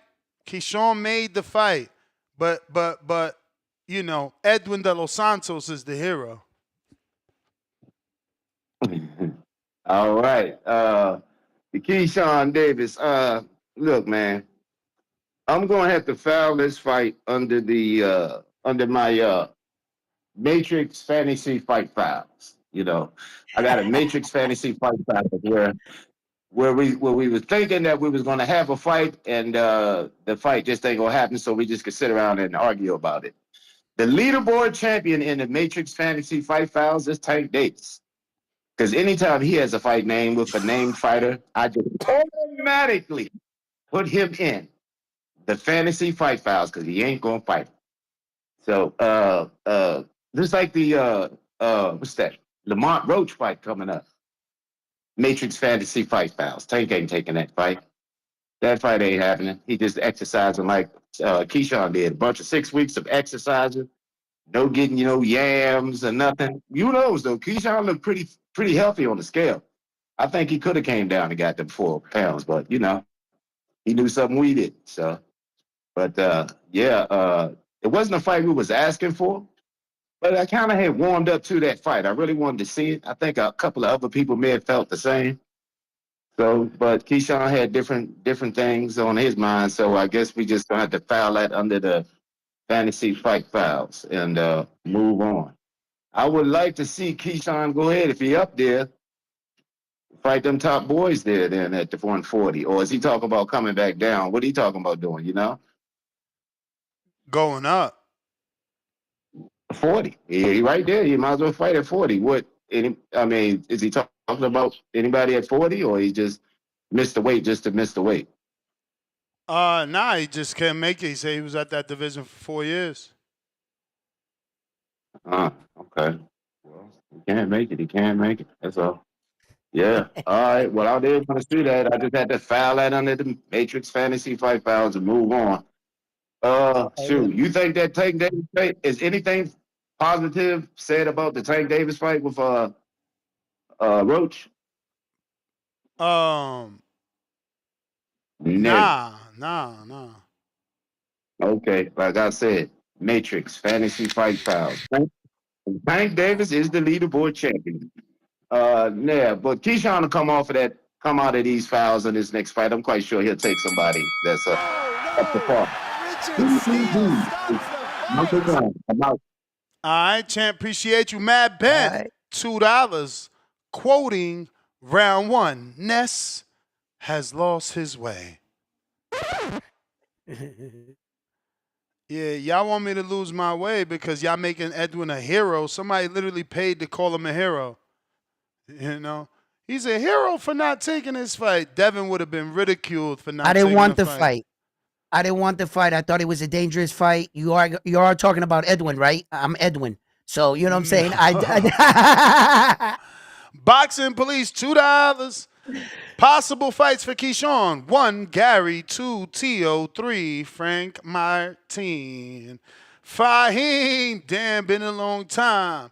Ness, to be fair, Ryan and Devin was a pay-per-view. Different type of bag to walk away from. Hey, now we saying money. Now we saying money changes things, you know? If we just stick to morals and rules, we could rock out. You feel me? Everybody get treated the same. G-ball, $5. The difference between Haney and Santos is one side was desperate for star power and money, and Santos wasn't. That don't got to do nothing with how you treated the two individuals that missed weight. We are not talking about the money. We are not talking about desperate need for star power. We are talking about public perception for one man that missed by 3 pounds and one man that missed by 4 pounds. If we can just stick to that, you'd get the analogy. Boxing Police, 2-pounder. Chris Eubank Jr. tried to make weight. Keyshawn don't. Eesh. Yo, but you know what I think that makes this situation so bad for Keyshawn too, right? It's the fact that he picked Edwin. He picked him for his first. You know, he dragged this man all the way up, and sure enough, right? My man makes the weight. Like, that's what I think makes it so bad is that they gave him the option to pick an opponent. You picked him, and then you was not the businessman. I mean, that's for me right there. And in a sense, that's what makes it so bad for me to be like, and I'm not picking and choosing of who these fans want to do. I'm just saying my opinion, what Edwin believes. And I just don't think he stood on business. That's all. Buenos dias, Dos Tonos. What's up, Two-Tone? Top of the morning chat, top of the morning panel. What's cracking? Yeah, man, just left the gym, man. Hey, man, I found a cheat code, man. If she's at the gym this early, that means she wasn't out on Friday night. Yeah, she working off them calories, bro. She drank all night, so she went straight to the gym. Just discipline. Only men do that. Only men do that. I think you're going too much with the Two-Tone. I don't think it works like that. I think you can be right though. Like, I could see a world where it's very difficult to go out and wake up early to go to the gym. So yeah, man, you know, there's a higher probability of you being right than my scenario. So you think she was in the section last night? No. Casamigos, and now she woke up. She got home at 2. She probably had a sneaky link at 3. That session over. She to go to the gym at 6? Nah, I think you're right with the first one. Well, maybe your time frame is off. Maybe she went to the club at 10. He bagged her at 10:30, had her in bed early and up, and you know what I'm saying? Damn, so 10:30. She was in there 30 minutes. She was looking for something. I work fast. Bro, I work fast sometimes. I ain't got time for small talk sometimes. Shit, you a Mac for real. Damn, if you 30-minute bag. I'm not gonna say I ain't never did that. I'm not, but I have. But anyway, 30-minute bag. You was Bro, I've done it. I'm sure you've done it too in your glory days when you were younger, 17, 18, 19, 20. Bro, so you killed Brandon from Cincinnati. He never got a 30-minute bag. What? A 30-minute bag? What? You go in there and bag something in 30 minutes? That's wow. That was like groceries. Yo, I go to the club in the last 30 minutes of the club. I don't go there all night. I go only the last 30 minutes. So you looking for stragglers? You looking for stragglers? I walk in. He looking for the drunkies. What a good. We out. I'm My man straggler said he king. looking for drunkies. You better be careful, Hey, yo, man. Tone said he's straggler king. Y'all better be careful. Y'all gonna be on a case of CSI. Hey, yo, shout out to Two Tone. Hey, y'all about to be on a case of CSI Straggler. talking about y'all looking for stragglers. yeah. Hey, yo. Straggler. Hey, yo. Yo, first and foremost, you got to start this conversation off with Ness got beef with De Los Santos and Sampson. Let's just put that out there. Let's just put that on the table. What that got to do with anything? Even if you think you're right. Put that on the table. There's multiple shorts of Sampson. Hold on, let me not slander my promoter. Salute my nigga Sampson.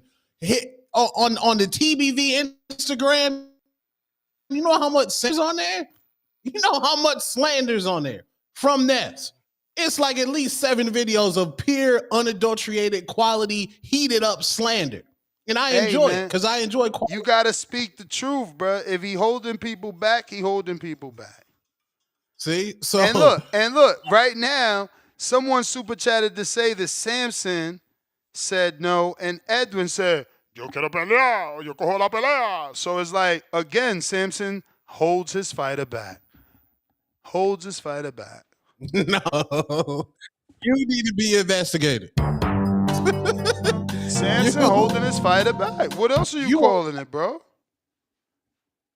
If Edwin wants to fight, I thought we sit here and we debate, oh, fighters are in charge. Edwin is in charge. And he said, yo quiero la pelea. But Sampson cancels, is it? That's strange. Nah, bro. You be what did Edwin tell you in your DMs? Did he violate you? Nah, man. He said, boy, mama guava. No, he violated you, nigga. I'm literally saying the exact words he said. I don't even know what that means. At round 1, what that mean? I don't know what that means. What he said? What does that mean? I don't know what that means. I don't know what the hell he said. Yeah, man. In tone terms, that in most American people terms, that's a violation. For sure. Okay. That's a violation for me too. But I let him live because I understand that these people, boxers, they think that, you're not entitled to an opinion, and if you're a fan of them, you have to be, celebrating all their opportunities. But I'm Tone says he's a fan of no one. I'm really the one that's a fan of no one. I'm a fan of boxing, so I treat fighters equal. Likewise. So I don't like fighters that get title shots off of losses. That's not what I do. That's not my thing. So I kept the same energy. Other people did not. I think the biggest problem I have in doing this right here is that people get judgmental, misconstrued with constructive criticism. Or I could be I could be critical to a fighter. And when you're critical to a fighter, I think they take you as judging the fighter. No, I'm just being critical on the situation. I can feel that I had expected more from him or whatever, more or less. And they take that as judgment. Judgment is like, no, he sucks and this and that, now you're judging this guy. You know what I'm saying? And there's a fine line where I believe fans get what we're doing misconstrued, and they forget they came to a boxing show so that we can discuss these things.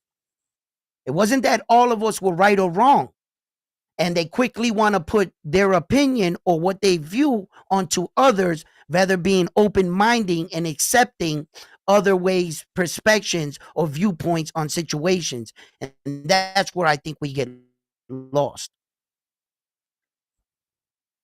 Yeah, 100%. And in that situation, the narcissist that he is, he's flipping this into, what about Ryan? Ryan has nothing to do with this situation at all. Everything to do with this situation. Everything. For one, you established public perception, and public perception was, it don't matter if you miss weight. So we not about to change it now. Okay. So for one, you said Ryan got a pass. That's absolutely incorrect. I watched the TBV show Floyd directly after the. My brother, you can't go based off us. Floyd Mayweather, the TBE himself, took a picture with Ryan with 3 fingers. He gave Ryan the green light and the pass, and then the rest of the world said, nah, it's cool. Floyd Mayweather said it's cool. He's the best ever. If he's saying it's cool, it's got to be cool. I'm saying it's cool now. That's what happened. You can spin it. You can spin it. Feel free. But we remember Floyd in the picture. We remember that clearly, vividly. Okay. Go ahead and throw that out the window because that point meant nothing at all. I came to this show after the Ryan and Devin fight. Literally, the first 30 callers, is cooking the shit out of Ryan Garcia saying this nigga missed weight on purpose. Cooking this nigga. You can go to Twitter, type in Ryan Garcia, then the word weight, keywords. There's a list of niggas destroying Ryan Garcia for missing weight. You are a liar. That is disgusting. Respect. I mean, what am I lying about? Because I literally said Floyd Mayweather gave him a pass, took a picture with him. They both threw the 3s up like they was gangbanging. You talking about dudes on Twitter. You talking about dudes on Twitter so that you can somehow win the conversation. No, Floyd Mayweather is TBE, like you like to say. No, you see how he word salad that right there, round 1? Yeah, no, he's the spin doctor. Spin doctor. Wait, listen. Yeah. Now he's changing it to Floyd Mayweather. Well, keep it Floyd Mayweather. Just say Floyd Mayweather gave him a pass, nigga. Stop saying y'all gave him a pass. Say Floyd Mayweather. No. That's a lie. That's a lie. Because after Floyd did what he did, that's it. Public success switched. And it was like, oh, Ryan's the good guy, Devin's the bad guy. Devin struggled to make weight. They laughed at him. And then all of a sudden, Floyd takes a picture and it's like, oh, no, we good. You know what I'm saying? Floyd does an interview. Floyd does a little FaceTime with Ryan. Nasty work. Ryan posts a few things and says Floyd told him to do it. Ryan even did an interview saying Floyd told him to do it. Come on, bro. Like, this is a deep y'all gave criminal him a pass, man. Y'all gave him a pass. Admit it. Hold on. Wasn't Floyd on he was on Cam and Mason's podcast. And Cam asked, did you tell Ryan to come in 3 pounds? Floyd immediately said, I don't tell nobody nothing. I told nobody nothing. He said, I don't even know what the 3 meant. So Floyd has denied this publicly. Yeah, he could deny it all he wants, but we seen the video. For the record. We seen the video. Right. We seen the picture. We seen the video. We seen Ryan's post. But I don't believe anything Ryan said. Deleting don't mean nothing. We're saying up to that point. Bruh, you don't got to believe Ryan. You don't got to believe Ryan. You see the 3s. You see the 3s. You see the 3s. No. Ness picks and chooses when he want to believe Ryan. Ness picks and chooses when he wants to believe Ryan. Just don't believe the nigga at all. Hey, man, listen. You want to be mad? You pick and choose. Can be mad. When it fits your narrative, you believe Ryan. When it don't fit your narrative, he's a liar. Hey, Void man, we always believe Ryan had. Go to the YouTube and look for the show where we did on Ryan with Floyd. You think we're not going to cover Ryan and Floyd throwing up 3s like 2 gangbangers? You crazy? This dude's crazy. You crazy, This is nasty work. Yeah, Tone, he got you this deep talking about Ryan. When all this is about Keyshawn, let's stay focused. No. Let's stay equal. Let's stay equal. Treat everybody the same. Treat everybody the same. Let's stay equal. He won't want to let it go, Tone. He keeps you with the Ryan. You see how he doing it. You see how he getting you, Tone. Right. He don't want you to stay on the Keyshawn. Look, he's doing it again. He in the Ness man. I'm treating everyone equal. I don't know about y'all, man. This Ness man. No, and let's be clear. Why would Keyshawn be remorseful when he did it on purpose? Why would Keyshawn be Why do we? remorseful? I don't know why Right. Keyshawn would be Ooh. remorseful. When my he did it brother. on purpose. You know, that's on y'all. Neither was Ryan, though. That's my argument. Ryan wasn't remorseful, and y'all was okay with that, right? When No, asked, Ryan. when Ryan Keyshawn was was up asked, there. would you That try was to a lose the ceremony. weight? Hell no. That was a ceremony. Ryan wasn't remorseful, and y'all was okay with that. That's Damn. all. I'm making y'all Yeah. keep that same energy. But Bro, nobody was okay, bro. Like nobody. all right. Nas, what up? You ain't about to change my mind. Like I ain't lived through that. To Yo, what? Yo, I lived through it too. Go ahead. what's up, Two Tone? What's up, everybody? But nah, I got you, Nuts. Cause this what it comes down to. Like everybody talking about, you feel me, Ryan, and I feel you, but like the whole thing is, if Devin took the fight, what about the warrior mentality? Like that's why De Los Santos got to get some. Like he got to get some blame in the fight not going on, because where's the warrior mentality? You feel me? Like that's what's wrong. You talking about something that's going to kill boxing? Like that's what's going to kill boxing. Like the fight not happening because motherfuckers talking about, you know what I'm saying? Like my life and all that shit. Yeah, nah, bro. You took the camp and all that. You gotta fight. You feel me? Like that, that's the whole problem with the narrative with the Dev situation. Nobody not talking about how that man went in there despite all the bullshit. It's not about taking the money. It's about fighting a fight, being a warrior. Like, you feel me? That's the whole thing with that. And and I've been was trying to get in, but a couple callers ago, he was talking about, that shit going to be over there in Riyadh this season and all that. That shit never. Listen, America, we consumers. That shit they going to do their little shit over there, like, but we consumers. That shit forever going to be here in America. As long as we spending money, they going to put the fucking fights here. And you know what I'm saying? Like, you know what I mean? That shit was in New York. The same shit. It's always going to be what it's going to be. What you were saying though? nothing. Oh, but nah, I mean that's my whole call, though. Like I Caller, feel like, where's the caller, warrior mentality? With De caller, Los Santos, huh? caller, caller. Did Devin and Bill Haney take the money? I mean, they always gonna take money. That's what you fight for. Ain't nobody doing Not exhibitions. always. Wait, caller. You said always. So De Los Santos took the money? Nope. Damn All right right. he took the money. What money did De Los Santos take? The 400,000. And he wanted the money that was offered to him for the rehydration. It was his promoter that said no. We read the quote. We read the quote. His quote is he want the fight. That was his quote. You can't change that. You can't change that. All right. You can't All right. change All right. that. Here's a little food for thought, right? Sometimes these fighters are too tough for themselves. Sometimes we got to step in and do the right thing for them as a Oh, here we manager. go with this shit, bro. Come No, on with this nah, shit. Cry us a bro. Too river, tough for man. themselves. That's why Cry we us need a a river, referee man. in the Cry ring. us a river. That's This what why I'm we need a saying. referee. This what I'm saying. Ain't nobody called Devin Haney a hero. Ain't nobody talk this step in shit, protect him from himself. Get the That's fuck what I'm out of saying. here, bro. So is that why? Hold on. So is that why y'all don't like Bill? Is that why y'all don't like Bill? Because he too hard?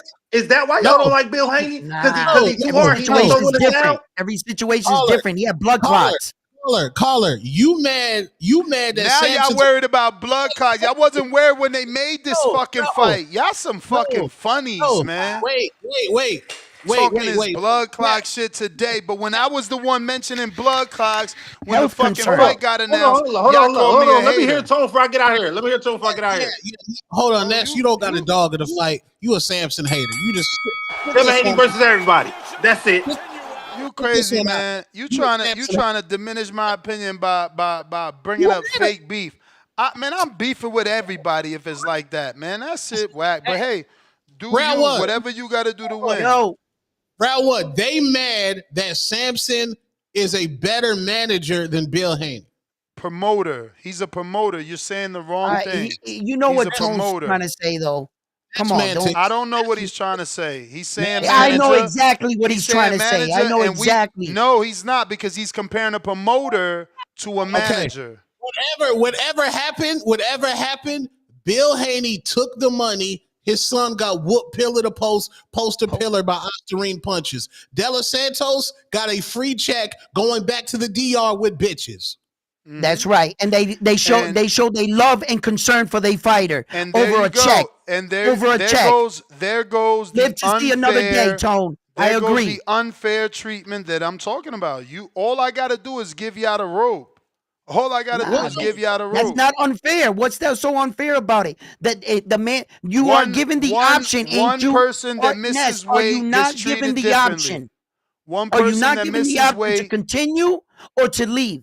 You are given the option, and when you're gonna criticize them for taking one of the options. My brother, again, you are falling for what Tone is pitching.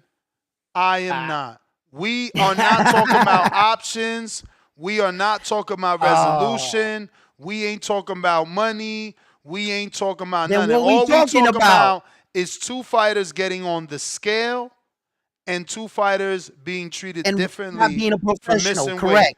That's what we're talking about. Correct. We're saying one man is being called not professional.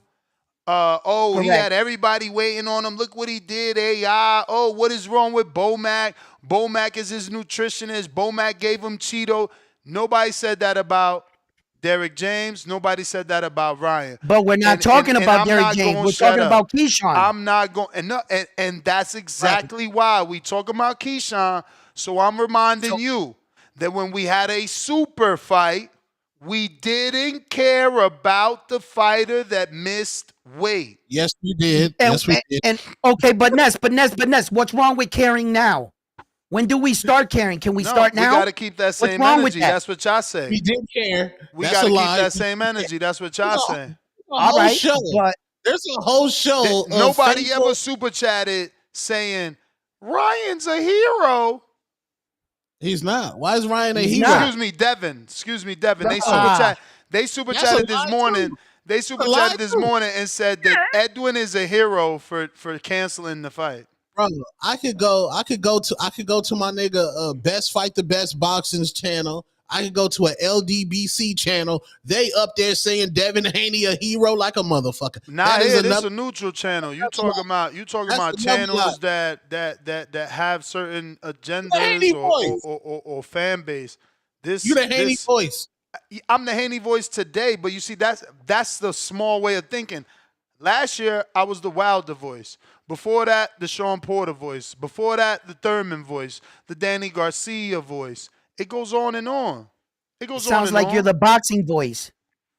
That's what it sounds like to me. That's all. They just change it. Change it. Like Mercado starts winning. Oh, this the Tito Mercado voice. That's all it's gonna be. That's all it's gonna be. Yo-Yo starts winning. Oh, this the Yo-Yo Hernandez voice. No, I'm not saying nobody hero. The thing is, Devin took the money. De Los Santos wanted the money. See, you're going past the debate. The debate isn't the money. It's not the outcome. The debate is the treatment of the fighter that missed weight. Stop going past that and going to the money. Bro, but anyway, I can get to some callers. I want to have sex with Cassie. I do, but I can't do it because I'm like, she had piss in her mouth. But I still want to. Well, just don't kiss her. You know what I mean? Come on. I want to. You could always gift her a bottle of Listerine. You know? Yeah. Listerine will fix a lot. But listen, we got some callers here. We going out to Pat Bandero. Yo. Tal mi gente. What's up? ¿Qué hace, papi? Chilling. Hey man, Tony's right today, bro. I know you flip flop most of the time, but Tony's right today. He's on point, man. I remember when we were talking about Ryan. Ryan was being slandered, and rightfully so, man. He was actually drinking beer. Was he not drinking beer during the weigh or something like that? And he wasn't You don't know beer was and in he that wasn't bottle. slandered. And he wasn't You don't know slandered. beer was He in that doing bottle. videos Water. with Floyd Mayweather getting loved by Mayweather throwing up threes, or you forgot. They could have been water in that bottle. I remember Apple the juice. picture. But hey, Ness, you have to. We have to. I mean, Floyd Mayweather is a boxing genius. We also know that Floyd Mayweather sometimes is acting stupid. It's not because he's acting stupid that because he was like a boxing genius that when he says something wrong or when he's making a business move that like taking picture with Ryan, that was a business move and stuff like that. So we cannot go by Yeah, but this ain't about business. This ain't about Floyd. It's about public perception of two men that got on the scales and missed weight. One dude was celebrated. The other dude is being ridiculed. No, he wasn't. Yes, he was. Yes, he was. I don't think he was necessarily celebrated by everybody. This is what I'm saying. Tony's on point. Brian wasn't celebrated. I don't understand where you're coming from with this stuff. Bro, I don't understand. Pat, how long you been listening to this show? Because we did shows for that fight for the entire week, bro. It's impossible that you're telling me Ryan wasn't celebrated. Ryan certainly was not treated like Keyshawn. No one in their mama, no one super chatted to say that Devin is a hero for taking this fight and accepting the money. No one gave him any grace. Everyone said he was crying about 3 pounds. Don't even fucking lie, Pat. Okay. Everyone said it's 3 pounds. Stop crying. Don't you forget that. Don't you forget that. Again, you are talking about him taking the money. I'm talking about when they miss weight. Yeah, I know what you're talking about. You know what you're talking about that. Worse. But listen, yes, that's even worse. The people that were celebrating Ryan are the Devin haters. Listen. So that's different. It don't matter. They called in. They super chatted. They was all over the internet. They were retweeting every bullshit that Ryan would say, every lie. Don't tell me any different, bro. I live on the internet. That's how I make my money. No. I know that the public perception of Ryan Garcia was not that of Keyshawn. Y'all can ignore it if you want.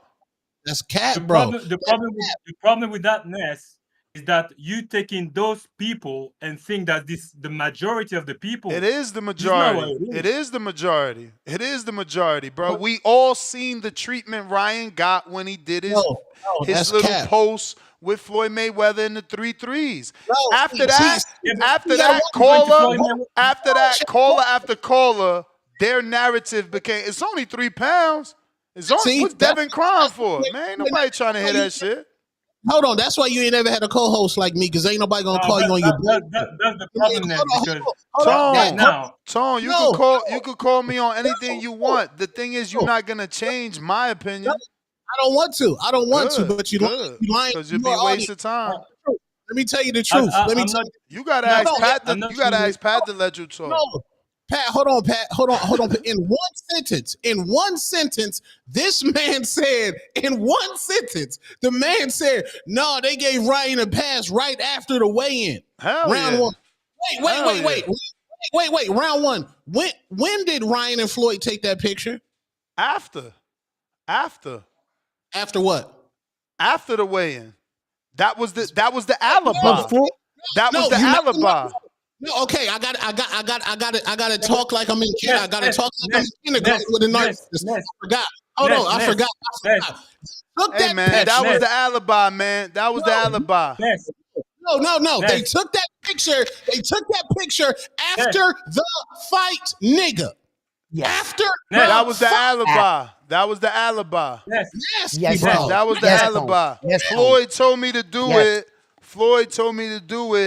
And everybody was throwing up threes like they gangbanging. He took it after the squabble. Hey guys, let me get back. Let me Go say ahead. something. Go ahead, Ness, bro. Go ahead. Let Pat go. I Yeah, know I'm yeah. not. You know I'm not going to change your opinion, but I'm voicing my opinion. That's the point of the show. Listen, Floyd Mayweather. We have to also remember that he had a bit of hate on Devin Haney as well. You have to remember that. My brother, I don't care what stars aligned. It don't matter if a shooting star flew that day or the Big Dipper dipped Ryan out of the fucking bad energy. They didn't treat Ryan the way they treating Keyshawn. End the fucking story for me. That's end the story for me. I think the one thing that we're all missing here. Wait. I That's think the the one bell, thing that Pat. we're We got to all. move on. Yeah, but everybody's think the- talking, bro. I Fuck. mean, you know, you letting them talk. My bad. I think the My one. bad. I think. Anyway, Go ahead. shout out to you guys. All right. Yo, What I think day the one thing that we're missing here is what transpired through the Ryan fight and the Keyshawn fight. You see, when Ryan came in 3 pounds overweight, they renegotiated the fight. So once they renegotiated the fight and they said we got to fight, and I understand what you're saying, Ness. You're talking before the weight. I get it. But in the public's mind, right? The weight issue was bypassed. They negotiated, and we had ourselves a fight.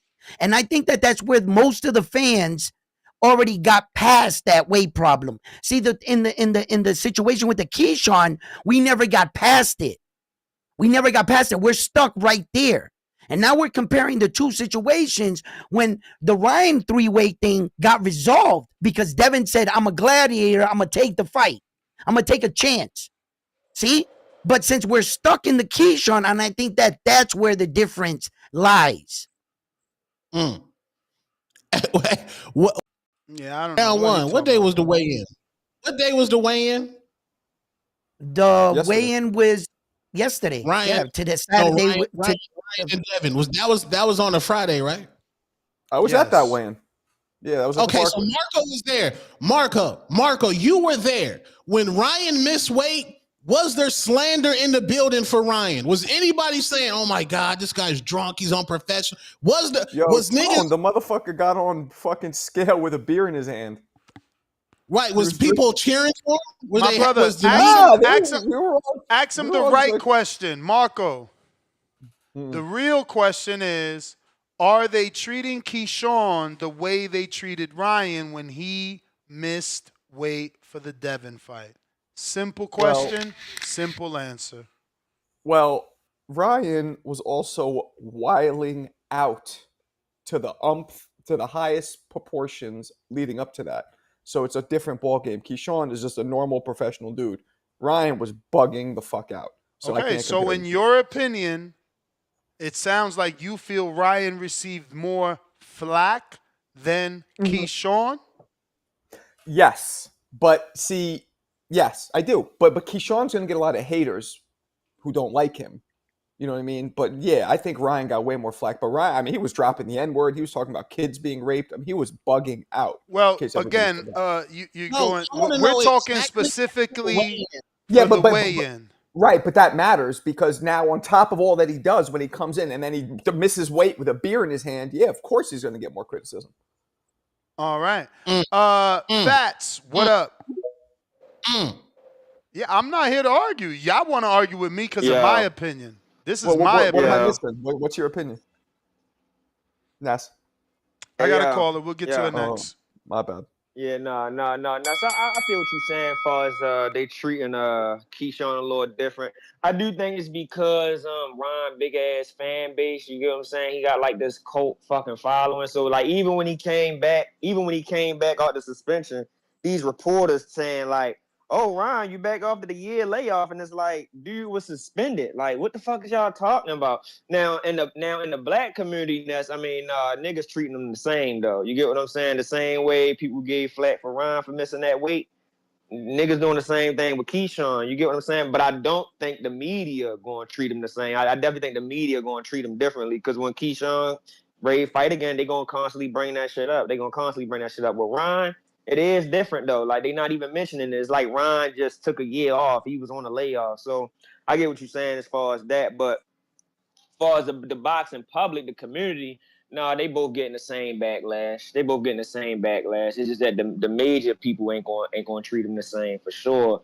But I don't think it's a career killer. I don't think it's a career killer. Mine a setback, but it just goes to show that everybody ain't built for big moments, man. Like I think Keyshawn is a good fighter, a hell of a fighter, but you can't do that, man. I'm not blaming De Los Santos not one bit for this fight not happening. You can't. Like you can't. Like, dude, all that shit. And he's talking about the warrior spirit and all that. I mean, to put yourself through these camps and make weight, that is a fucking warrior spirit already. Yep. Dude coming off of blood clots and shit. Like that shit ain't nothing easy to come back from. You get what I'm saying? Like that's already showing that you a warrior. And he made the weight. Like that's Keyshawn's fault. That's Keyshawn's fault that this fight ain't happening. That ain't De Los Santos' fault. I can't say he a chump or none of that. Like, nah, dude was right. Like, you don't want to take the rehydration or nothing. You just saying, fuck it. I ain't making the weight, nigga, fight me. Like, nah, bro. You gotta hold yourself to some obligation, man. You signed that contract. That's a lack of discipline. Lack of being unprofessional, Ryan unprofessional too. I don't give a fuck how nice he dressed. He unprofessional like a motherfucker too. Everybody know that. Ryan is a slacker. We all know that. You get what I'm saying? But I'm looking forward to Mason putting on a show though. I know people talking about I've seen this morning people giving their tickets back and shit like that, which is understandable considering that they paid to come see Keyshawn Davis. You get what I'm saying? But I think Shorty gonna seize the moment. He gonna take over in the spotlight, and he gonna do his thing. The Nakathila fight, I mean, dude been knocked out a couple times, but he ain't no pushover, so that's gonna be a good fight. And I think what's his name, Albright, he gonna beat Calvin. I think he gonna beat Calvin. I don't think Calvin is that good for real. I think he the least talented out of the brothers. And I think that he gonna lose this fight for sure. But I appreciate the call, man. I'm gonna keep on turning there. All right. Yeah, so Keyshawn went the distance with Albright.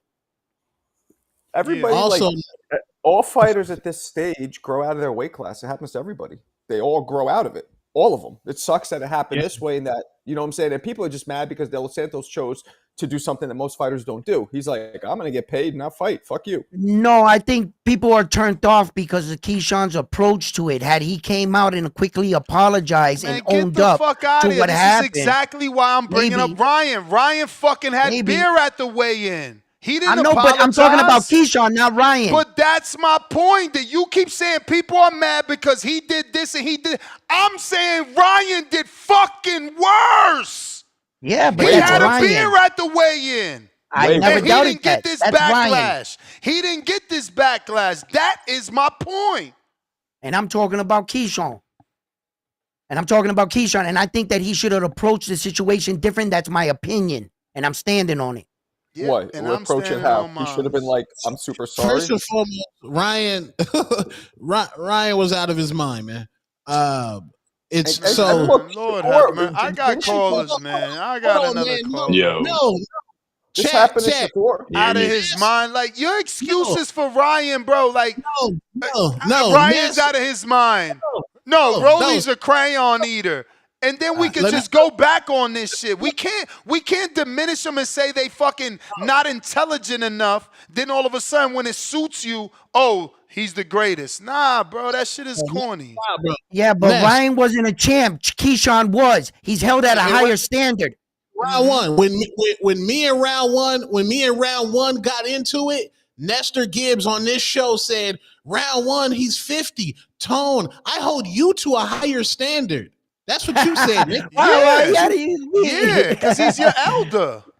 Yeah, so nigga, we hold champions in boxing to a higher fucking standard. Ryan Garcia ain't no fucking champion. Oh, now he ain't no champion, Mr. Interim Titleist. You out here promoting his interim belt when it suits you, though. Who? You and David Benavidez.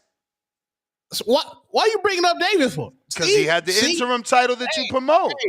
Word salad, narcissist spin. You're not gonna do that to me, my nigga. You hold niggas in different spinning nothing, man. All I'm saying is both your favorite fighters had interim titles, and you trying to tell us on this show that you don't respect interim titles all of a sudden? That's what you're trying to tell us. You the same nigga that clown David for squabbling for unification. Again, me who treats boxing right. You don't. You don't. You call David a 3-time fucking interim champion, just like you used to call Ryan an interim champion. Now you're trying to walk it back. Now you're trying to walk it back so you could say that Ryan's on a different level and we ain't supposed to treat him like a champion. Fuck out of here. Another lie, nigga. You have never seen two-tone this superstar glory fucking Ryan's Reggie motherfucking belt, nigga. But you glorify Davids? But you glorify Davids? But you glorify Davids? No, hold on. You can never find two-tone superstar glorifying David Benavidez interim belts. So you never called him a 3-time champion, Tone? You can't find it, nigga. Lies. Go ahead, Alex. Go ahead, man. Yo, You getting washed, nigga.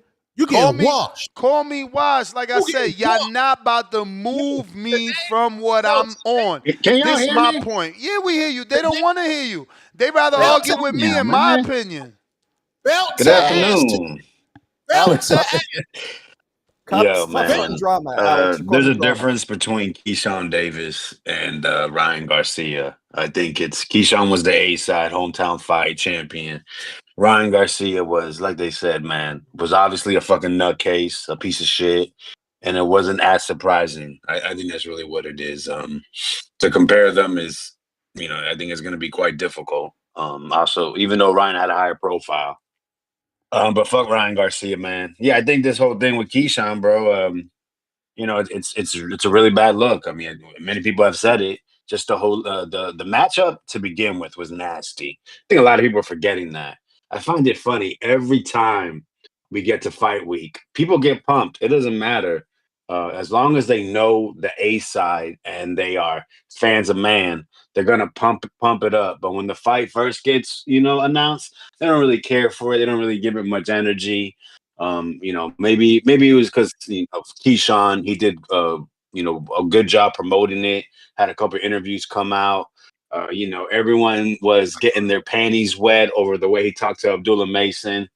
But look at how it's all aging, man. It's quite funny how we get so pumped up off of words when look at the actions. 4.3 pounds overweight, not giving a fuck. Just like if you want to do the comparison, just like Ryan Garcia ain't care.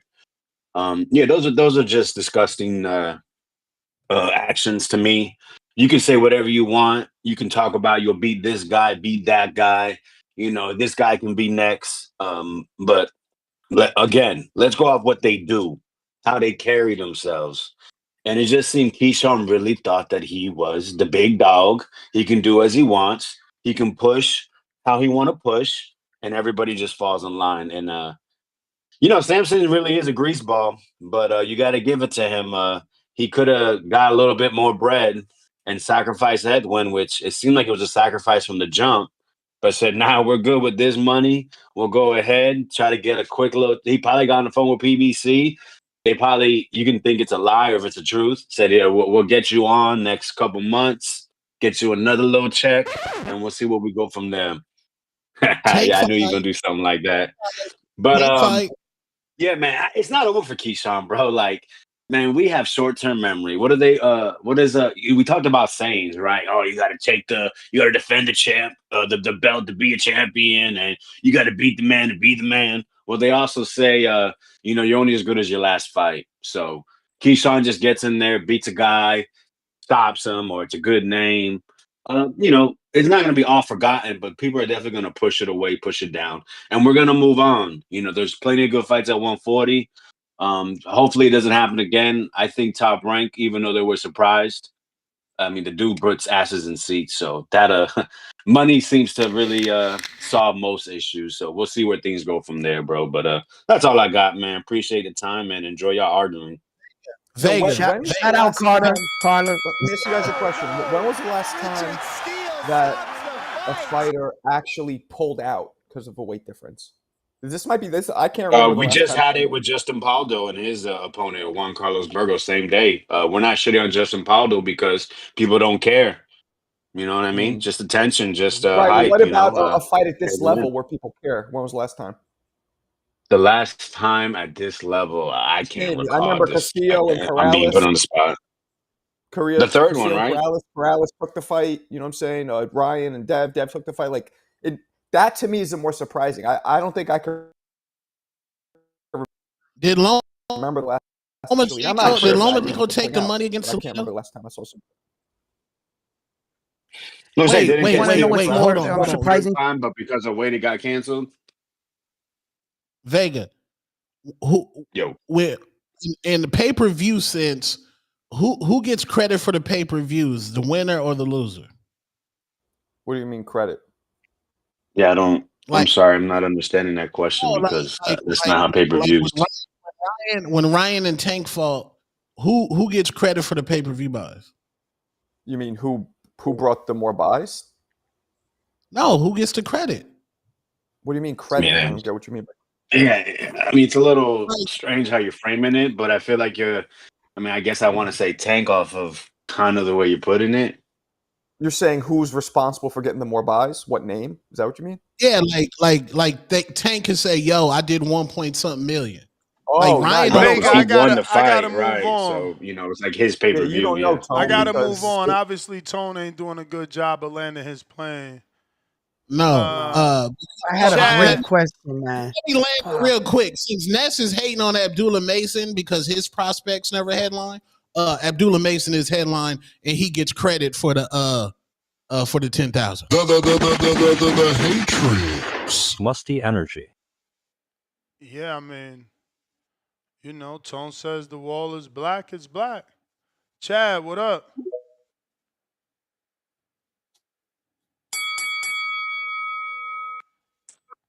Hey, fellas. Good show today. I've been listening on and off. Man, oh man. The first thing I want to say is I agree with you, Ness. I agree with you. I understand why you're frustrated too. I mean, the first thing my mind goes to is the situation with Garcia and Haney. But there is differences. The first thing I would say to kind of bring Marco's point into it is that it really does make the whole thing look like a diabolical plan on Ryan's part when you consider how he was behaving leading up to it. When the weigh-in actually occurred, I mean, the receipts are all there. I don't understand why people are denying it. Like, nobody gave a shit. Ness is right. For every person that was objecting to him coming in overweight, Ryan, there was 9 people to say, it doesn't matter. Like, people didn't want to acknowledge it in any way imaginable. They were making every fucking excuse you could think of. Okay, and it makes it really look now, when you think of the 2 months leading up to it, that maybe that was the whole plan. Let's act as crazy as possible. So when the weigh-in happens, I mean, when it happened, no one expected him to make weight. It was like, well, he's off his rocker, so of course he didn't make weight. Where I feel like with Keyshawn, it was all business, and he was coming at everything like a champion should.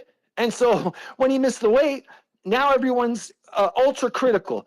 So, but I got to say for myself, back a year ago, I was of the same opinion. I did not want Haney to take the fight. When Haney accepted the fight, I don't get with that warrior shit. No, man, no, I don't. And I feel the same for De Los Santos.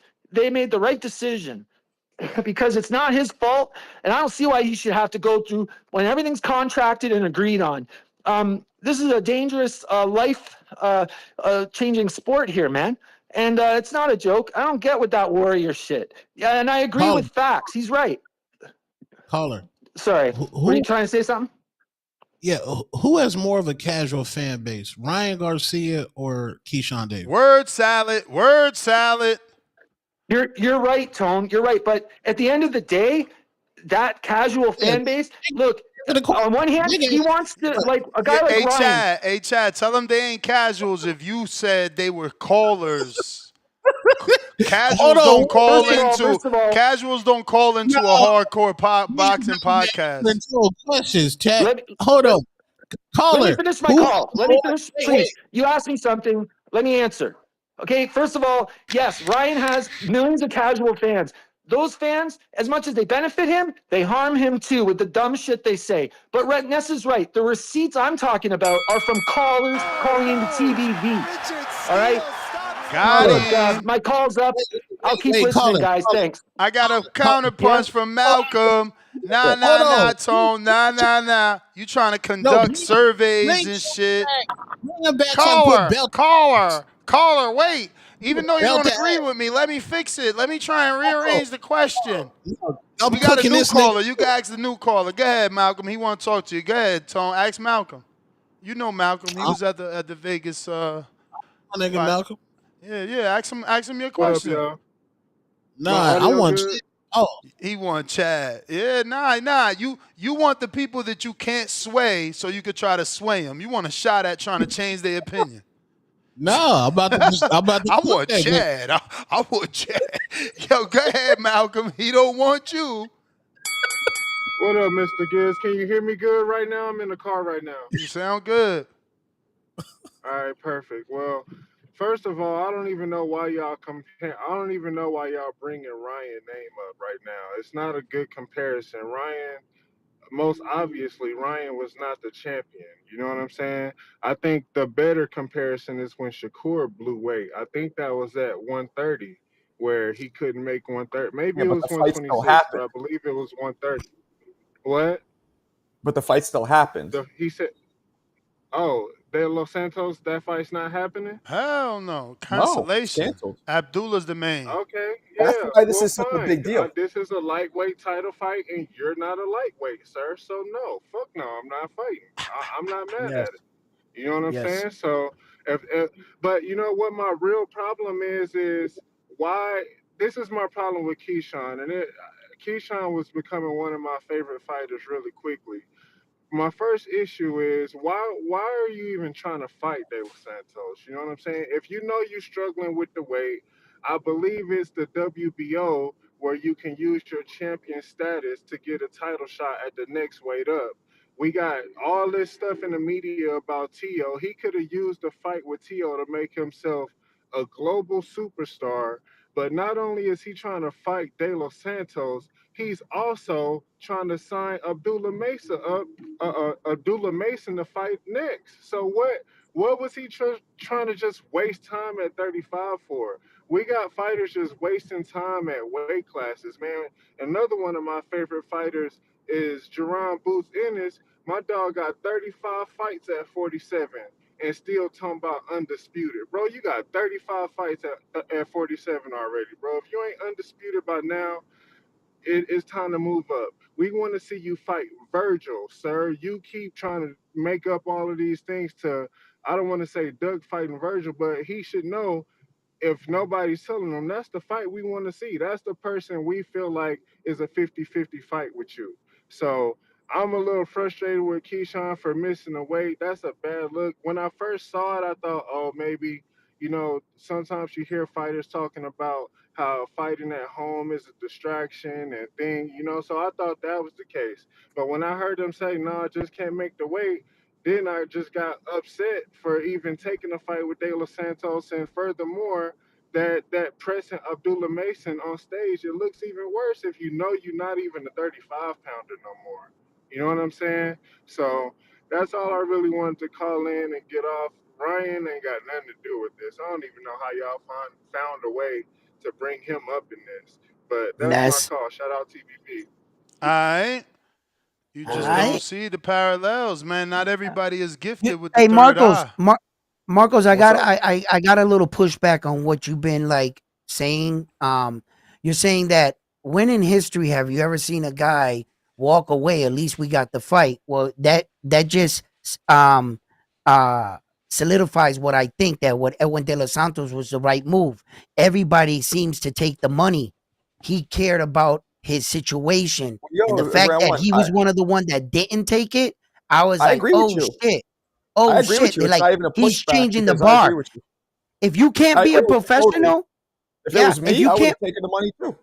now check this out. Now check this out. By him taking the money and taking the fight, you're helping him out of his shit. You did this, See, young man. By me pulling out, now you got no payday. You don't got me to knock me out to no, catapult and off. you have to understand, like, when you and me are older, I remember seeing Diego Corrales come get fucked up in the rematch because Castillo weighed like 5-6 pounds more. So Right. I would have been like, nope, I'm not doing this. I've seen, you know what I mean? Nah, I don't blame De Los Santos at all. Full paycheck, and he looked drained as fuck. I can't Look at imagine Luis he was. Panteranari. Went out to Japan, 5 pounds overweight, knocked out the Japanese champion in the second round. There you go. Right? Joey Gamach and Arturo Gatti, same shit. There you go. You can get hurt. You can get hurt. And I didn't realize I got that callers, fellas. Mo Brains, $2. How much money did De Los Santos turn down to still fight? Rumored 600,000. Rumored 600,000, which sounds a little high. Sounds like they were giving him 200,000 just for the weight, which is That's what maybe. What do you think? Are you okay with him walking away? Would you have done that if that was you? Would I have walked away if I was De Los Santos? Only if I don't think I could win. So you would have. So if you thought you would have won, you wouldn't have given a shit about the extra weight. You would have did it. I mean, I'm getting paid, and I think I could win. That's what Devin did. Okay. No, yeah, that is what Devin did. And it's it's a title shot. But again, this is exactly why I preached when this shit was announced that we cannot stand for this. Because look, he got a title shot. He didn't even fucking take it. Okay, check it out. He didn't walking even away from a fucking title take it. shot. Him walking away from a title shot because as far as the event, Keyshawn couldn't win the belt. He already lost it. Exactly. So he knew he was the only one to stand, and you still work. Yo, that shout out to you, bro. That not letting not even a title or the money persuade more brain damage. No, it wasn't him, first I gotta of all. go. There's a quote that he accepted the fight. It is Samson. Secondly, that's what I'm telling you, bro. When you get in title shot after title shot off of a fucking loss, you said you got to go, so I was switching scenes. No, Edwin got to go. I'm saying that. When you get in a title shot off of a loss, you obviously don't value it. Because look, he got one off of a loss. If this was a person that truly valued being a champion. Oh, yeah? If Keyshawn was a professional, we would have had a fight. You're right. You're right. All right, then. But guess what? Keyshawn didn't lose and get offered 2 titles. It's like you guys are ignoring the facts. Straws. How am I picking straws? That was the basis of my Keyshawn's whole situation is not Edwin De Los Santos' situation. You just want to argue. I don't want to argue with you. You just argue. Right. You're not listening. The basis of my argument is the title shot. You're not listening. The basis of my argument is a man getting a title shot off a loss. And even after getting 2 title shots, you don't value it because you walk away. Like, what are we talking about?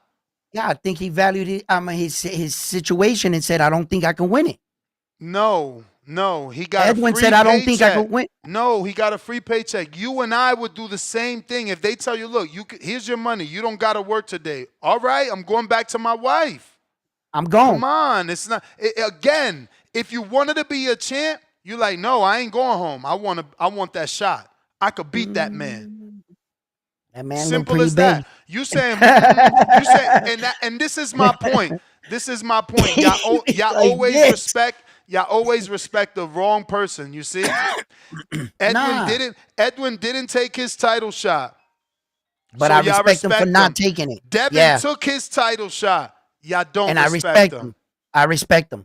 Simple. I respect Devin for being a warrior. 100%. I respect Devin for that. Yo, what up, bro? Can you guys hear me? Yup. Damn, man, all this arguing for nothing, bro. I mean, exactly, because they don't let a person have an opinion. I said what I said. That got nothing to do with the fucking show. Y'all did what y'all talk about the show. I see both sides, right? Because to me, De Los Santos is Ryan and Keyshawn is Devin. I feel like the only reason Devin took the fight, even though this dude missed weight, was because they thought they were superior. I mean, we had Ryan coming off a lost knockout to Tank and a fucking, what'd you guys call it? The Ryan roll? Sushi roll against Duarte looking like shit. So they thought they was really going to cook this dude in the ring. They said 4 pounds ain't shit. Let's take the money and fuck him up. That was not the case. Over here, we got De Los Santos, the B side, the dude coming off a fucking 19-month layoff that looked like shit his last fight, saying, fuck that. You know, our team ain't taking the fight. We taking the bag. Shout out to De Los Pesos. I'm switching his last name. because he ran with that shit. The other dude, man, he's unprofessional, bro. How you gonna miss weight like that? What the fuck? And then all you say is, I grew the fucking division. Catch me outside. On the bright side, man, there's a lot of ass whoopings you could get at 140 by a lot of Mexicans. There's Duarte. You didn't want to fight Murataya, but he got a lot of fucking friends in that same camp. There's Lindolfo, there's Duarte. Man, you got a lot of smoke at 40, bro. Don't be mentioning all those other fucking weak-ass names that I heard earlier. Oh, you could fight Frank Martin. Man, who the fuck is Frank Martin? A dude that hasn't been in the ring in a long-ass time. Fuck that guy. I ain't trying to see that dude in there either. Fuck that. Get the smoke with Andy Hiroka. You want to fucking get a barn burner, put him in there with them 140-pounders, bro. Fuck the Frank Martin name. Fuck that guy. That's fucking, what's that chick from Dallas? Isn't she like managing him or something like that? And get him off the couch. All they do is eat steak and criticize these motherfuckers without getting in the ring. It's kind of whack. Man, the fight was whack, and now I'm more disappointed this dude missed weight, bro. It's fucking pathetic. What the hell's going on in that camp, bro? Are they really feeding them Cheetos like that? I mean, it's not like Bomac is that great. Steven Nelson, the advice he was giving him when he was getting punched on was fucking horrible. That shit was basura, B. I mean, he looks great when he got Terrence Crawford, but the other guys, man, that shit is whack. I'm not impressed at all, bro. At all. Devin took the bag because he thought he was superior to Ryan, bro. That's the bottom line. That's the truth. Got his ass beat. Couldn't block the left hook. Shout out to De Los Santos, bro. Hey, man. De Los Santos didn't take it because he didn't think he was superior. Hey, man, and another reason why if you don't believe in yourself, you're never going to be able to get success. You got to add into context that this is Keyshawn Davis's hometown. I was listening to Fred from Barbershop Conversations, my guy, and he got ties to Virginia, and most of his family's from Virginia. Most of those, he said, people in that town saved up they $75 to buy a ticket to go see Keyshawn. The mayor's involved in this squabble. Like somebody said, Shaq coming down there, Allen Iverson, Michael Vick. This was going to boost Norfolk's economy. Keyshawn Davis shit the bed. Keyshawn Davis shit the bed in the city. I mean, Ryan Garcia shit the bed in New York City. In the Big Apple. You know how they say if you make it in New York, you can make it anywhere. But that's different. That's not. It's not different. If you make it in New York, you make it anywhere. So if you make it in New York, you can make it in Norfolk. Okay, salute. This is the equivalent of Terrence Bud Crawford missing weight in Omaha, Nebraska, and his opponent pulling out the fight. Now Omaha, Nebraska doesn't get to see Terrence Bud Crawford. New York don't give a fuck, nigga. Marco's a New Yorker. The day keeps fucking going on, nigga. Stop comparing. They care. Oh God, they care about the fucking Knicks. They care about the Knicks. They care. Who's the other baseball team out there? Bro, the fucking Knicks. So in Tone's world, only in Virginia did they save up $75 to go see Keyshawn, but in New York, no one saved money. Get your weird ass out of here with your lies. No, get your weird ass out of here, nigga. It's way different than Norfolk. It's way different. Oh my God. My struggle is different in New York than Norfolk. You know why it's different in New York? Tell him, Marco, because everything is more fucking expensive. The struggle's even worse in New York. So if I saved up to go fucking the Ryan fight, it was worse for me. This guy's crazy. He's crazy.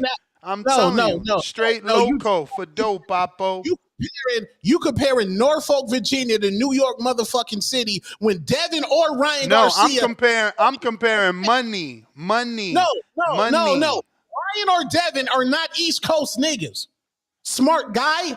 What the fuck? We not talking about East Coast or West Coast. We talking about people saving up to go to the fucking fight. And you talking about a nigga at his home motherfucking town. Yo, this dude is weird.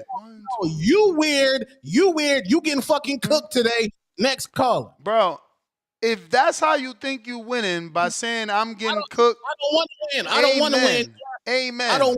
Amen. All I know is that in Virginia, if they saving up, Motherfuckers that went to that expensive ass Ryan and Devin fight, they was saving up too, man. All that other shit you talking is Yeah, but capitalist. Allen the Keyshawn Bay. is from their nest. The mayor was involved with them. Everything. Tone's right about that. The Again, night you was talking bigger. about mayors. You talking about mayors and There was a Keyshawn lot being of from there. there was a lot I'm riding on talking about the Keyshawn's fans. shoulders. I don't give two fucking flying fucks about a mayor. We talking about the $75 that Tone tried to bring up and get sympathy for. Wow, Ness. That's what we talking about. You want to talk about is a mayors savage. to be tag teaming to get Tone on your good side. I don't give a fuck who on my side or not. Yo, if listen. somebody got to save up to go to a fucking VA fight, motherfucker, we got to save up even more to go to a fight on the East Coast, the real East Coast, the big fucking apple. Fuck what y'all talking about. Y'all not moving me from it. He took James, he took the situation the night and turned it into $75. That's all he heard. Round one. That's all he heard. Round one. That's all I want to hear. That's all I want to hear. I want to hear. I want to hear a sad story about your VA fans saving up like niggas ain't had to fucking save up in New York. Fuck out of here with that bullshit. Yeah, we know that, but you avoid it. James, Round one. what up? What would happen if Inoue did this in Japan? What do you mean? Not sell or sell? These two dudes in a circle jerk. Now he asking him about fucking Inoue so he can really get you on his side, man. What up, James? Round one. What's up, It's man? nasty, man. This shit nasty in the all men's bar in Atlanta right now.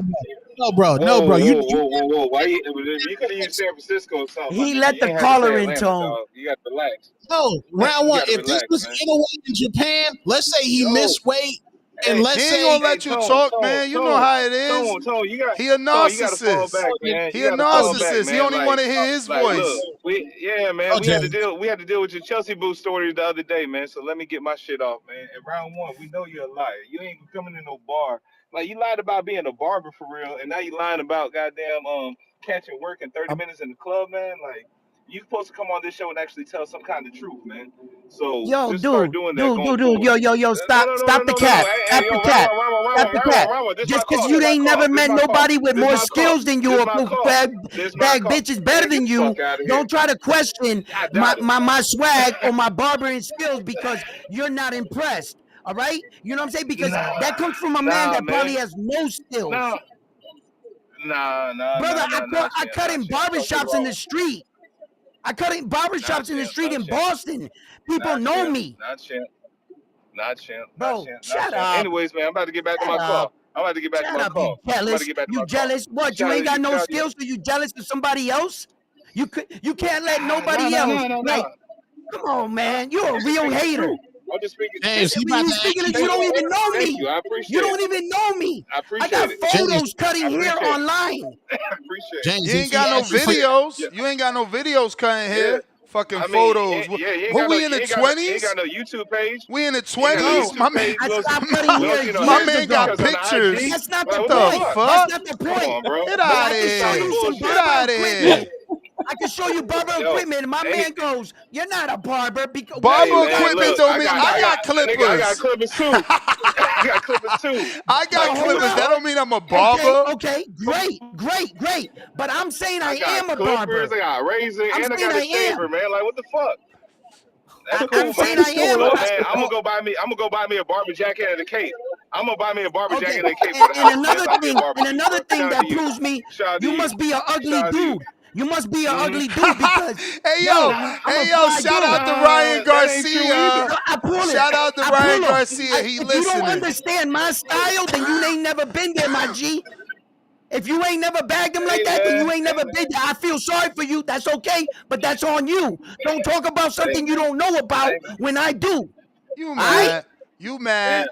Emotional. I player. You keep your game in yours, and I'll keep mine in my brother.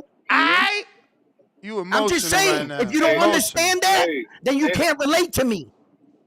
Yo, Keep it Tone. moving. Man, anyway. Tell your man stop creeping and just tune in. Keep it moving. Yeah. Tell your man stop hop on the line, creeping. man. Tell your man stop creeping and On the just line. jump on the line. Talking about now when someone misses weight, it's because of me.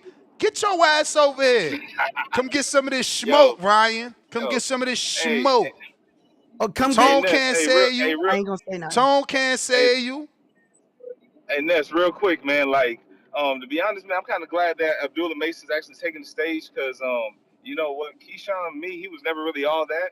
And also, what? Man, he is what it is. He was definitely highly undisciplined. Like, bro, the three Davises or whatever the fuck, nobody wants to see them.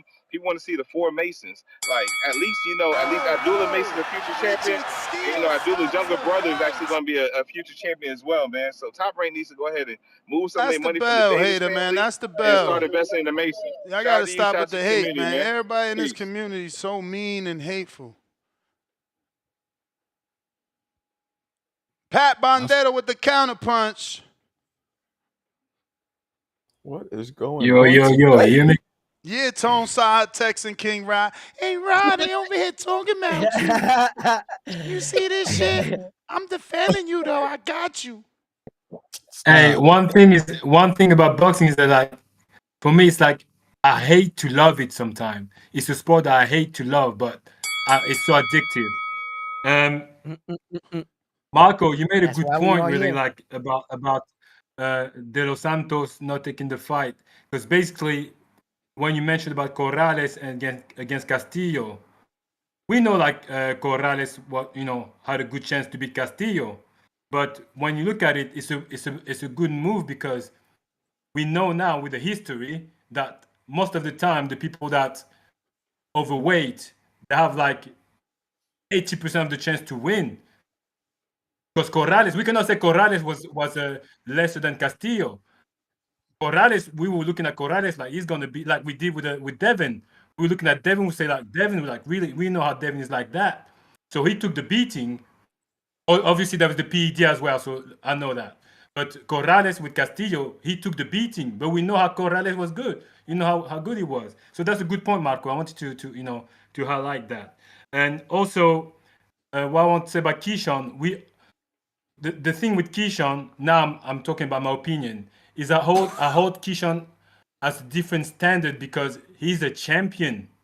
So when you put someone as a high standard, the disappointment is even more is higher. The disappointment is higher. So that's the part that what's hurting a lot of people is that we get like someone win fights, man. I thought weight don't win fights.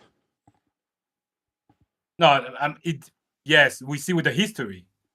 I mean, Lamont got knocked out overweight, and Daniel Jacobs lost to Canelo overweight. So you know. What I'm saying? But there's some exceptions. When it's Devin Haney, skills pay the bills. No.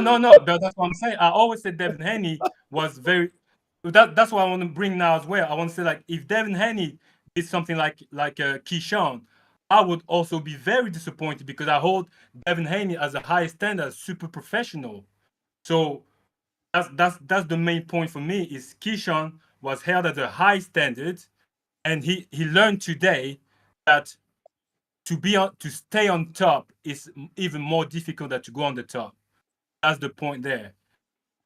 It's not easy to go to the top, but it's much more difficult to stay on top. And I think that's a big lesson that Keyshawn learned today. But that's my point, guys. I keep listening. All right. The Luke caller. Damn.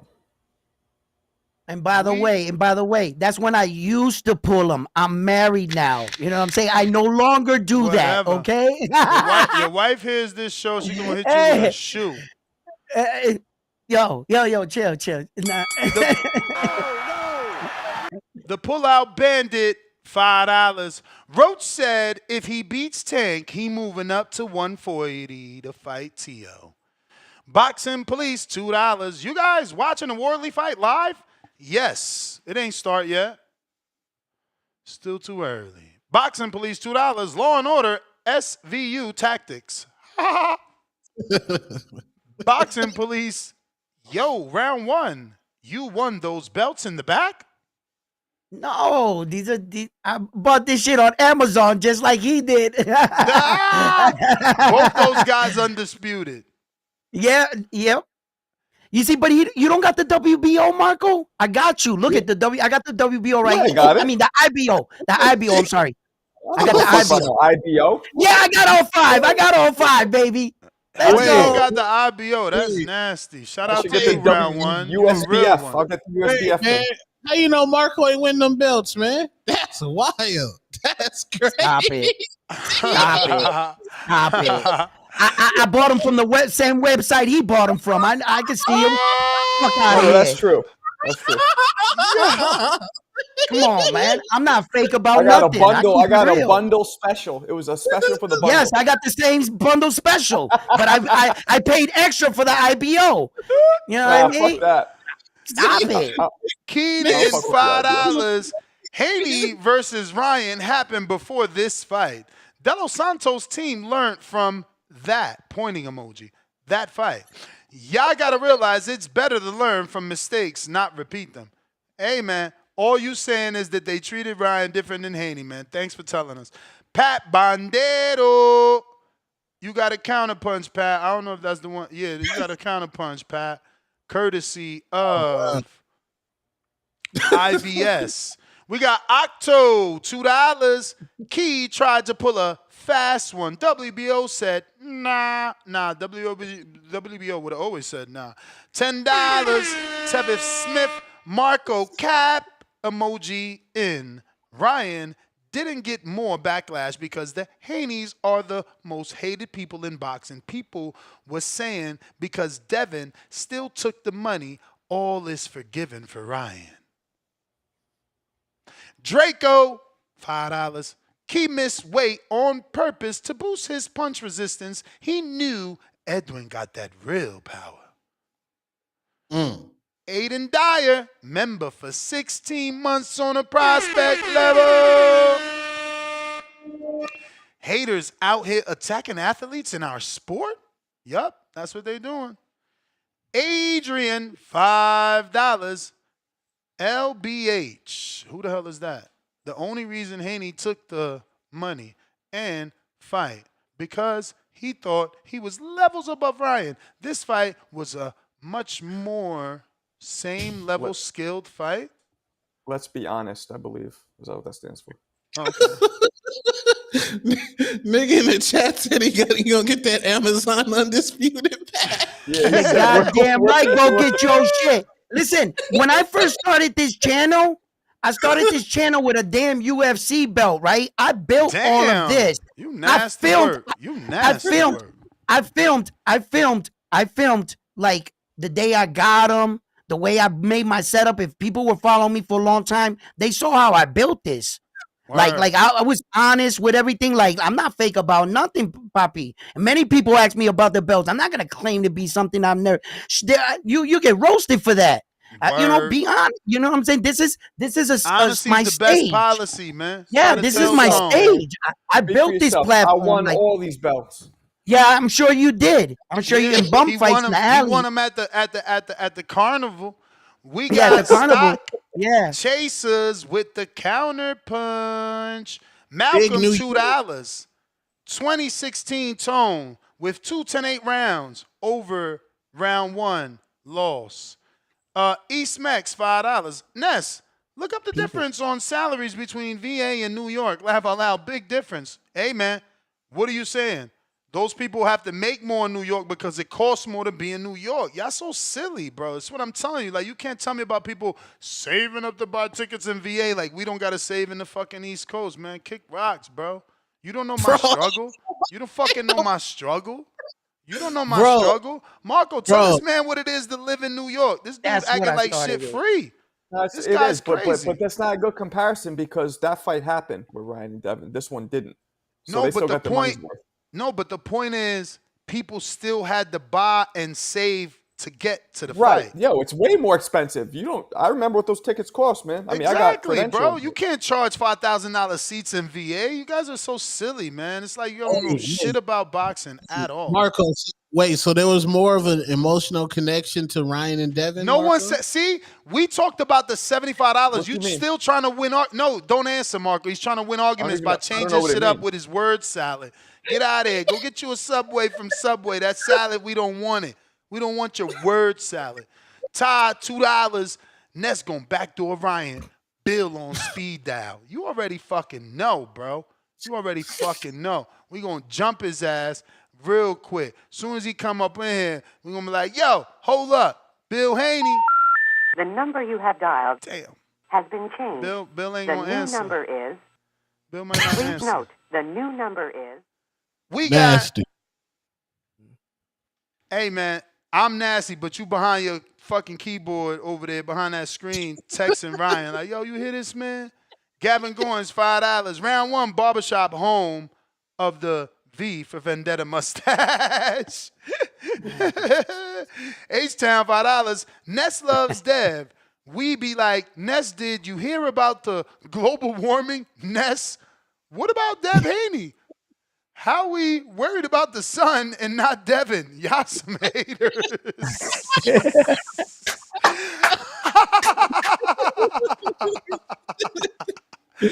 H-Town, you are funny as fuck for that. Yo.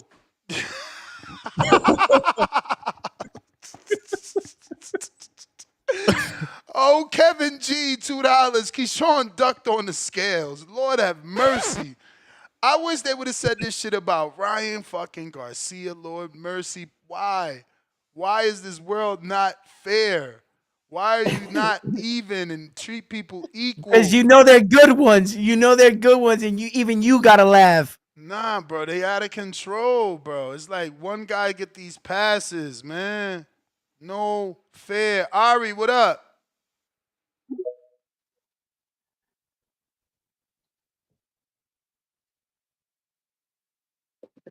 Ness, what up, man? Can you hear me? Yes, sir. So what up, guys? Listen, man, Ness, I think your criticism of De Los Santos walking away from the fight is unfair.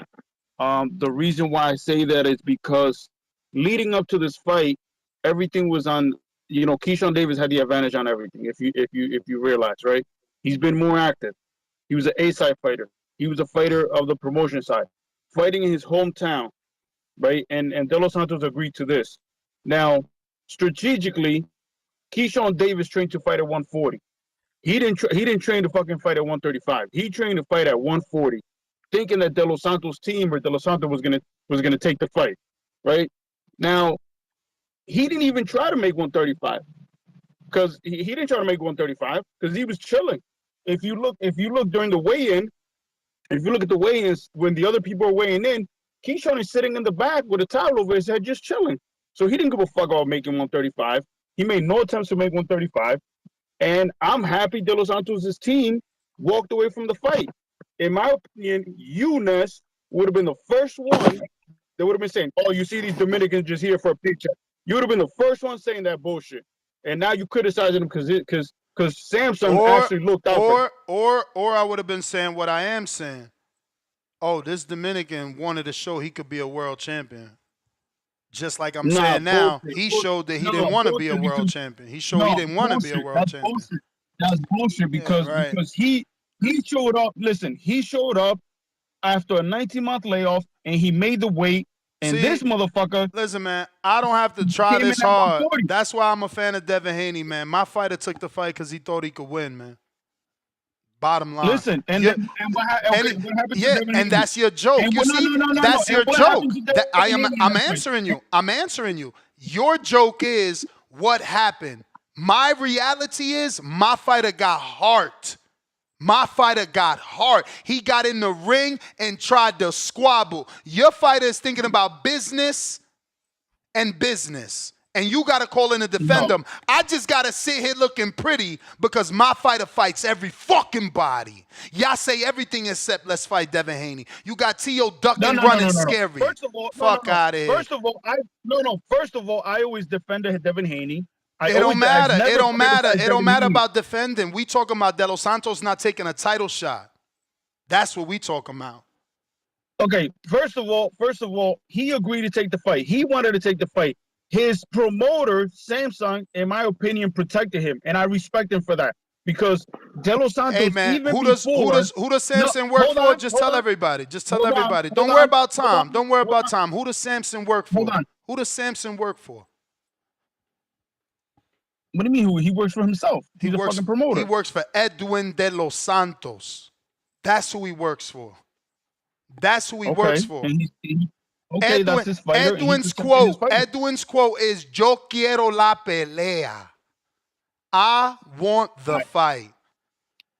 So something is fishy here. Something is fishy here when his promoter is on Ring Magazine and ESPN giving quotes saying that they turned down the fight after being negotiated a 10-pound rehydration and a 6-figure payday for just the weight. Edwin said he wants it. The promoter works for him. Or did Edwin not fucking want it? And that's a fake quote because only he can tell the promoter no. The promoter can't tell him no. The promoter can't fucking send a contract back and say, no, my fighter ain't taking that. I'm going to protect him. Fuck off. I'm not in your circle, jerk. The truth is that can't happen. The truth is only Edwin can say, I don't want that fight. That's the truth. But even if it was Edwin that said, I'm not going to take the fight. Ain't no way in hell.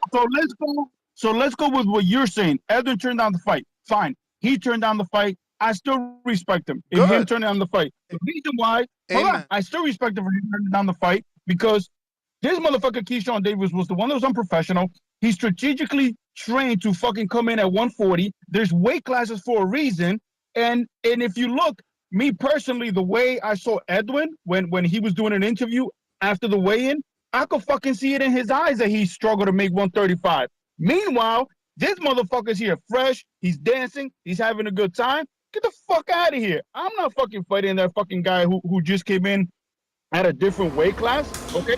And you would have been the first one saying, oh, yeah, he accepted the fight for a paycheck. These Dominicans just here for a paycheck. You would have been the first one saying that bullshit. So I'm glad Edwin walked away from the fight. Fuck Keyshawn Davis. And Edwin is going to get more opportunities. Edwin's 25 years old, okay? All he has to do is take that money that he got from Top Rank right now, get a fucking nutritionist, stay in the gym, and opportunities will come. Because Keyshawn ducked the smoke. He wanted to get a illegal advantage. You done? You left for you? I'm done. That's all I got to say. Take it easy, man. Peace. Hey, man, FYI for people that really care about boxing and not biased to a fighter because they're from that country, like this young man, Daniel Jacobs blew weight and Canelo still beat him. You know, Daniel Jacobs blew weight and Canelo showed the best head movement. We use those videos still to this day to show you Canelo's head movement. That was an overweight Daniel Jacobs. You know what I'm saying? If you not afraid, you not afraid. If you a fighter, you fight. Wheels, what up? I think Santos getting the tank fight. I'd like to answer that. No, this is the new normal. Every time you don't take a fight across the street, I think he getting a tank fight. Well, he pulled out because he got the call from Al. He getting a tank fight. What if Edwin De Los Santos got himself in a situation where he bit off more he can chew and he killed himself to make that weight? And then all of a sudden, from the fucking miracle of the gods, he had a way out. And he knew right then and there, he was like, fuck, you know what I'm saying? I'm hurting right now. Yeah, let me get that check. I'm out of here. What's wrong with that? I've been saying that, major media. Limon's blew weight by 8 pounds and Keyshawn still beat him. But we sitting here talking about, oh, the weight, the safety, the I'm weight, just saying, maybe Edwin really felt like, damn, bro, I really hurt myself. Even Devin Haney fans, what do we say? We say, bro, we was fucking winning. We only lost the knockdown rounds. We don't talk about weight. We talk about Osterine. That's them. We talk about Osterine and the cheating. That's what we talk about. Wills, you got to unmute. Edwin been out for 2 years. He came to this fight. Go ahead, bro. Okay. So let's just keep it real. Next, I'm gonna have to agree with you, man, because there was not the same energy that they gave Devin. It wasn't. It's clear and simple. They can deny it all they want, but they know for sure that everybody was hating on Devin. And like you just said, nobody was saying they ain't gonna anything about the weight. We said about the steroids, but when it came to the weight, like you said, I had it a draw one because at the end of the fight, I had at a draw because, like you said, Devin won every other round except the round he got knocked down in. And when it comes to it, this is how I really look at it. So, Edwin was scared, in my opinion. He looked scared before even the weigh-in. We go back to the interviews where they was face to face and during the press conference, and Edwin was just real standoffish and didn't want because they got face to face, and Edwin turned to his right and tucked his head down like I ain't gonna say nothing to him. And then when it came to the fight, he got that. I think Keyshawn was doing it on purpose. I'm gonna say he did it on purpose. It's his fault. I'll put the blame on him, but I will say that it was the way out for Edwin because he didn't want to fight. I could see it in his eyes that he didn't want to fight. He was done for it. And Keyshawn gave him the perfect, hey, here you go. You can get out all you want. And he took it. But if I'm Edwin, I also got to look at it like this. It's a championship fight. I more than likely am not going to get a championship fight again, or I know I'm not going to win because of. Well, first of all, let's talk about. I won't say he won't get it because he's got Samson in his pocket, so that's cool. But I will say that he won't win it because he's done had his run. He's got knocked down, got hit, and then on top of that, the leg when he had the blood clots in his legs. That shortens a career. And where he's at in his career, I think he won't win the championship. So why not take this one fight where I know it's a for sure championship, and then on top of that, even if I don't win, I'm about to make the most money, and I'm going back to the DR with the most money I ever had, and I can retire, take care of my family for 2 or 3 generations in the DR. So it's business. And I think Keyshawn, he took in account that, okay, he thought Edwin would take the fight. That was the only slip up. Edwin didn't take the fight. So that's why it happened. It got to go to Keyshawn for the blame, but I still think it's all. That's the bell, Wills. That's the bell. Listen, that's Wills what is I all over the said, place, bro. Like, which one of us are going to show up to work if they telling you, Marco, you don't got to show up, we're paying you? Like, no, but Will starts off the phone call with, Ness, I agree with you. And at the end, Ness, I disagree with you. Then he starts off with the phone call where what I said wasn't nothing. And then he spins it, says it his way, and is the exact thing that I said. He was all over the place. Look, whatever you feel of what happened in this fight, yes, I did say that. I did say that Edwin might have bit off a little more than he could chew. He struggled to make that weight. You even admitted he was looking down, not engaging them. He didn't have the strength. And then here comes this opportunity, and they're like, here's the check. My man was like, bro, and he skated out. Yes, that's a possibility. I'm not sure that I'm not sure if that happened. That don't sound right? like you confident if you skating out. Okay, and I'm not speaking of him in confidence, am I? I'm speaking of a man and I'm admitting he might have bit it off more than he threw. That's and all. You keep spinning it off as confidence. No, that's all we single. That's all we singling out is that if he were confident, he'd have took that title shot. Okay, coming off 2 years inactivity, which you admit to. Home skillet. That don't got nothing to do with the phrase. If you because you want him to fight for a title. No. If you are confident, you take it. If you're not, you don't. Why are you mad with the truth? He would have got his ass whooped. He was confident. He made weight. Why are we mad at the truth? If you're confident, he was you take confident. it. If he you're made not, weight. You don't. Oh, He was Nessa, confident. He you're made so the weight. mean. You're mean because you're saying that. I mean, that's the only way that it works. You either think you can win, so you fight, or you don't think you can win. At the end of the day, who is not the professional here?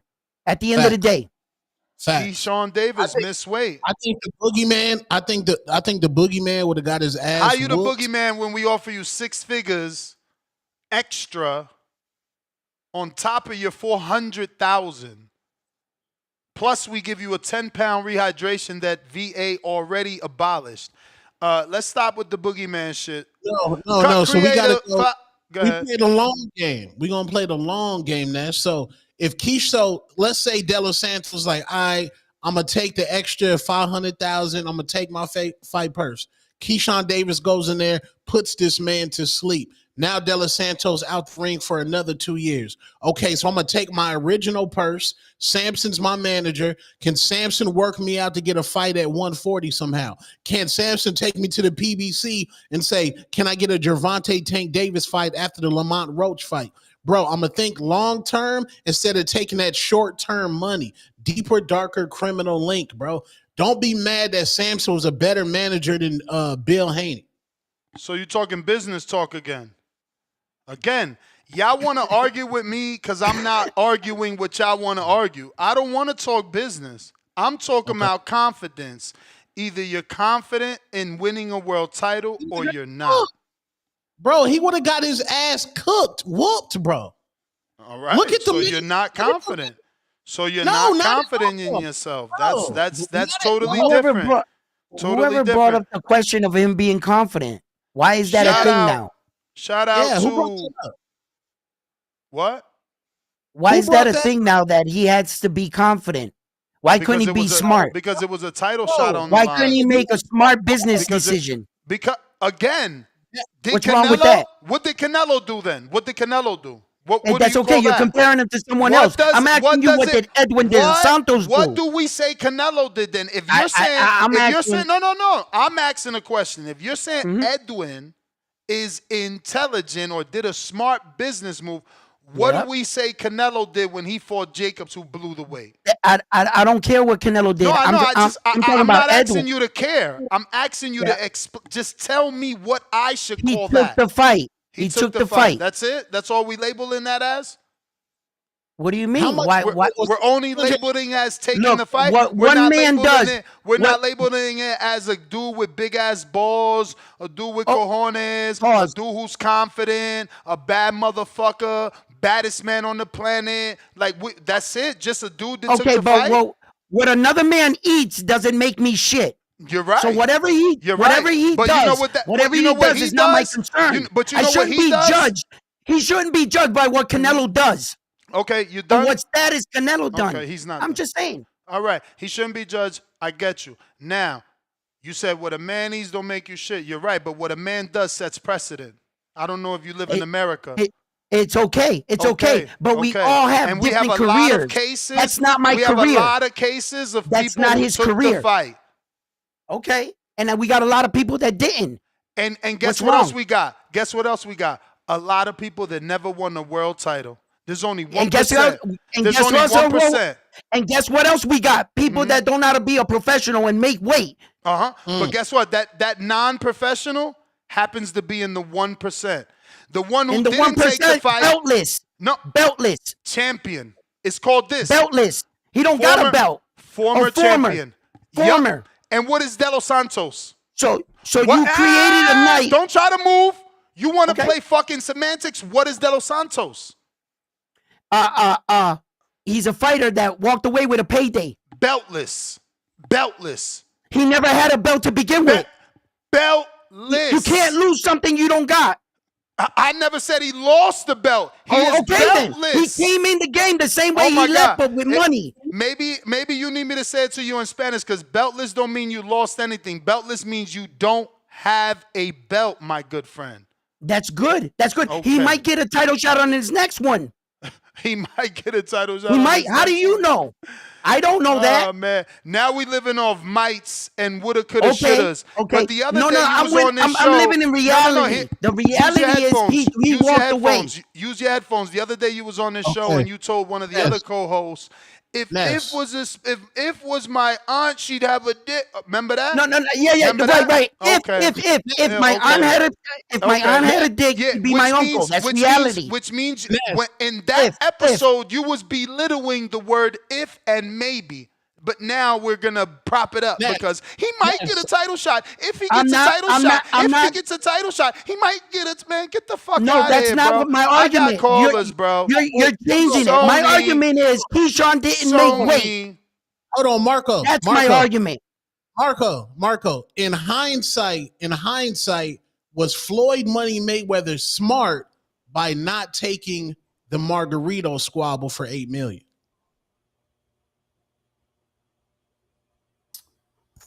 I mean, Floyd is a different level of fighter. You know what I mean? Wait. Can Floyd still win a fight with somebody with bricks in their glove? Floyd could have beat him, but him not taking it, you know, I don't look at Floyd as ever ducking anybody. I look at Floyd as one of the greatest who ever did it. Floyd is a visionary. In hindsight, was he smart? Was he smart not to fight Pacquiao before Floyd started saying that Pacquiao was on the Ostarine Cola? Then Pacquiao stopped getting knockouts.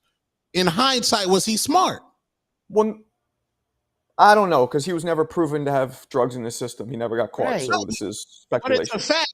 Did he stop after Floyd said that he was on the Ostarine Cola? Did Pacquiao stop knocking niggas out? Yeah, but he also went up in weight. He was fighting bigger dudes.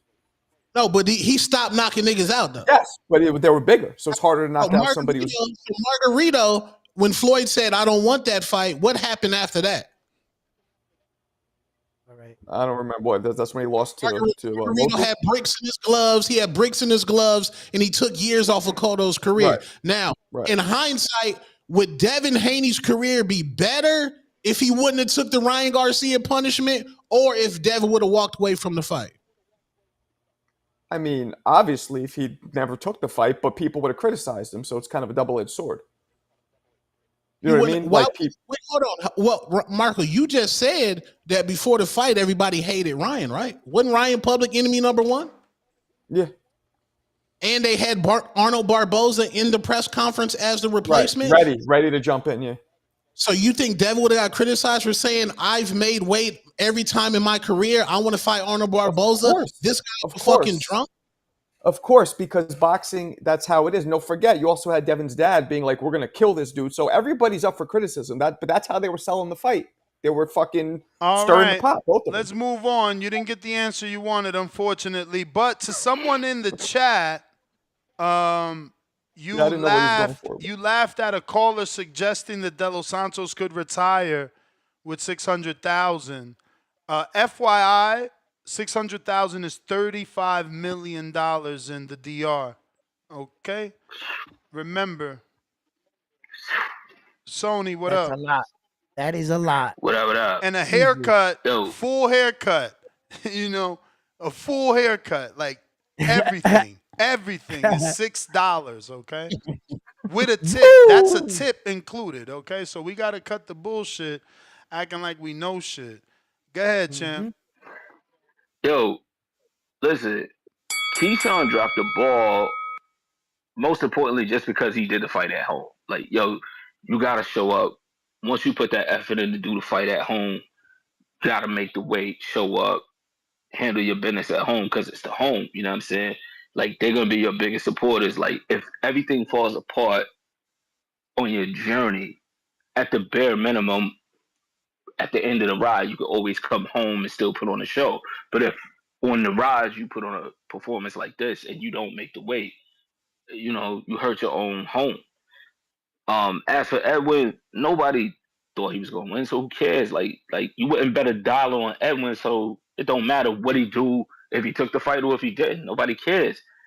My question is, what happens now with these fighters, right? Like, what happens with Keyshawn? Like, yo, does he move to 140? Can he get Devin to stay at 140 or come back down to really 140 and like make an actual super fight, something that people care about?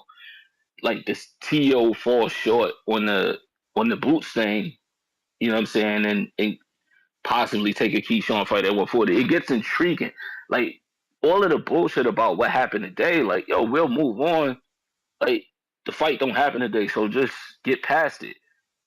The other part of that is like, yo, can you get, like, does Abdullah Mason put on a performance today where it's like, yo, we could actually shake shit at 135, right? Like, yo, Shakur at 135.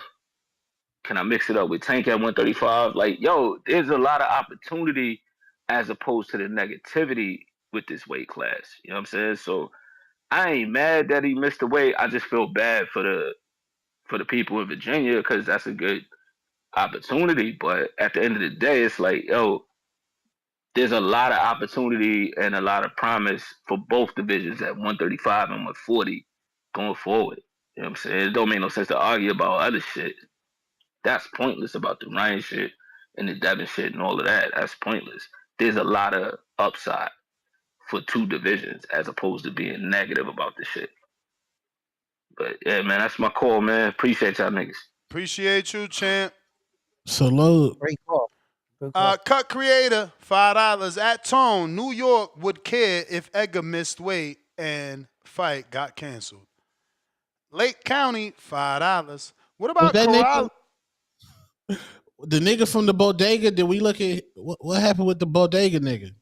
Who that? When didn't Edgar miss weight his last fight? And then then he took the money. Did he take the money? To get knocked the fuck? Yeah. Then that dude, he got paid. He got paid. He got paid.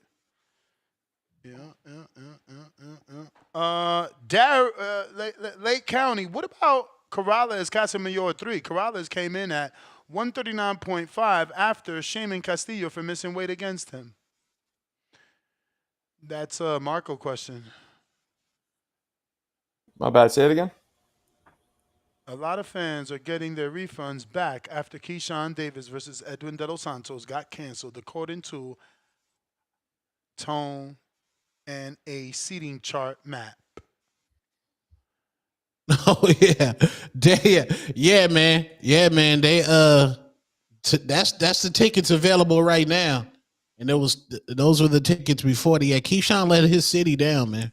This ain't like New York, man. Keyshawn let his city down, bro. You still let the city down, whether it's in New York or VA, bro. Because if you make it to New York, your city's coming to support. That's what Tank does. When he goes to Barclays, fucking Baltimore drives up, bro. I don't know if you ever been to a Barclays Center fight, but he didn't break them records with New York City people alone. Danny, same thing. You know, they would call it the Battle of the Beltway, I think, or the Battle of the Turnpike, when a Philly dude would fight like a New Yorker or, you know, a New Jersey dude.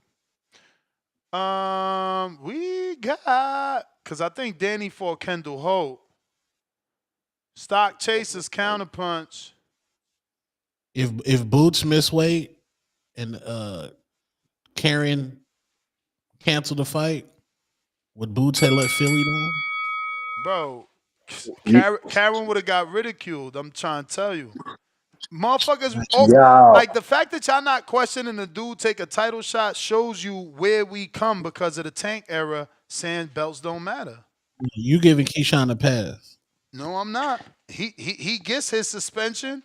He gets his fine. He gets his criticism. He gets ridiculed. But it's two people in the fight zone.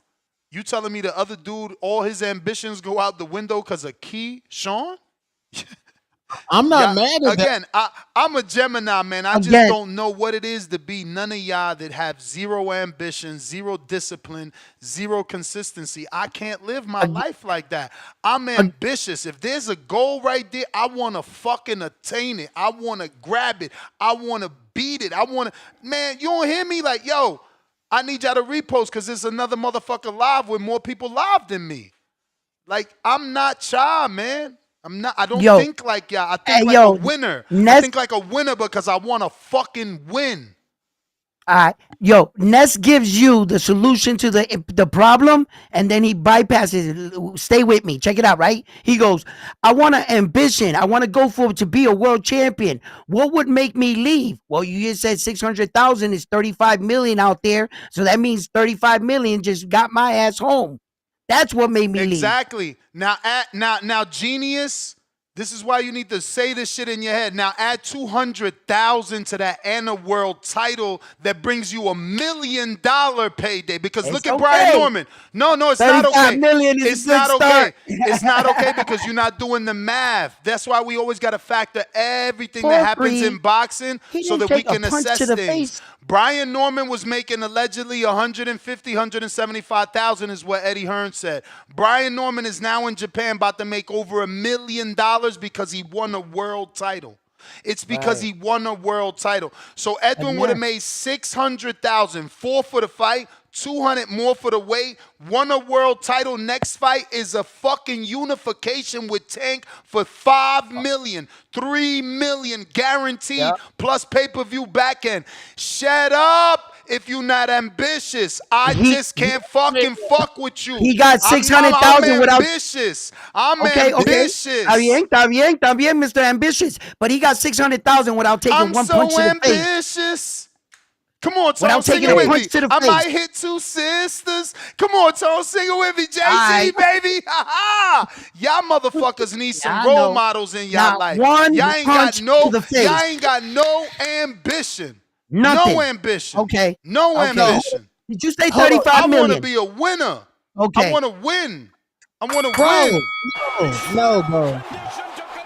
This nigga. Yo, Ness, restart my call, man. Hold on. Go ahead, man. Let me You get my gotta call in, talk. y'all. You gotta talk, man. You gotta Go ahead, talk. baby. I'm letting y'all finish, man. It's hard to cut off the panelists. They Reset don't. my call. All right, yo. Check this out, man. Ness, you're losing this battle. You're losing this argument, bro. I'm not trying to Like, win. We different. I just okay, established that. I bet. I hear. That's your opinion. That's your opinion. But what I'm going to say is this. You keep saying everybody was on board with Ryan coming overweight. Bro, no, I wasn't. Like, not, bro, as soon as I seen that, not only that, but Ryan acting like a goddamn lunatic in the goddamn press conferences, I literally said, Devin, you're better than that. Don't even fight this dude. You literally got nothing to gain here. You got nothing to gain by fighting this dude. And if you make the argument that in all reality, yeah, Edwin De Los Santos probably had a lot more to gain. But look, we need to be realistic and look at the facts, bro. Edwin literally grinded to come in at weight, bro. You could literally see him physically, that shit drained him. Then you got this man on the other side that literally walked in at 140. Ness, my point is, Keyshawn didn't just find out he couldn't make this weight, bro. He's been in a training camp for over 8 weeks. What he should have did was come out and say he couldn't make the goddamn weight weeks ago. Not try to finesse Edwin into taking a goddamn fight that literally, bro, we're talking about a career-ending fight, bro. You're talking about a dude that's gonna rehydrate and oh yeah, this, that, in the fourth. He ain't got no drive or whatever it is that you're trying to say. I don't know, bro. Your argument is literally ridiculous, my man.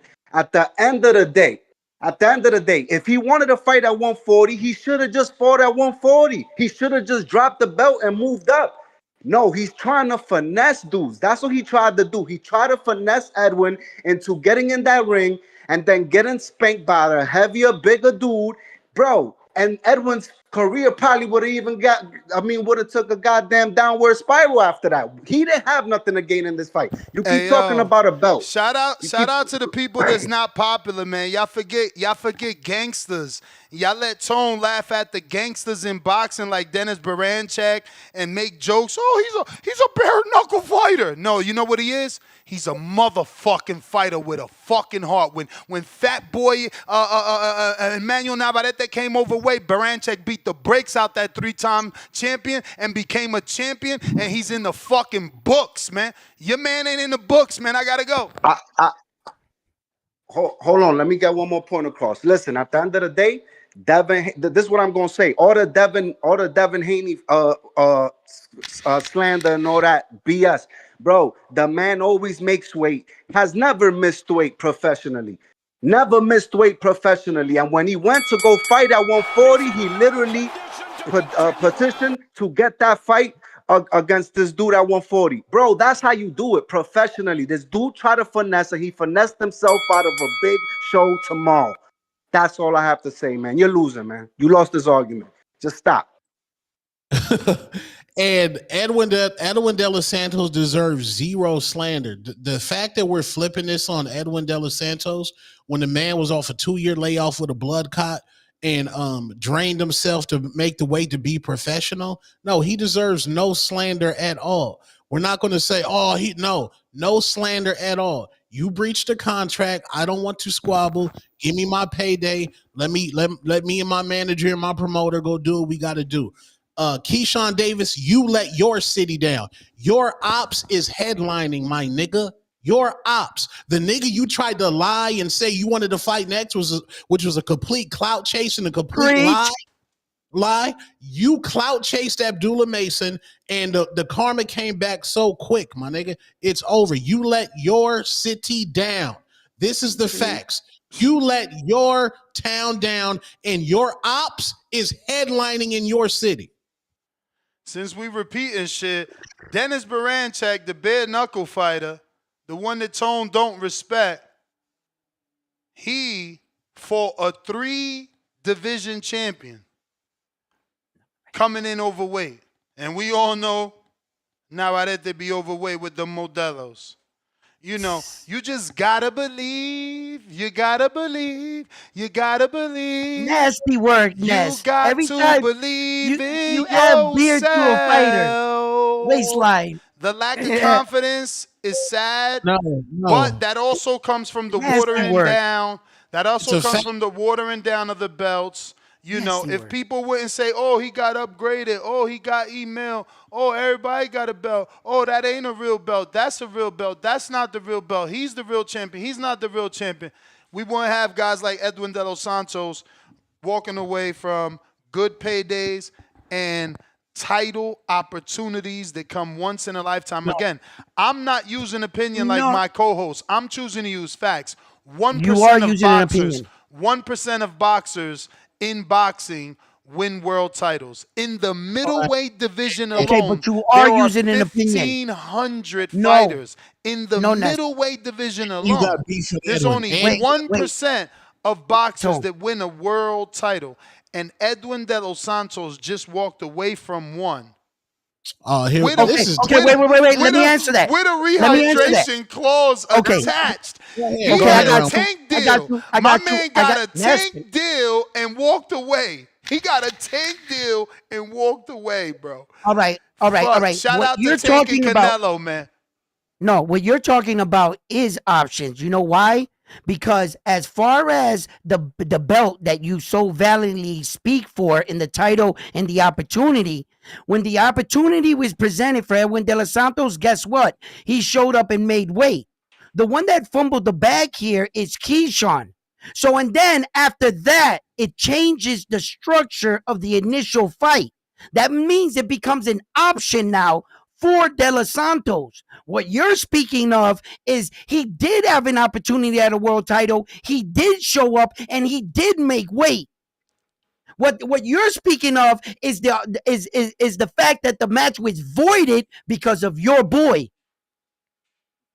And that's what we're talking about. You're dogging him like he didn't show up and passed up on a title fight. No, he didn't. He made up to said title fight on said contracted weight and made the weight.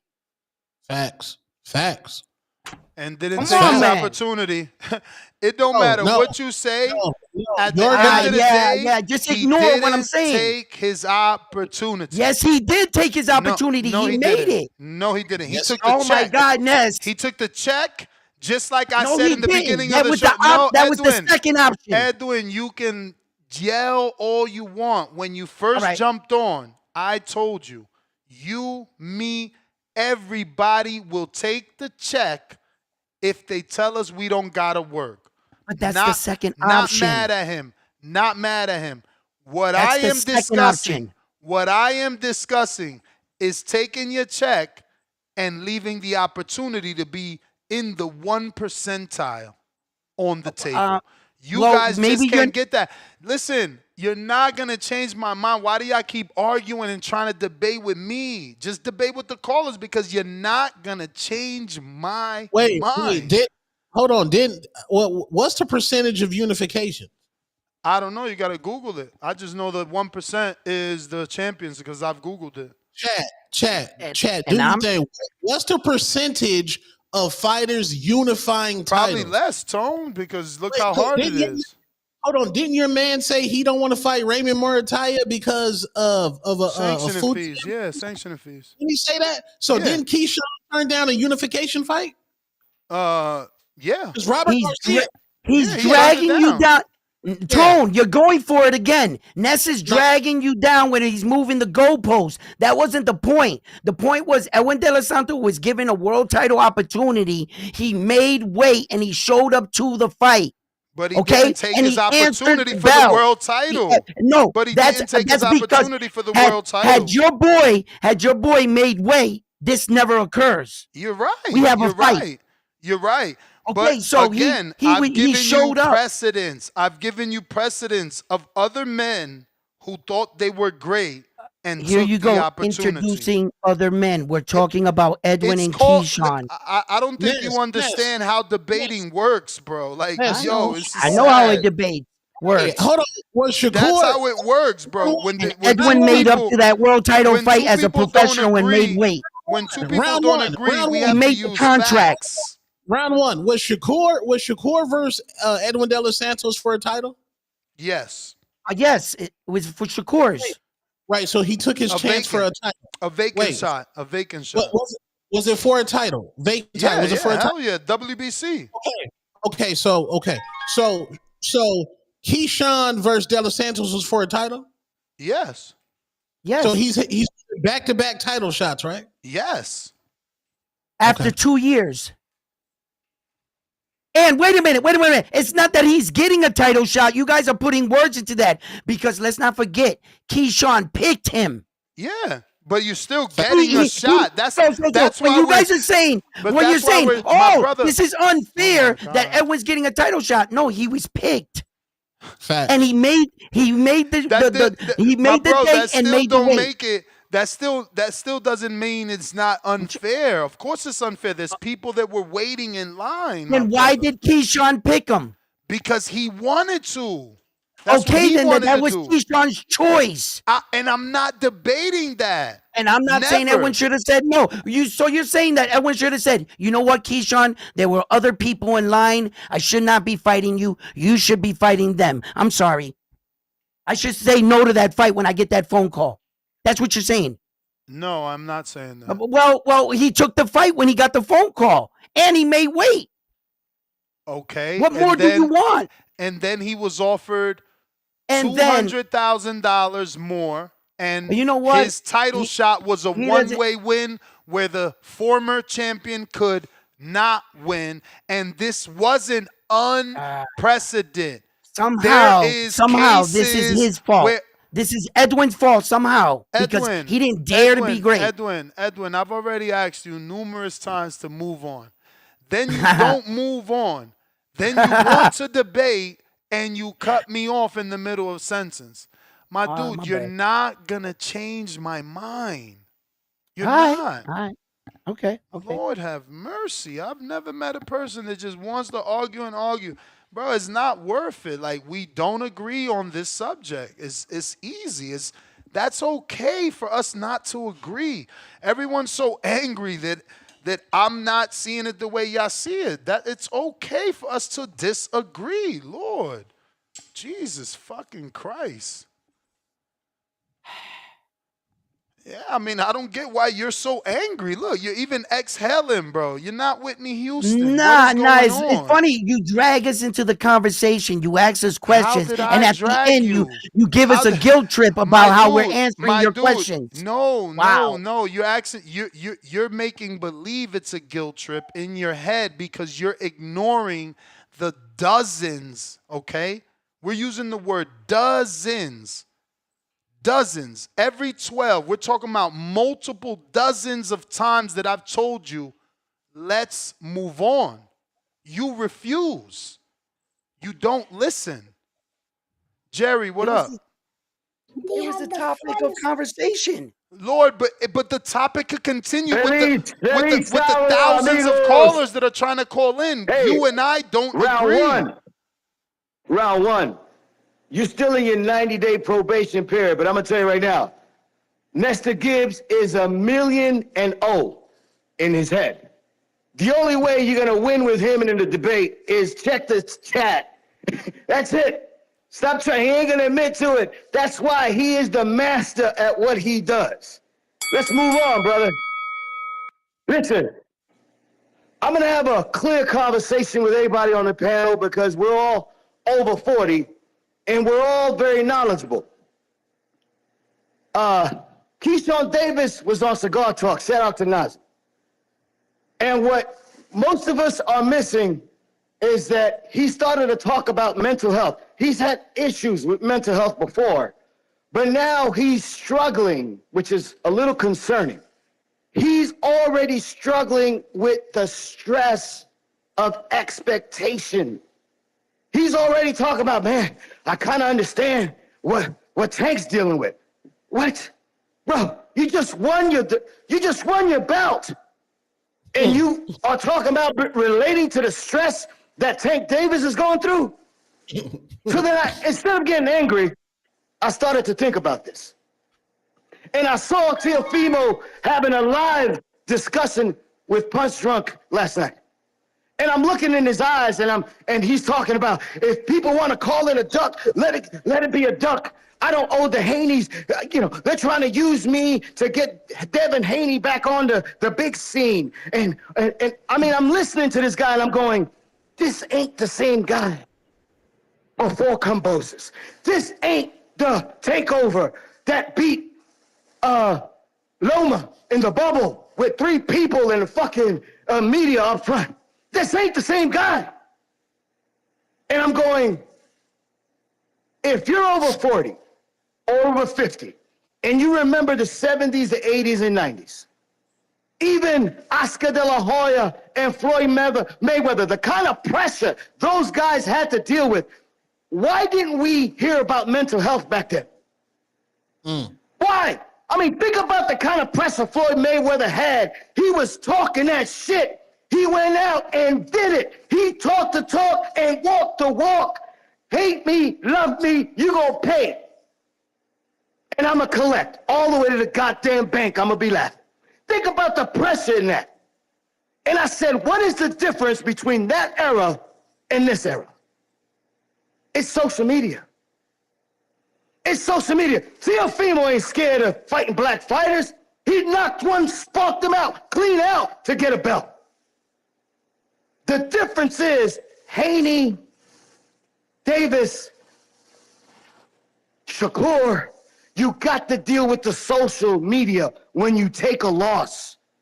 These young guys are out here going, I don't want to be a meme. Tank Davis told you, I don't want to be the next meme. That social pressure is killing boxing. It is absolutely destroying boxing. Until the next time. Great call, Jerry. Great call.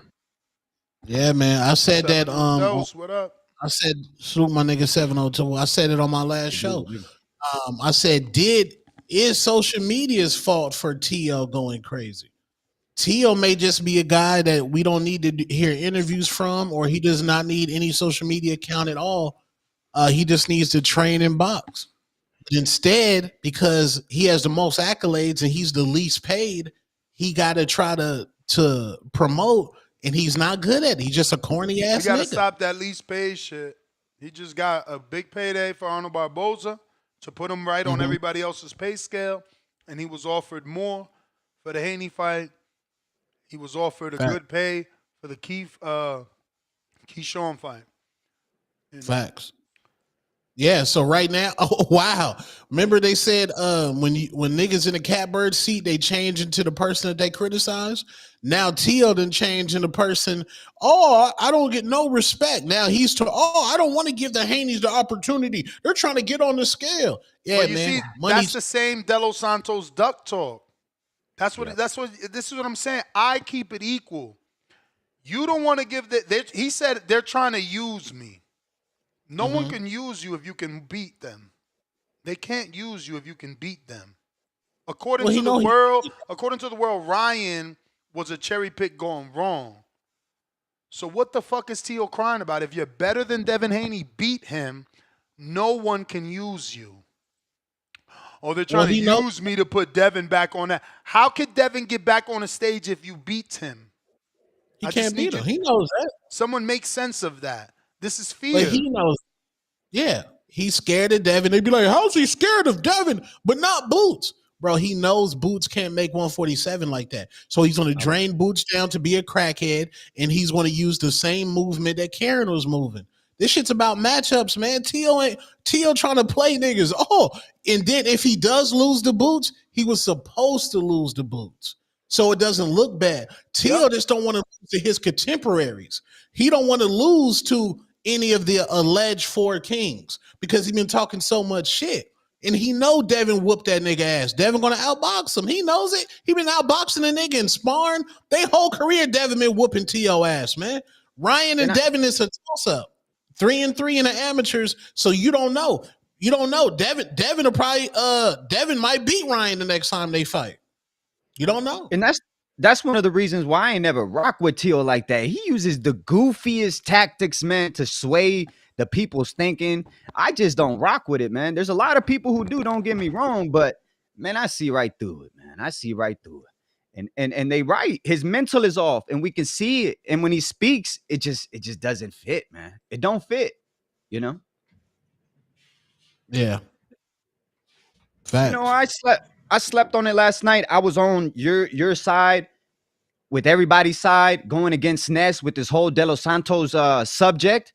And I just don't understand, man, how you go home with a purse, right? But you leave the belt behind. But you leave the extra money that was on the table behind. You leave the what if you would have got that belt, you know, did something. De Los Santos was known like as a Shakur Stevenson's barometer, right? That he is, go fight him, putting him at a pedestal, right? Well, we wanted to see what Keyshawn Davis did against this guy, and we didn't get to see it, and it's a bummer, man. And I think he left a lot on the table, man, to walk off.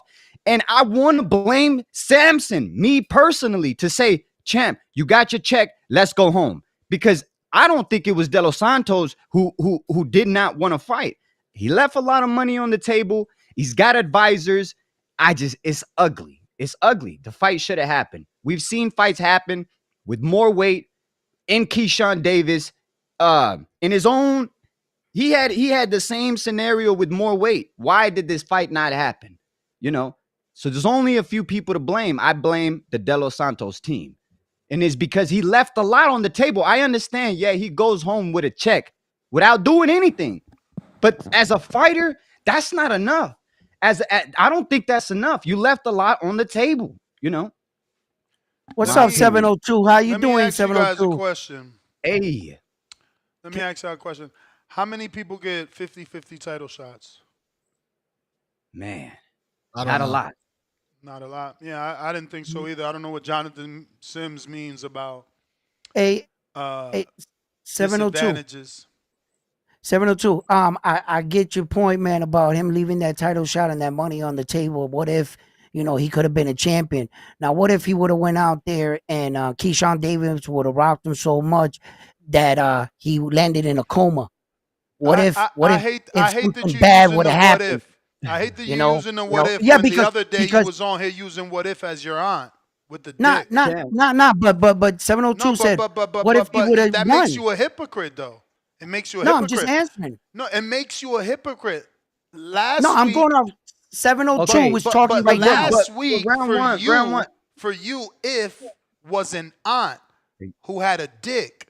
Now this week you don't have an aunt with a dick, and it's okay to use the word if. Okay, I just want to make sure we're on the I same didn't bring page. the word. I didn't bring the word if or the scenario if into the equation. Oh yes, you I was did. merely Yes, you did. 702 Your did. question to 702 is if.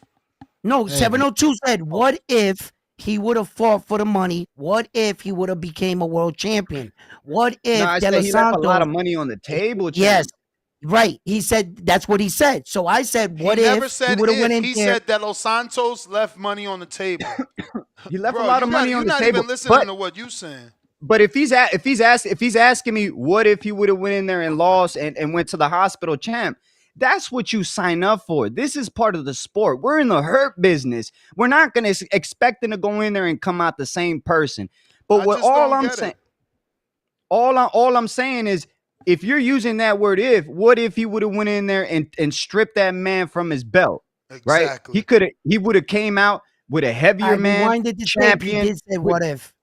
But you don't know, champ. Well, what ifs would happen until it happens? So we're just in mystical land. You know what I mean? Round one. My I just point feel is, like why we even using the word if? Respect 702. Why we Respect even 702. using that shit when this man don't believe in that? It's like now you believe in a philosophy that you was talking shit about.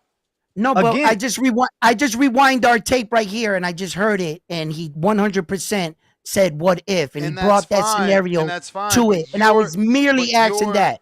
That's you're it. using a scenario that you don't believe in. And all I'm saying is, yesterday I was with you round one and Tone, but I slept on it. And I'm like, yo, Samson had a lot to do with this. I know De Los Santos didn't make a final decision. It was a big opportunity, I admit. I'm thinking yes. it's a big ass opportunity.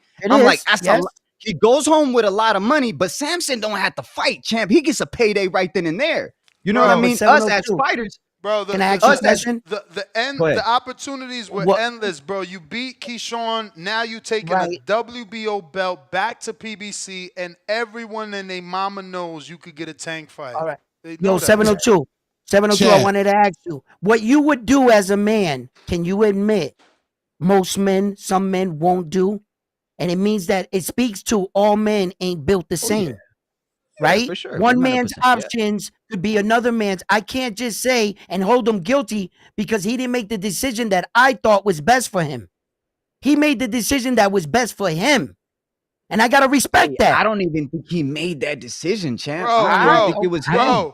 And that's fine, 702. Respect that he made the decision not to become a world champion, not to try to become a world champion. Exactly. Okay. Like, why are you mad at that? Yeah, let's be clear. Why are you guys mad at it? You the one mad at it. What is y'all? Hey, hold on, chat. Let's be clear. If Edwin De Los Santos would have took the fight and Edwin De Los Santos would have got put to sleep, Nestor Gears would have been clowning Samson, talking about he's the worst promoter manager. Why'd you put your fight in? No. I'd have been in danger. In danger. I would have been saying more, I told you so, because remember, I was picking the knockout, so that's what I was going to be saying. I wasn't going to be talking about Samson, because, again, I just did the math, and, you know, it's almost $36 million when you convert the 600,000. You know what I'm saying? So 600,000 plus a world title. How many champions in the Dominican Republic in the history of boxing? Under 4, right? Under 4? Okay, under 4. Okay, so yeah, man, either you want to be a champion, maybe 5, Eric Rosa, Jason Rosario, Joan Guzman, Jonathan Gonzalez, Carlos Adames. Man, maybe that's it. Put your name amongst the elite, automatic Hall of Fame, because, you know, only 6 champions in the DR. You know what I'm saying? Stop, bro.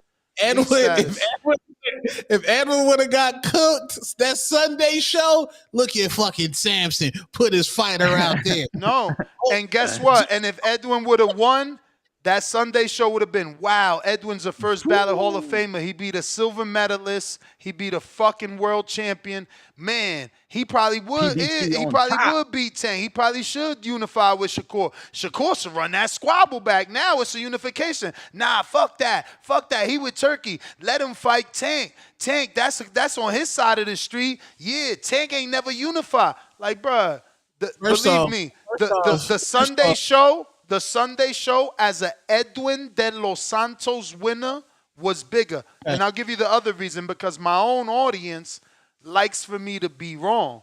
So if Edwin would have beat Keyshawn, who I was picking to knock out, Ness, you see, you ain't even believing the Dominican. You see that little kid from the rooftop? They laughing at you now. So you can make it all how you want, but we know the truth. We know the truth. Underdog story is always bigger than the A-side story, but that's it. I'm sorry. First off, the show would have been more about Keyshawn Davis losing.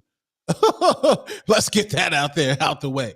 Crazy. Look at the show. Look at the show for Ryan. Fucking Tio allegedly had the performance of the night, but all we talked about was Rolly defeating Ryan. I kill you all the time, Tone. You're not ready. No. You're not ready. No. I'm still. What is it? I'm still Yoda, and you still Luke Skywalker, man. Chill, chill, man. You're not ready, man. This man is comparing Ryan Garcia, who's polarizing, to Edwin De Los Santos. I can literally walk outside right now and ask somebody, hey, you know who Edwin De Los Santos is? Who? If I ask somebody, you know who Ryan Garcia is? Yeah. So shut the fuck up with that. Upset.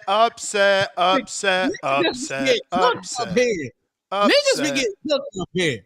Niggas get washed up here. What's called, I got this man in the air fryer. He don't even know it. This shit crazy.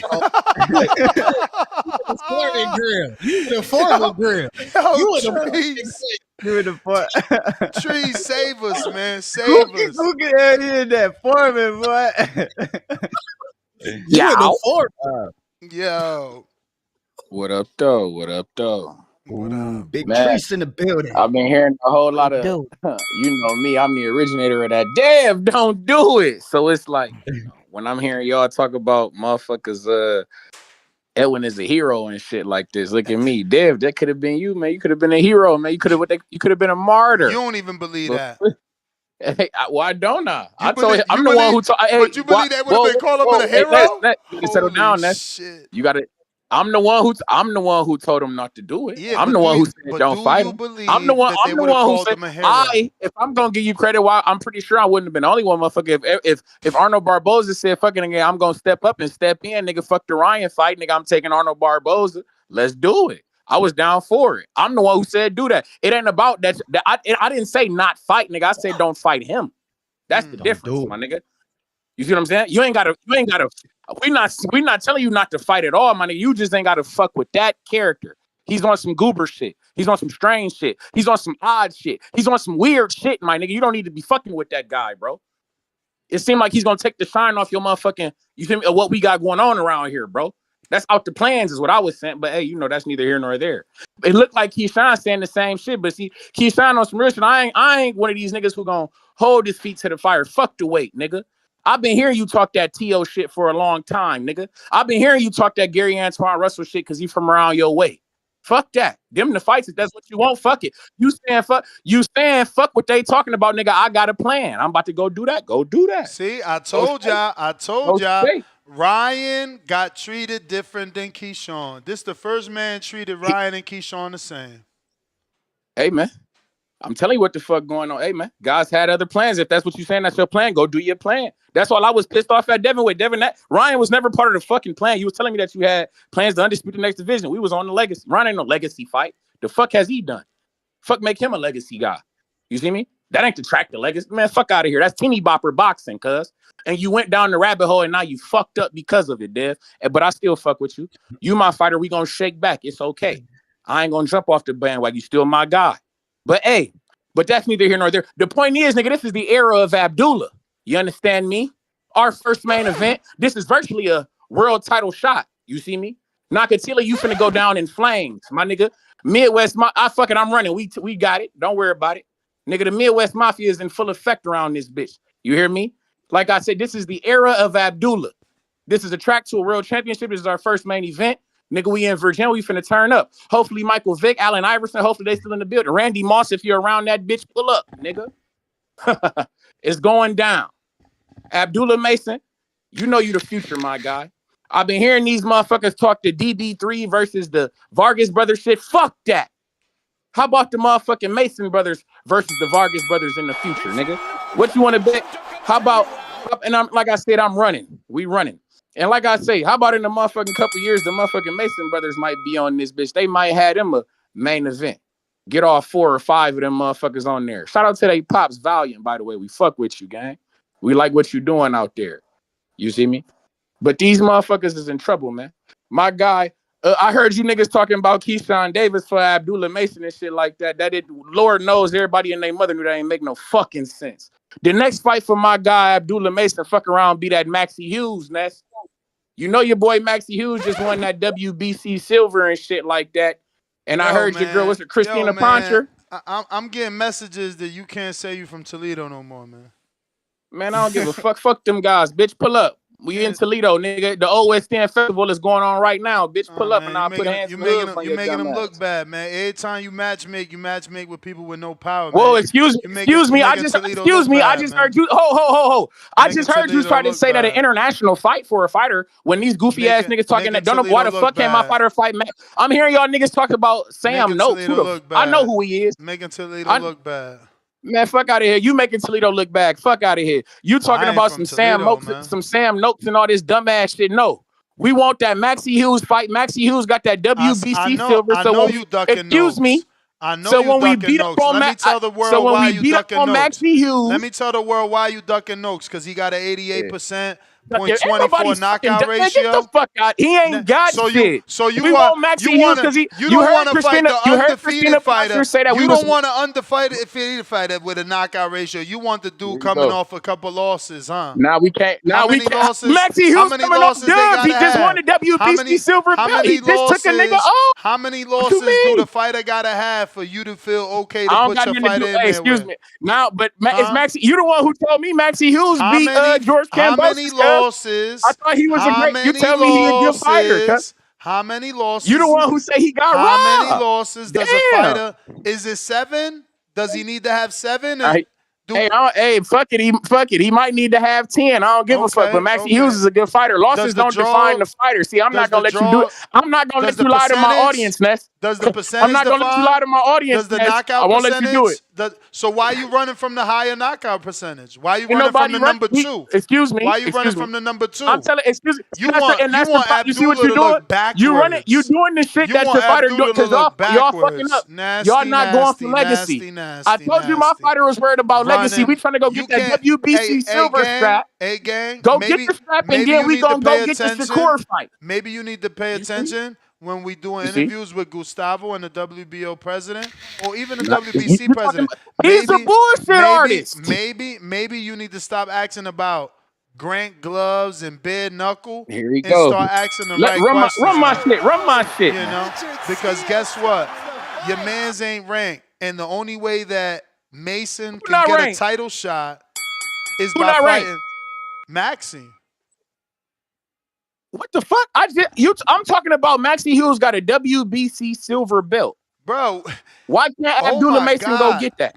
Lord have mercy. This guy is the biggest duck artist. So you want Abdullah not to fight. Now I'm a duck artist. You want Abdullah. Now I'm a duck artist because I'm telling my man to go beat a guy who done fought. But you want me to fight a guy who ain't got shit. Let me explain to the audience what you're asking. You want Abdullah not to fight for the vacant WBO versus Sam Noakes. You want him to instead fight for a silver. Why would he have to fight? Excuse me. Why would he have to fight him for? Ain't my guy. Ain't who? So is Sam Noakes number 1 or something like that? He's number 2 and Abdullah's number 1. See, you in the car.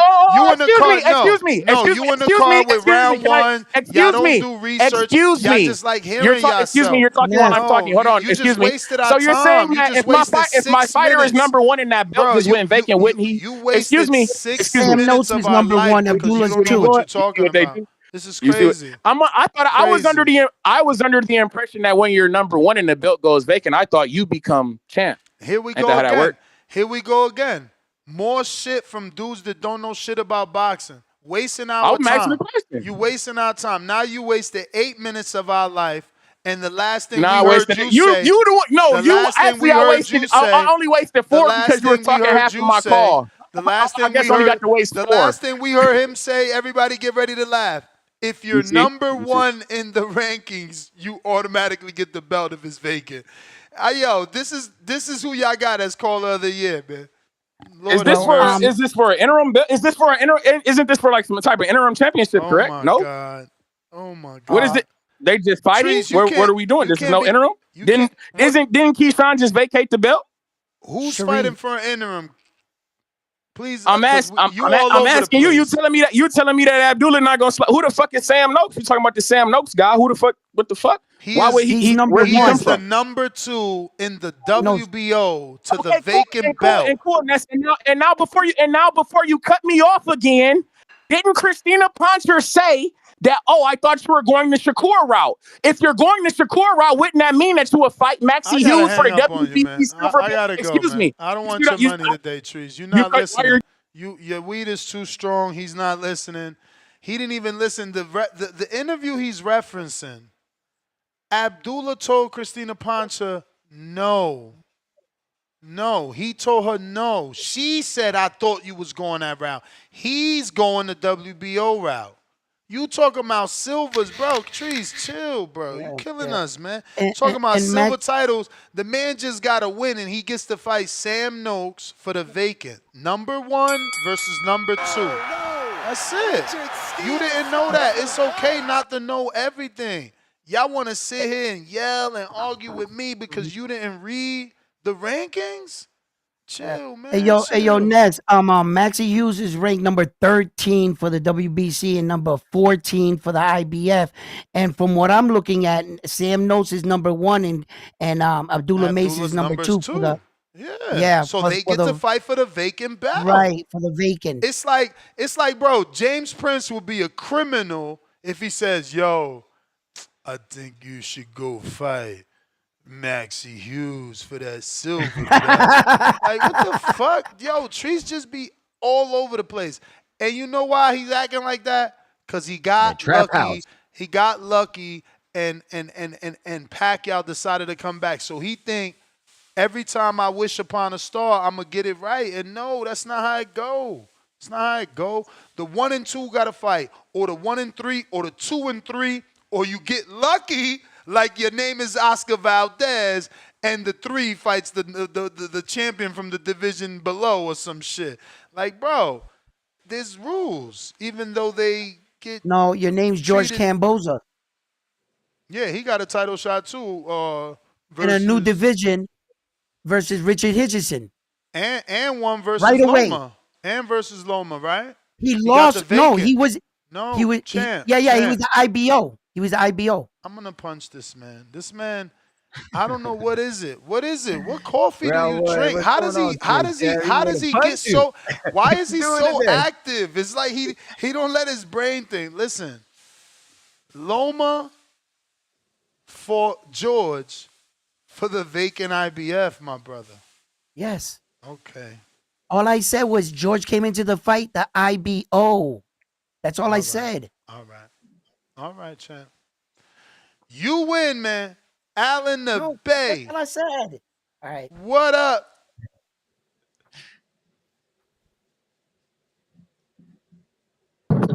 Yo, what's up? Straight from the Bay Area. You know what it is. I'm going to keep the same energy like I kept the same energy for everything else. If you take the money and you lose, it's on you. If you don't take the money, it's on the person who didn't make the weight.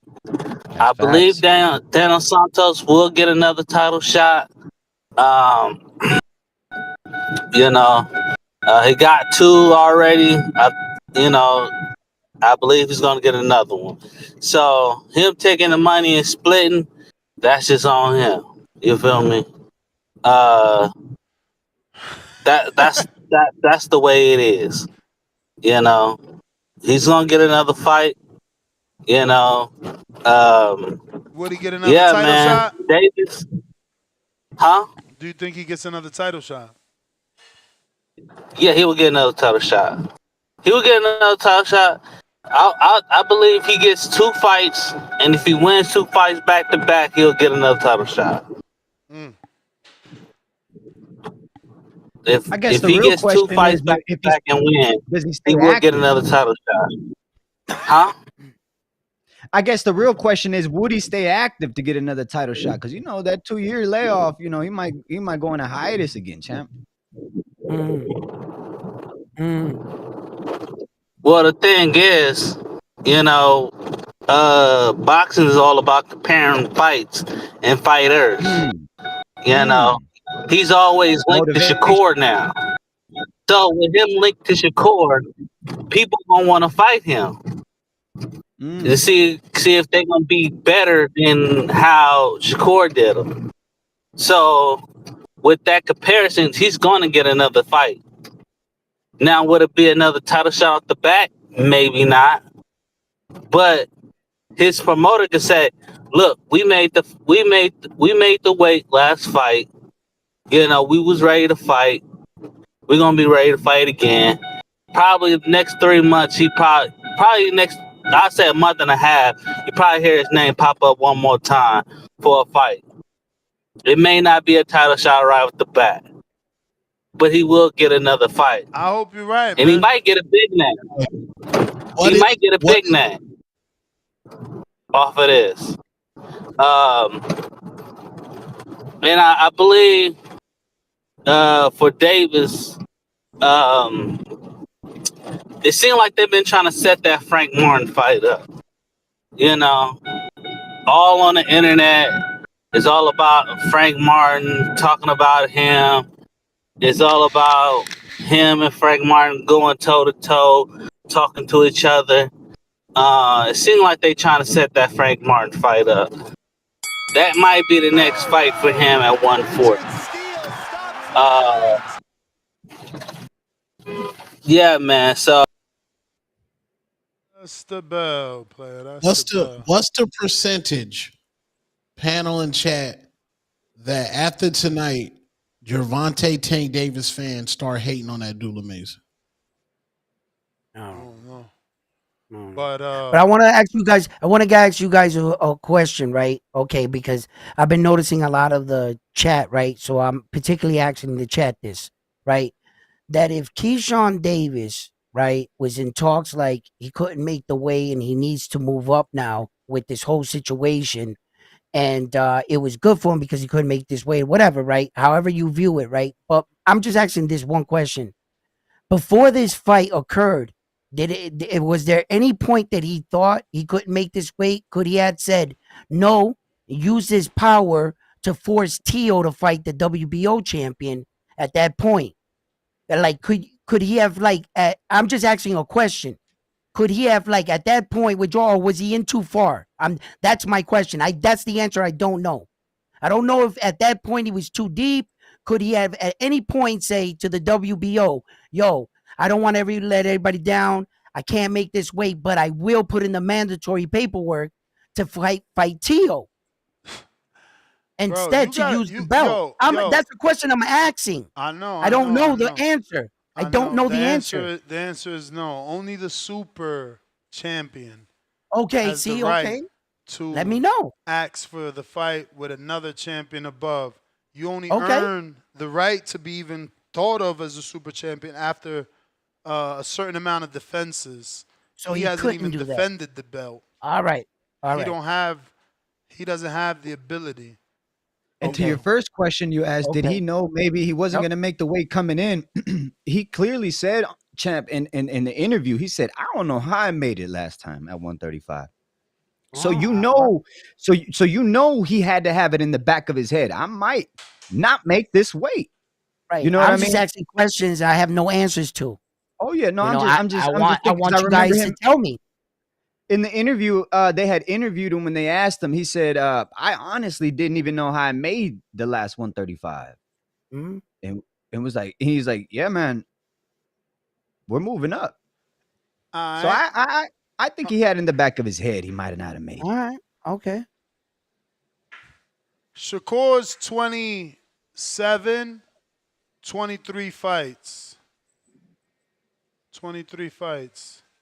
Zepera's 29, 33 fights.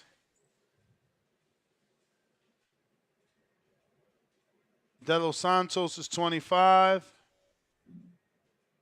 18 fights.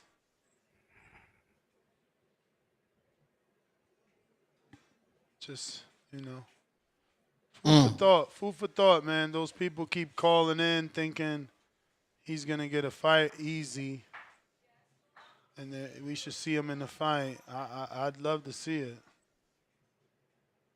But we got some super chats before I get back to the phone calls. Great show. Great show today. Up first, we got Darius Flowers, $5. Jacob was Unification, where the rehydration is normally voided. Jacob's made 168. Yeah, man, that is wrong. Look it up. Jacobs vacated the belt because he didn't want to make the second day weigh-in, man. Go look at it, bruv. He vacated his IBF, bruv. He blew it, bruv, on purpose. Darius Flowers, $5. Oh, I read that. I'm so crazy. King Easy, member for 13 months on the prospect level. Ray Ford versus Kakase is on for August 16th in Riyadh. That would have been the main event with Devin and Tio, but somebody want to play reindeer games. Crazy. Ray Ford versus Kakase, Devin and Tio.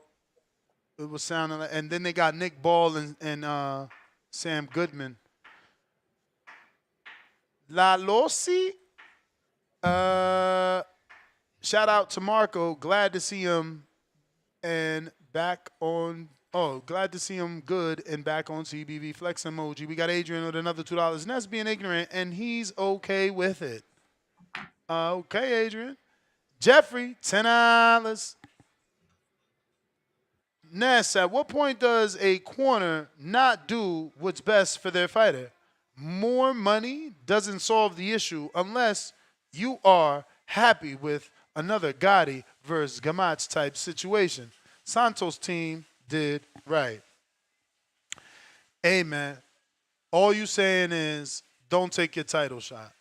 Julio Guzman, $5. Blame all the coddling, quote-unquote, participation medal parents for all of this mental health issues with these generations. The soft era is here, has been. Jeffrey, 5 more. Keyshawn is the only one to blame. He shows up on weight, we have a fight. It's really that simple. Let's not blame nobody but Keyshawn. Making excuses now. No, that's not true. Because we got precedent. See, y'all want to eliminate precedent, but we live in America, and there is precedent. And the precedent is that when these situations happen, it calls for negotiation. That's it. It calls for negotiation. We have precedent. Numerous occasions where negotiation had to take place because of someone missing weight. It's called precedent. It's nothing, we don't have to do what you want everyone to do. Adrian, member for 12 months on the prospect level. You being a hypocrite for bashing Ryan and not Keyshawn. Sure, buddy. Ryan Frazier, $2 Canadian. Will Andy Cruz versus Shakur be the best fight at 135? Negative. Andy hasn't done shit. Who's he beat to be considered the best fight at 135? They about to put him in with a dude from Japan with no power that not even Edwin knows. Jerry Soriano, $2. Rumor has it, Tio versus Key on Nello versus TBC card. Yeah, right. $10. The Cloth. Just sending super chat for the first time. Shout out, TBV. Shout out to you. We appreciate the support without a doubt. Shout out to the Nigerian Nightmare for showing you love and saying salute for supporting the show. We got Jerry with the $2. He says, all forgiven if this goes down. Puñeta. Whatever, champ. You dreaming. You want to forgive Tio for ducking because he's fighting Keyshawn, a guy moving up. You see, you guys pick and choose who you call what names. Only if Tank moves up is he some sort of cherry picker. But Tio picks Keyshawn moving up. He's not a cherry picker. I mean, you guys are weird, bro. Like totally weird. KL Chapo $2. Ness, show Ticketmaster seating. Got my refund. Salute, champ. Angel Calderon. Welcome. He says $2. Tio versus Haney. No, Tio versus Keyshawn next. Davis is ring ambassador. Well, Tio already turned down the offer from Turkey Al-Sheikh for Keyshawn. Keyshawn was public about that on the Art of Ward podcast. We got H-Town. What's up? What up, Ness? Can you hear me? Yes, sir. H-Town, baby. Hey. Yo. Is Tone still there? Tone is there. Yes, Tone sir. is there. Yes, sir. Hey, Tone, you know we like talking about curses. When we gonna talk about the Treese curse, as soon as Treese says you my guy, you get whooped. Anderson whooped. Conwell whooped. Devin whooped. As soon as he starts calling you're my guy, something happens in your career and they go down the drain. We're gonna acknowledge the Treese curse, man. And then Treese goes to the bag call, crashes out, and then he's the next day making excuses. Hey, but yeah, man, we all know how Ness is, man. He's gonna equate everything back to Devin and justify his points with Devin. He talk about the national debt. It's what about Devin? He should get paid more. See, that's why the national debt ain't right, because Devin needs to get paid more. You know, talk about World War III. Look, if we put Devin on the front lines, he'll knock everybody out. You know, he'll show you sweet science. There'll be no more World War III. You know, hey, you want to solve world hunger? Look, Devin could feed everybody. You know, all we got to just get Devin. Man, Devin for president. What the hell we doing? Devin for president, dog. Let's start the Devin for president slogan. What the Devin for president t-shirts, Ness? I make them, I'll buy one. I'm out. Hey, champ, they scared of the man. They don't want to fight him. Yeah. Shout out to the caller. An $11 million contract against the man. Whether you agree or not, it was funny. Yeah, hell yeah. Shout out H-Town, baby. Counter. Viva México. Yow. Yo. What up, though? What up, though? See, that's the type of shit I'm talking about. See, right there. H-Town goober ass. You see, he don't know how to be a fan of boxing in general. You see, of course, I'm going to pick my fighters, and my fighters don't go down in flames, gang. We back in the mix. This period. You act like motherfucker lose and it's over, and they fit. No, nigga. That's only in your weird ass head. Nigga, you know, see, that's why you call in H-Town every fucking time crying about David, because you know that when David put hands on Canelo, it really will be over for his ass. My fighter still got time to cook. It ain't over for us. Like I said, Charles Conwell, we still here. Motherfucking Khalil Cole, you seen he went back and got it in blood. Ain't shit. Put hands and hooves on him right back. My nigga Jared Anderson in the motherfucking mix for Anthony Joshua fight, you weird ass nigga. But no, Canelo still ducking and dodging Benavidez. You got to accept it, H-Town. It's okay. It's okay. One day you'll learn how to be a fan of a fighter. It's okay. I'm going to teach you niggas how to be fans again.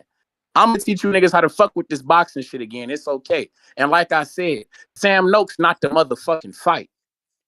Maxie Hughes is. Ness, since when would you tell the audience that a fight against the former world champion is not the way to go? What the fuck? I don't understand. And then you act like the WBO weird ass won't insert Maxie Hughes into the top. If we see Maxie Hughes in the top 15 come next month for the rankings, just say I said it. That's all. That motherfucker, he's a viable name, man. If he good enough for William Cepeda, who finna fight Shakur, if he good enough for George Kambosos, who finna fight Hitchens for belts, my nigga, why ain't he good enough for my fighter? I just don't understand it. But hey, that's neither here nor there. But like I say, man, this is the era of Abdullah, man. I hope you guys tune in, man. Don't need to have sour grapes, man. It's okay, man. Keyshawn ain't ruined shit. A lot of you guys telling us that y'all didn't want the De Los Santos fight any fucking way. So it's okay. He didn't ruin shit. All he did was give my guy a nice little runway to slide in and do what we do. Put hands and hooves on the motherfucker. Nakathila, like I say, about to go down in flames. But we do appreciate what Nakathila did to Berchelt. I ain't gonna lie, that shit was nice to watch. I remember that shit live. That was a pretty amazing performance back in the day. But like I say, man. Abdullah Mason, yep, next. That's the bell. You are my guy. You got a counter, bro. Fuck you. You got say what? I got a counter. I appreciate whoever that is, but we gonna save it for later. We gonna save it for later. I'm hanging out with my little cousin right now. I'll talk to you guys. Y'all be cool. All right. Build your fighter, champ. Build your fighter. Pat, counter. My man Ness, shout out to the panel. What Hey, 702. How you doing, brother? Salute, champ.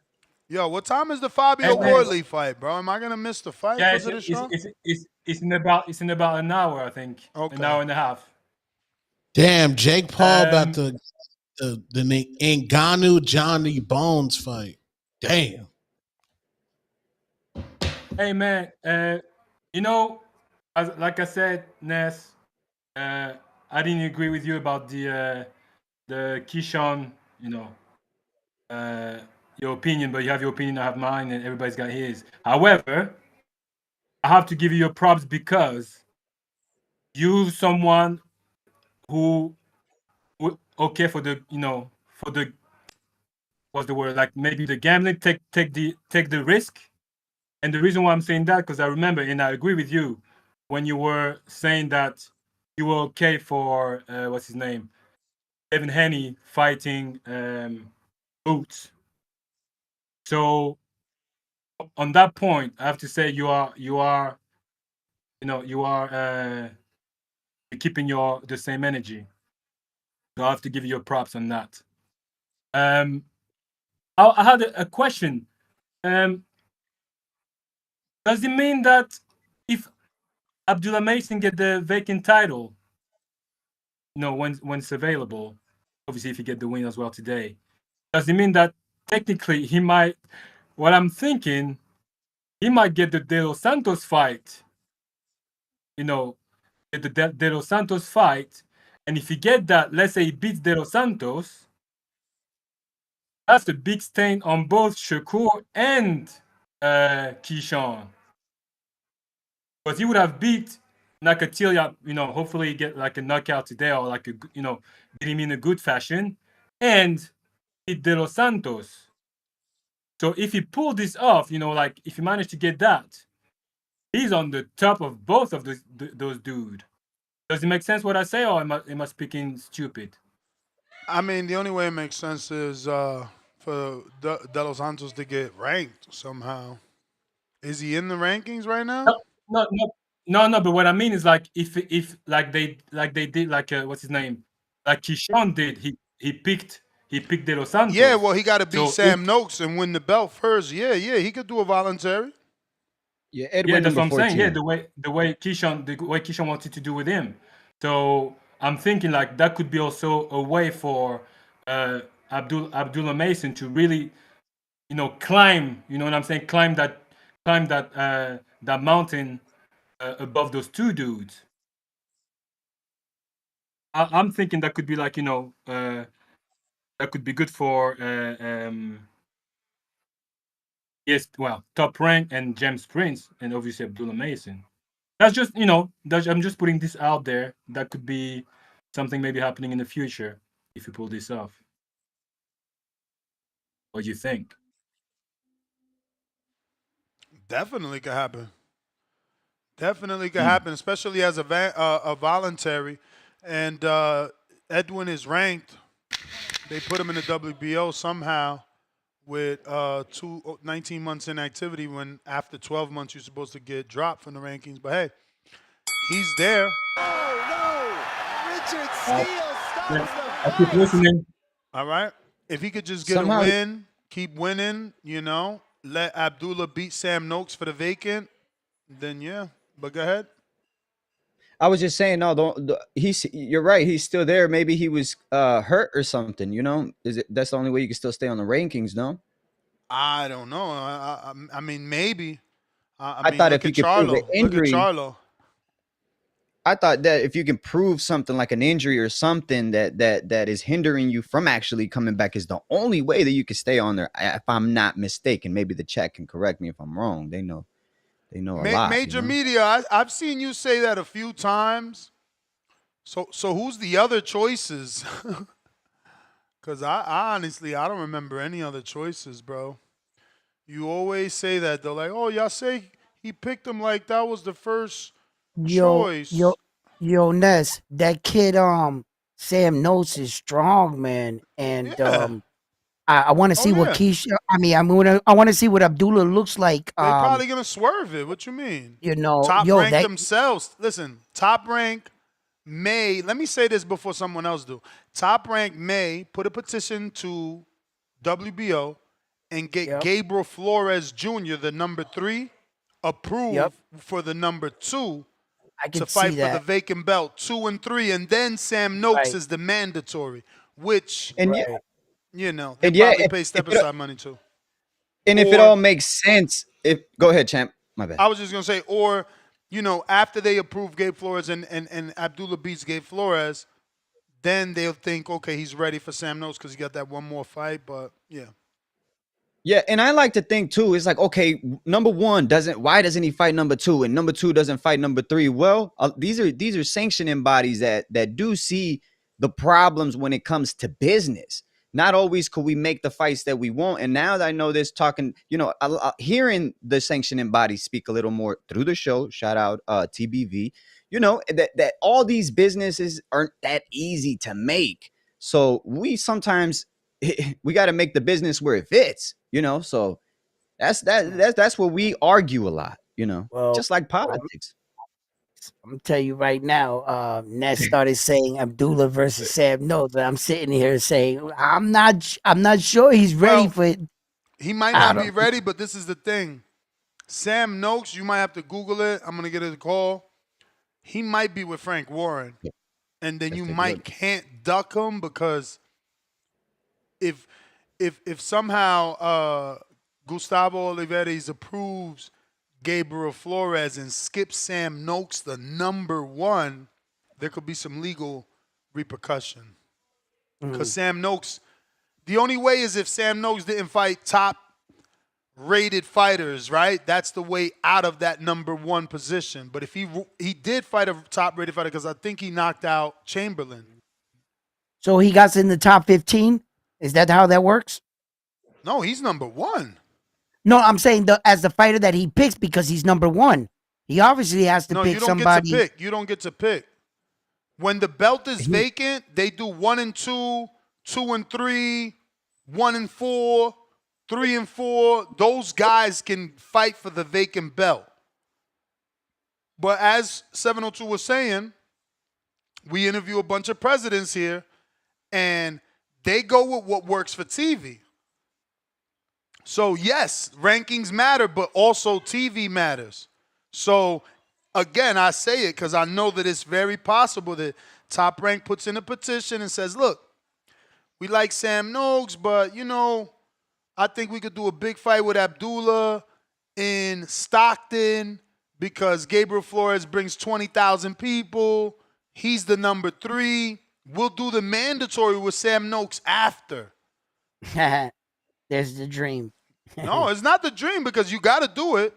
But they can also now win the belt, pay Sam Noakes step aside, put him on the undercard, make him wait a little bit longer. Charles in charge.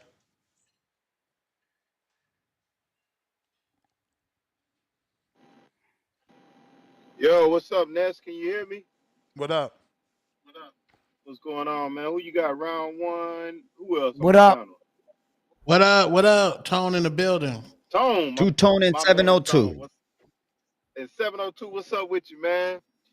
Salute, hey, listen, I think this is I love this topic, man. I do think we need to talk about it. I can see both of you guys' point in terms of I'm really favoring this, but I understand what round 1 I'm sorry, saying. let me interrupt. I'm sorry. He did not knock out Mark Chamberlain, my bad. I looked his resume. Sam Noakes did knockout, but he beat Ryan Walsh. That might be the top-rated guy. My bad, Charles. Okay. No, you good, man. You good. No, but what I was saying was I'm leaning more towards Ness's viewpoint in the term. Ness used the key word in terms of opportunity. But I do get what round one is saying, that the ball is in De Los Santos' court and he can do whatever he wants to do. It's just the fact of the matter is, I think what's behind what Ness is saying is, and Ness used his key word, it was an opportunity. And when you have an opportunity to get another title shot, um, most people would think if you cut from that cloth, you got to take it. With that being said, though, and I'm speaking for it because I am a Keyshawn fan, very disappointed in him. And I've said the same thing about Shakur. I don't understand how these guys, if you're having issues with making the weight, two things. Number one, like you said, Ness, get you a nutritionist. Number two, at the end of the day, if you cannot make the weight, make a phone call to the commission, wherever you hold that belt. Do not wait till it's time to get a fight to not make the weight. Call them after the fight. Say, you know what, guys, I can't do this no more. Vacate, or whatever sanctioning body it is, use that power to move up, maybe to get yourself another title shot at the next weight class, depending on the commission. I know not all commissions do that. But I just don't like how these guys, and that's the thing. That's what pissed me off about Shakur. He's one of my favorite fighters. I've said it time and time again. Two mistakes he's made is he didn't take the 25% from Devin. And then the fight where I think it's Conceial at 130, he missed weight. Guys, you have to make weight in a championship fight. And I know it happens. I know that guys don't make weight, but here's my thing. If you can't make weight in between training camps, before you sign up for a fight, just vacate the belt and go up. And when whatever sanctioning body it is, use that power to move up and position yourself. But I just don't like the fact that we've got a fight in Norfolk, Virginia, where this guy is the main event. Everybody's coming to see him in his hometown, and this should sting to him a little bit, because here's the thing. I paid my money. This is my first time getting able to watch a championship fight, especially in Norfolk, Virginia. And you don't make weight. I just have a problem with that. So I need these guys, and I'm talking from a fan's perspective. If you support those guys, I need these guys to take it a little bit more serious, because, here's the thing, man. If you know you can't make the weight, move up. Don't have us get to the day before the fight, and now we don't have a main event. And, I wish De Los Santos would take the fight, but the ball is in his court. It's up to what he wants to do in his camp. So great show, fellas. Stops the fight. All right. All right. Appreciate you. I don't want to be the. Okay, go ahead. No, go ahead.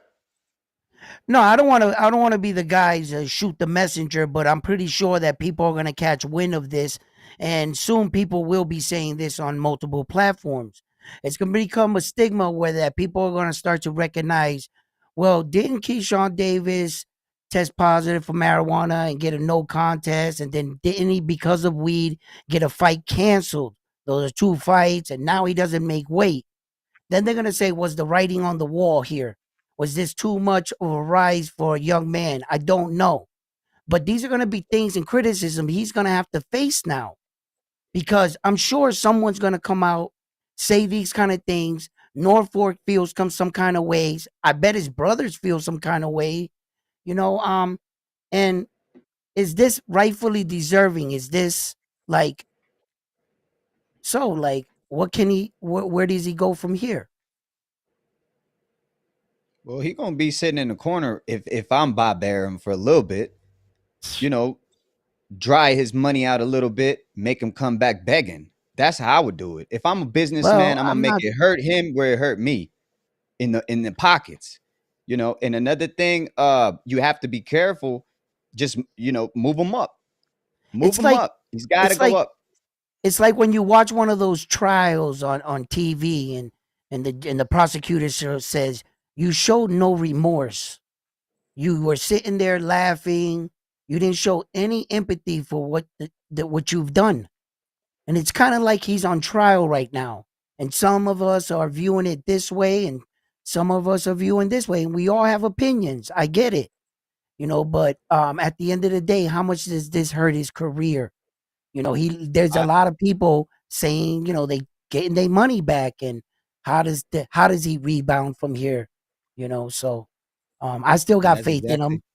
I'm a firm believer this is a blood sport. You bring them blood, they'll love you again. I've said it, but it's gonna sting for a second. It's gonna sting. And he's gonna have to take some of the criticism. There's the bad and the good. There's a flip side to everything we do in life, right? We don't all make the right decisions.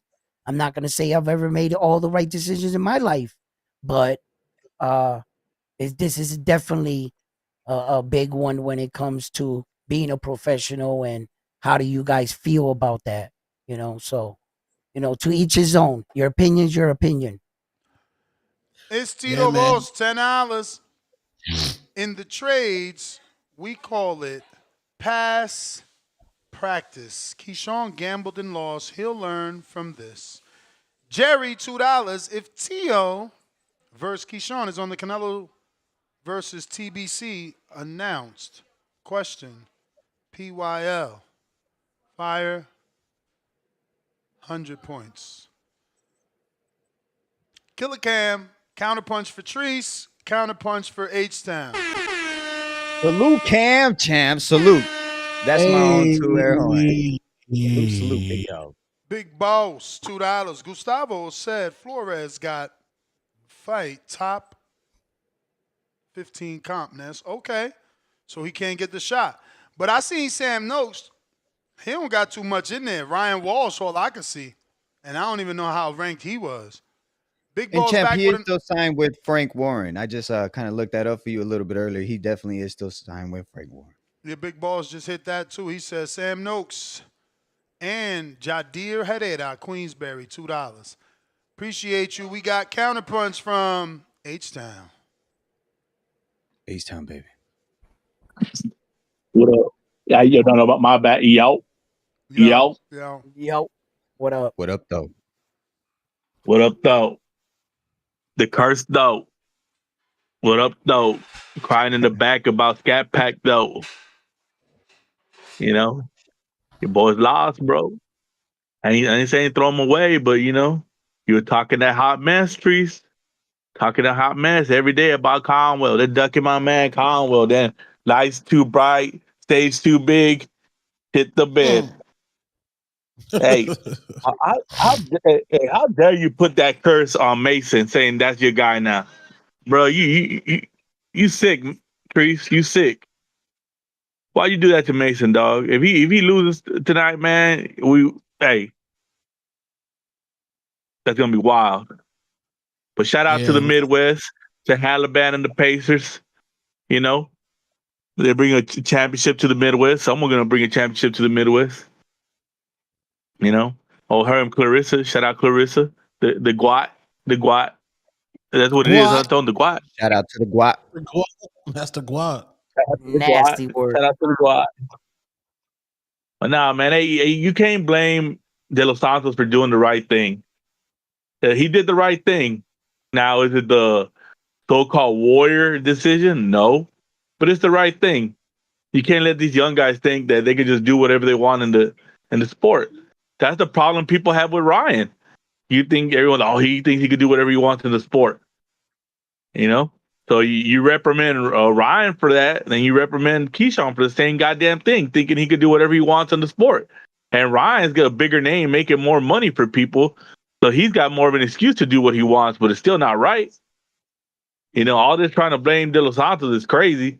He did the right thing. Now he got $600,000 to be in Rio, drinking some cervezas, barbecuing, chilling with the homies Not for six. another 2 Not 3 years. six. Not six. He only would have got 6 if he would have took the fight. 400,000 enough in the DR, big dog. You know that. Not He's sitting pretty right now in the DR with 400,000. Not 6. But he might not be that serious about being a champion. You got to take that into account. Some of you guys are just in the business for money, like Tank. Tank let you know he don't Tank's care a about champion. legacy. Tank's He a just wants money. four-time champion, man. No. But come on, man. We all know Tank was the guy missing weight. Tank's We a all know he was the four-time guy that was champion. undisciplined, showing up to the Tank a gym drunk four-time with champion. AB. Tank a Let's not forget four-time he showed champion. up drunk. That's why they put him in the ring with Haney because he Four-time showed up drunk. champion. Four-time champion. Yeah. But let's not forget about the undisciplined part in that section. Four-time champion. Four-time Come champion. on, dog. Come out and get up. Four-time champion, bro. Salute, big dog. Salute. Full-time. Look at these UK boxer fans. These UK boxer fans sitting in the rain right now. Yo, what up, Ness? What up, What up, Brandon? Ness? Hey, yo, my opinion on this topic here, Keyshawn Davis. The thing about it is, it would have been a great fight. He just didn't make the weight, which is obviously it's some sort of issue, some sort of technicality within the rankings, whatever. Which I understand, but we would much rather him fight as opposed to him not fighting. But because of that rule is in place, we can't. There's nothing we could do in terms of letting him fight. So that was just kind of upsetting. I wouldn't necessarily say it's the end of his career, but there are setbacks in anybody's career. Like it's not all like rainbows and daisies or whatever. Like there's gonna be times where you can't fight when you want to fight. You know what I mean? So I guess that's just the way that the WBO works, or one of those organizations, and they function in a way where they have to have a certain weight requirement, and if the certain weight requirement isn't met, then you can't fight, which is crazy. Because if that was me, one day I weigh like 250, 260. Another day I weigh like 270. So it varies very heavily on the day. And if someone comes in, maybe they eat a lot of food one day, and they're bloated, and they're trying to make weight, trying to get to the exact weight that they're saying, is going to be impossible because of the fact that like they're going to be 3, maybe 4 pounds off, and they won't let him fight. So it's not the end of his career, but he should have made weight. He should have weighed himself properly beforehand, and he should have actually made sure that he was the exact weight pertaining to what they wanted. So for that, I would say it's the fault of Keyshawn himself, not really the fault of like the organization, because that's the rule that they have to uphold. And to be honest, if more fighters, more boxers just didn't really go by that rule, if we had more fighters from let's say a lower weight class versus a higher weight class, in my opinion, that would be better. And just because there is always a chance of the lower weight class beating the upper weight class. It's not like it's always going to be a one-sided fight, but they have those rules for a reason. So I don't understand how that really affects his career negatively. But for sure, if he can't make the weight, he can't fight. Therefore, he loses his belt, and we want him to keep the belt. So. As of right now, he's not a champion in anybody's eyes. He's simply a guy that was going to take a fight, but he couldn't make the weight, so he can't. Therefore, he can't. We can't get the belt anymore. All right, my man. All right. Yo, my man, Good you a job. big dude, bro. 250, 270? Man, I hope you like 6'7". Good job. It's on you. There's a Hey, guy yo, on fellas. the Hey, yo, Tone. It's been a pleasure. 702, it's been a pleasure. Ness, it's been a pleasure. Thank you for having me on. People, hit the likes. If you haven't already, subscribe to the channel. Oh, and you I'm trying out. to leave? You trying to leave? Yeah, I gotta eat, Ness. I I'm gotta fucking eat, with you, Ness. bro. I'm fucking with I'm you, bro. starving, bro. I've been rocking with you all morning. Come on. All right, one, baby. salute. There's a guy on the zone right now with 20 losses. Damn. And he's fighting a guy with 0-0-0. You His watching debut. a UK card, I bet. That's the only dudes that do that. Yeah, I'm watching the UK card. Jerry, $2. Turkey Toe Key. Tio said yes. He blew the weight. $2. Jerry. Hey, He's 20 years old with 20 losses. Lord. 20. Jerry Whoa. Soriano, $2. I'm officially a TBV insider if this shit goes down. $2. Jerry Samson saved Edwin. Ness said body look old. Check emoji. String a Salute Jerry. bell. Man, Jerry don't call in no more, huh? He called in today. Oh, okay. I didn't hear it. Stringer bell. Yeah, thanks, Ness. Appreciate it. So, just kind of on the Keyshawn De Los Santos thing, sucks. But I wanted to ask you about your point about precedence and just preface it by saying Keyshawn just got to make the weight, but with the precedence of, I guess, in this scenario, negotiations having to take place in order to see if the fight will proceed. Does Keyshawn, do you think, still have leverage in those negotiations? And just kind of like, I feel like his leverage going forward, at 140, Hitchinson, Tiafimo, like, he's not going to have any leverage going forward when it comes to those fights. And just really a bad look, got his whole card basically on his back, and he kind of just dropped the ball there. But I just wanted to know what you think about that, because it sounds like they got hung up on the 200,000 for the weight. And, De Los Santos team obviously thought either that wasn't enough or not enough to risk it. But does Keyshawn still have, leverage to, kind of call the shots? I mean, I think I think he's got leverage to a certain extent, right? He's still a big name. He's a former world champ. He's a silver medalist. And you got to remember, he's with Turki Al-Sheikh. He's going to get offered big fights anyway. He was already offered a Tio fight that Tio turned down. That belt that he lost was at 35. The fight with Tio was going to be at 40. So, you were still going to be a former champ regardless. The fight you were going to fight for real money was going to be Tio at 40. So, yeah, I mean, he might lose some leverage, but I don't really think so. You're already a Turki Al-Sheikh ambassador. Okay, yeah, cool. And I just kind of wondering what you thought about I think it was 702 kind of touched on this, that, Bob Arum should force Keyshawn to maybe humble himself. And I mean, Keyshawn doesn't again, it's a business. That kind of guy. It's a business, right? It's a business. You just had to pay De Los Santos $400,000 for not even fucking working. You're probably going to take a hit on this because of the refunds.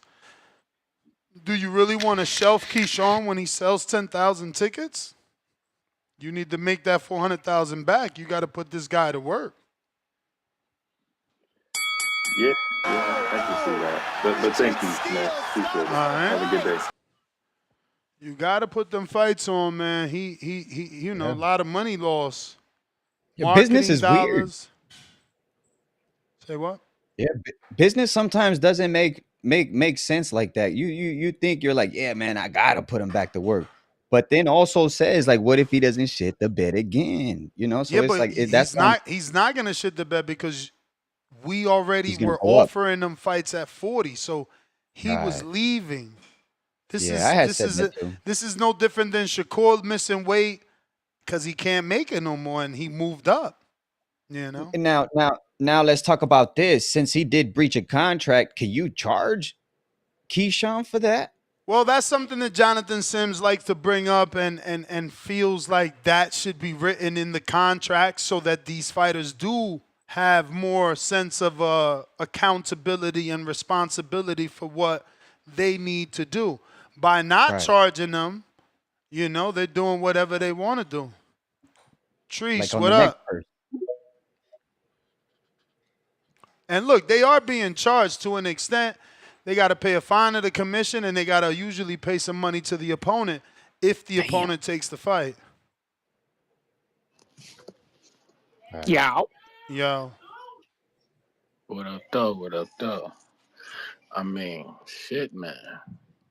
With this Keyshawn shit, like I say, man, 702. How you feel about the weight shit? You feel like, he cooked? Like motherfuckers is like, what you mean? Like it's over with for him? Like they gonna kick him off Top Rank or some shit? That's how you feel? No, hell no. No, he wants them to not give him a fight to make him get off his high horse. He wants Top Rank to teach him. So you just want him to. Okay. I mean, shit. I mean, hey, I don't think. Like, what the fuck? Why would they?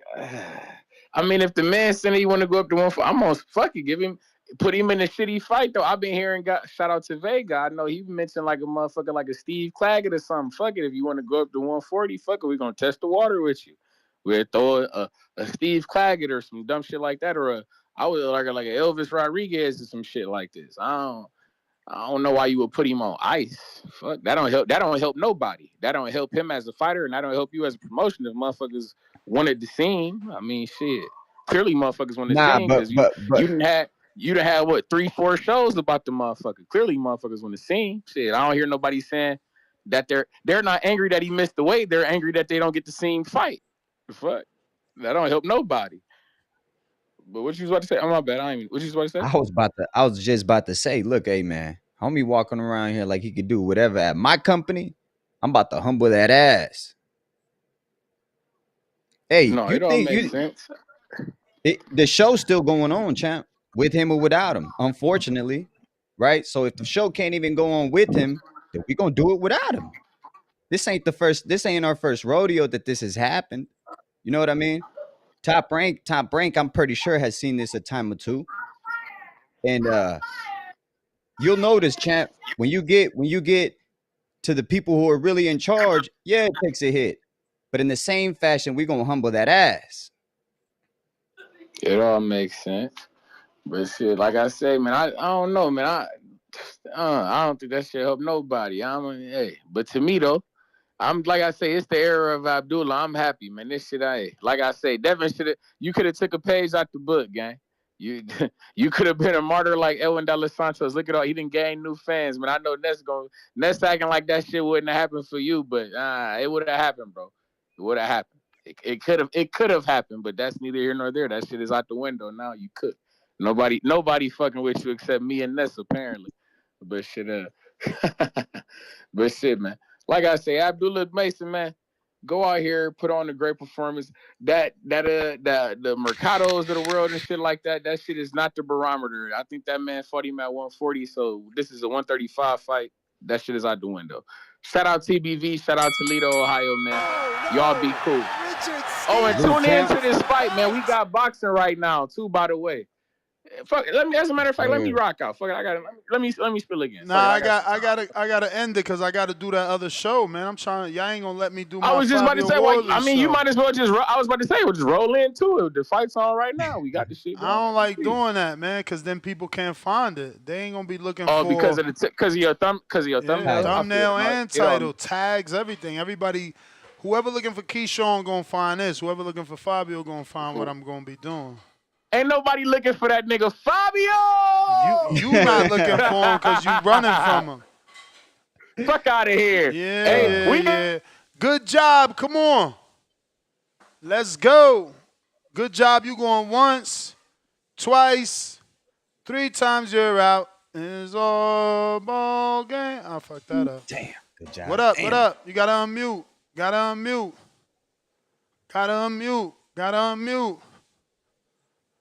You're. Good job. Nothing. You.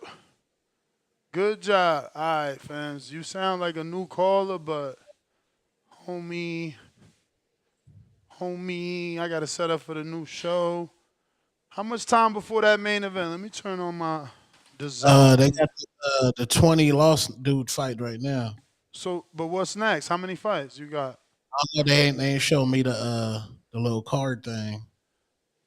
Damn. Who that dude with the 20 losses? You got a name? Nah, he's 20 years old, middleweight. He's fighting a guy in his debut. UK guy in his debut. Damn, man. Keyshawn fucked the weekend up. You fucked it up. And powder. And powder. Word.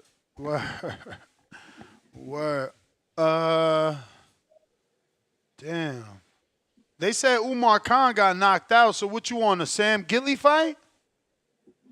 It says Richardson versus Protokunas. 6-rounder. Lewis Richardson. Yep, Dimitri. Oh, damn. We got a lot of fights then. He looks like he doesn't really hit hard, though. He looks like he's, like the shots that the amateur, the pro debut is throwing looks like they hella soft, bro. Like, Look at Olympian. He got the Olympian tattoo. Yeah. He got to still make that transition over where it's like it's not points no more. They pros, they sit down on their shots. Well, we still got time because that ain't the main. I got Tata Goya, $2. Key versus Rolly to bring his name back to champ. Maybe champ talk is what you wanted to put. You didn't put a P. Yo, Nest GTO, Instagram and Twitter. I'm right back at it in a little bit for the main event for Fabio Wardley. We're going to be doing a live fight chat for that. So if you're interested in watching that fight along with us and calling the action, we're going to be back like in an hour or so. These guys got a couple of fights that they got to get rid of. Right now they're on, like he said, Richardson. Looking at the schedule, they still got, I think Umar Khan actually lost. Did Mike Perez fight? I seen my chat talking about Mike Perez too. He might have fought. I don't know what fight we on, be honest with you. They could have slid this Richard shit in as a swing bout.